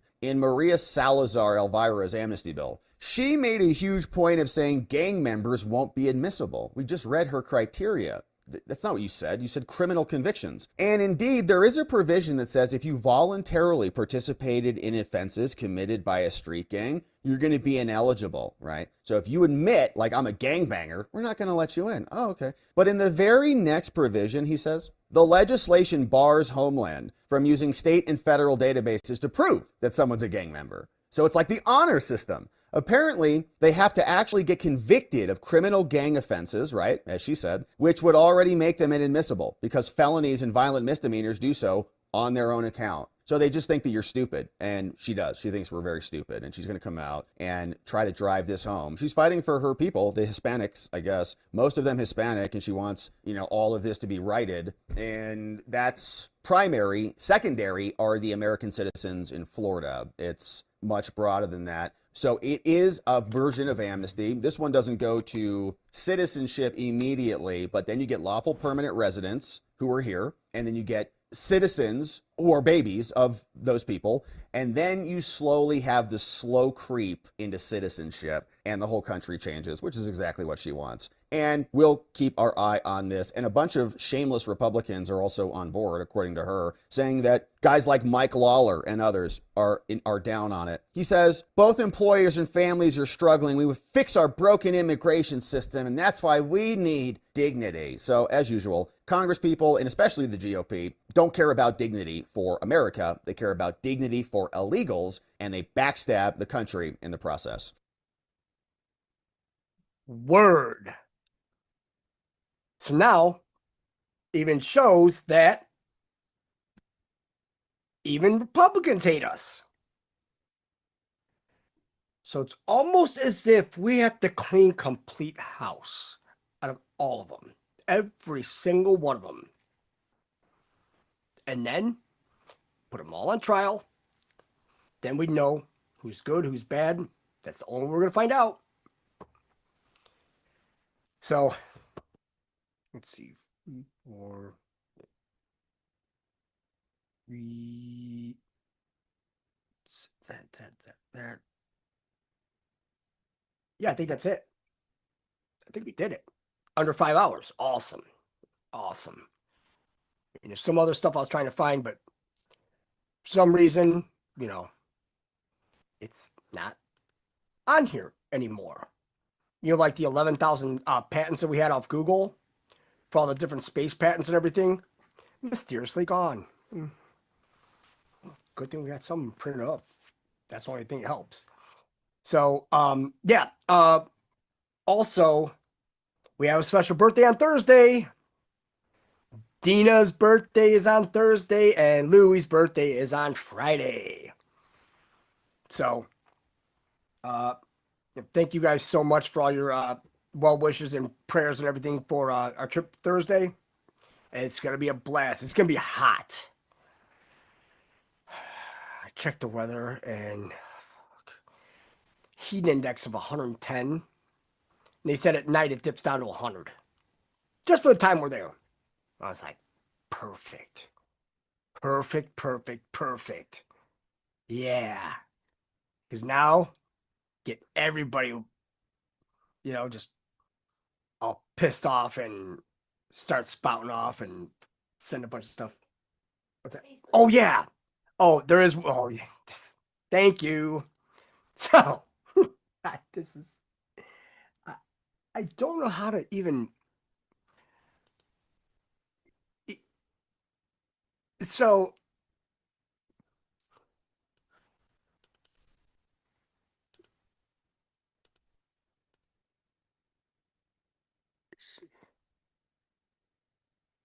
okay, what the fuck? Come on. Okay, let's see. Oh, okay. So, she got this from an email on Facebook, right? Now, you know how Facebook and myself just never really saw eye to eye. I mean, it's a great start, but the finish was uneventful. But notice the time, right? It's 1:17. She took the picture, which is a 9. Look at the battery charge. It's 7-1, inverted 17, which is an 8. Together 17. And 1's and 7's here. So you're reaching a wider audience. We've increased your distribution because you've frequently posted high quality content. I think even Facebook is starting to hate the fucking Jews. But hey, that's neither here nor there, right? We're just letting it flow. We ain't changing for shit. We're keeping everything how it is. And, some people, they're like, oh, well, you should do this, do that. It's like, hey, look. But we're already 7 years deep in this, okay? We're just going to keep doing what we do. It's like, hey, how everybody else does their stuff, hey, that's their podcast. It's like, and it's like, well, you can make more money. It's like, I don't really care. I mean, we do, but it's like, we don't, because if we have to sell ourselves out in order to make money, well, that's not going to jive with me or her or any of you. So it's like, nope, I don't care. People say what they want. It's like, hey, if you want information, you come here. We have all the links in there. We don't bring hypotheticals or shit like that. It's like, we break it down. We go through the Q drops, go through all the information we've gone through, and that's all we can do. So where the chips fall, who cares? We did our part, and how, all of us felt that we should go forward with it, because at any given time, if people don't like how something's being presented, you could always go watch somebody else. That's the beauty part about freedom of choice.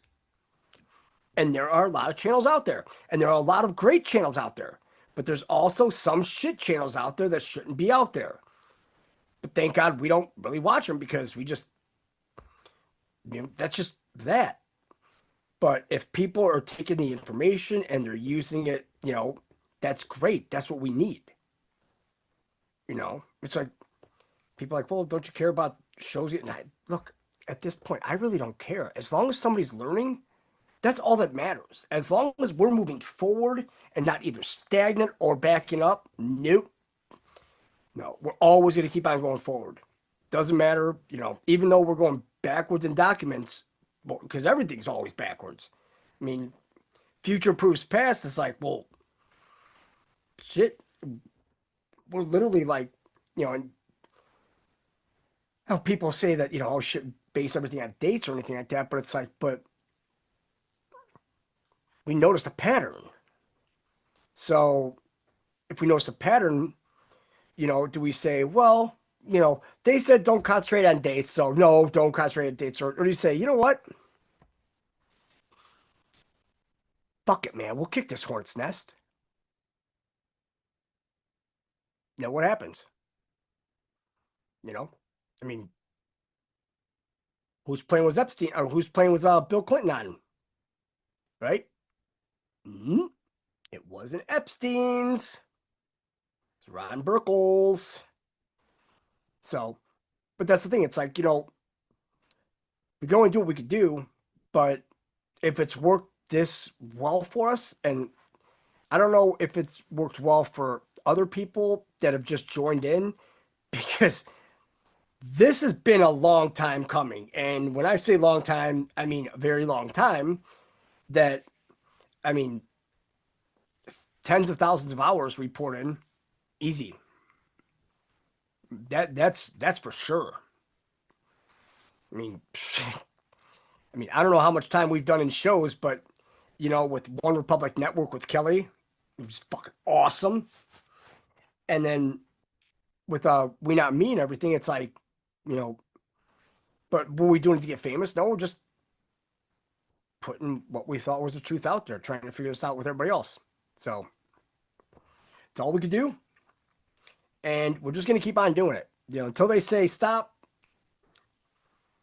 So, and I think she is taking her laptop as well. So we'll probably end up going live down there as well. Well, I know we will. And let's see, what else is there? Let me see 1 second here.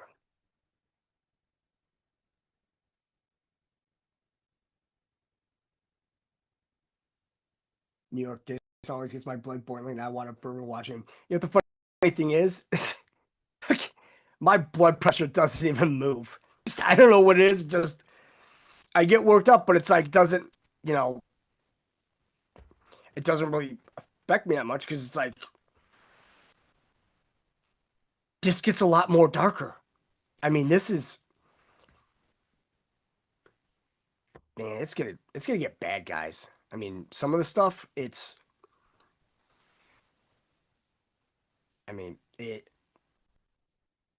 but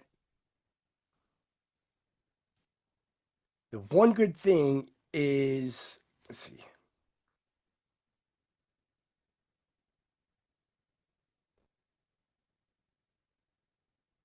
Oh, let's see. Let's see who's in our Rumble chat. All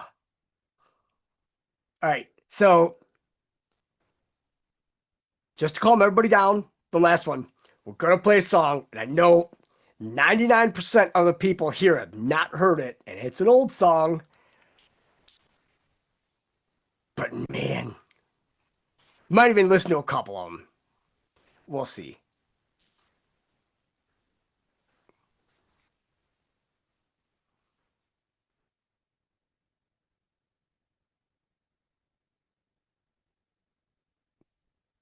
Yeah. So it'll be 3 songs in one. It's live. It is, guys, March 21st, 1992 concert.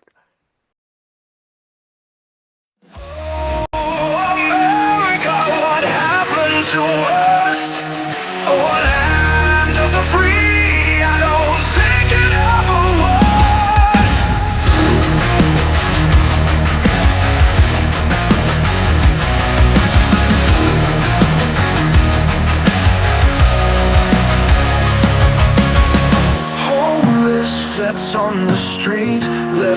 defend, while trillions are sent to wars with no end.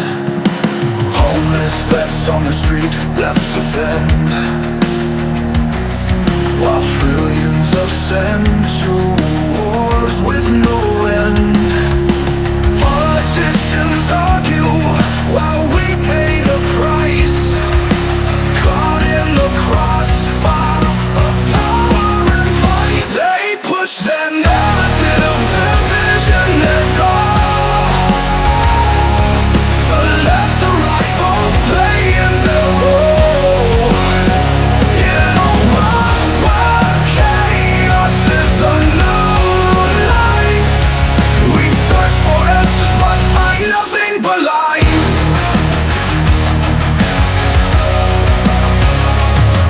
The streets are filled with the forgotten and lost,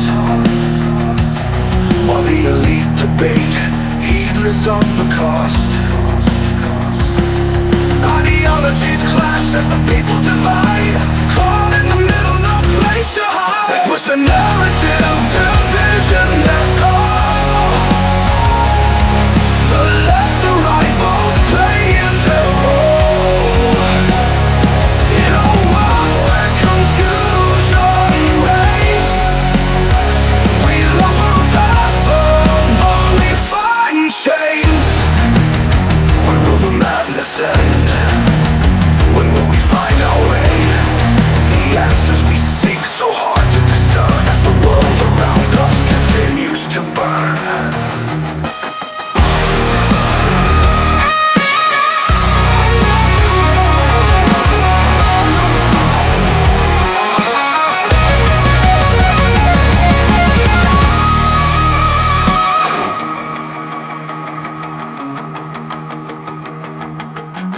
When will the madness end?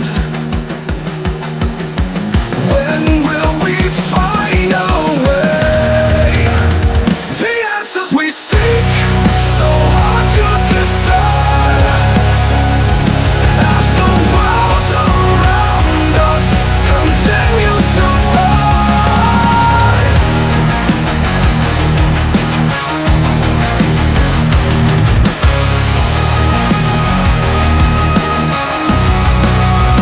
Oh, America, what happened to us?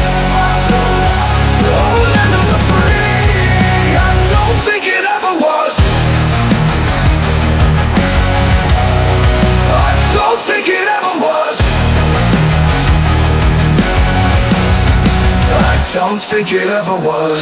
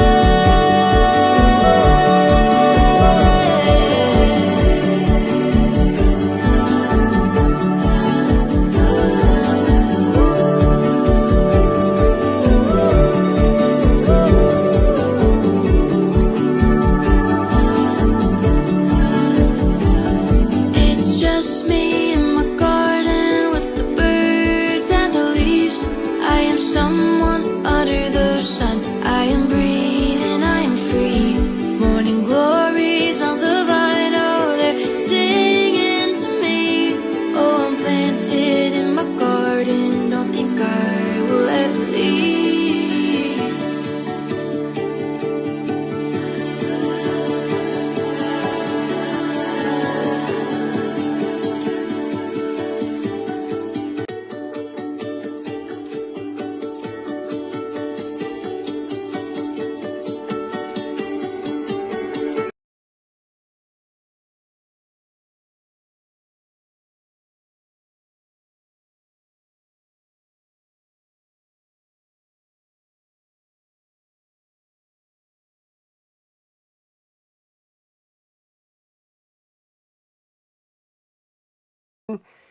Really do appreciate it, and thank everybody here for all the well wishes coming up and all the birthday wishes.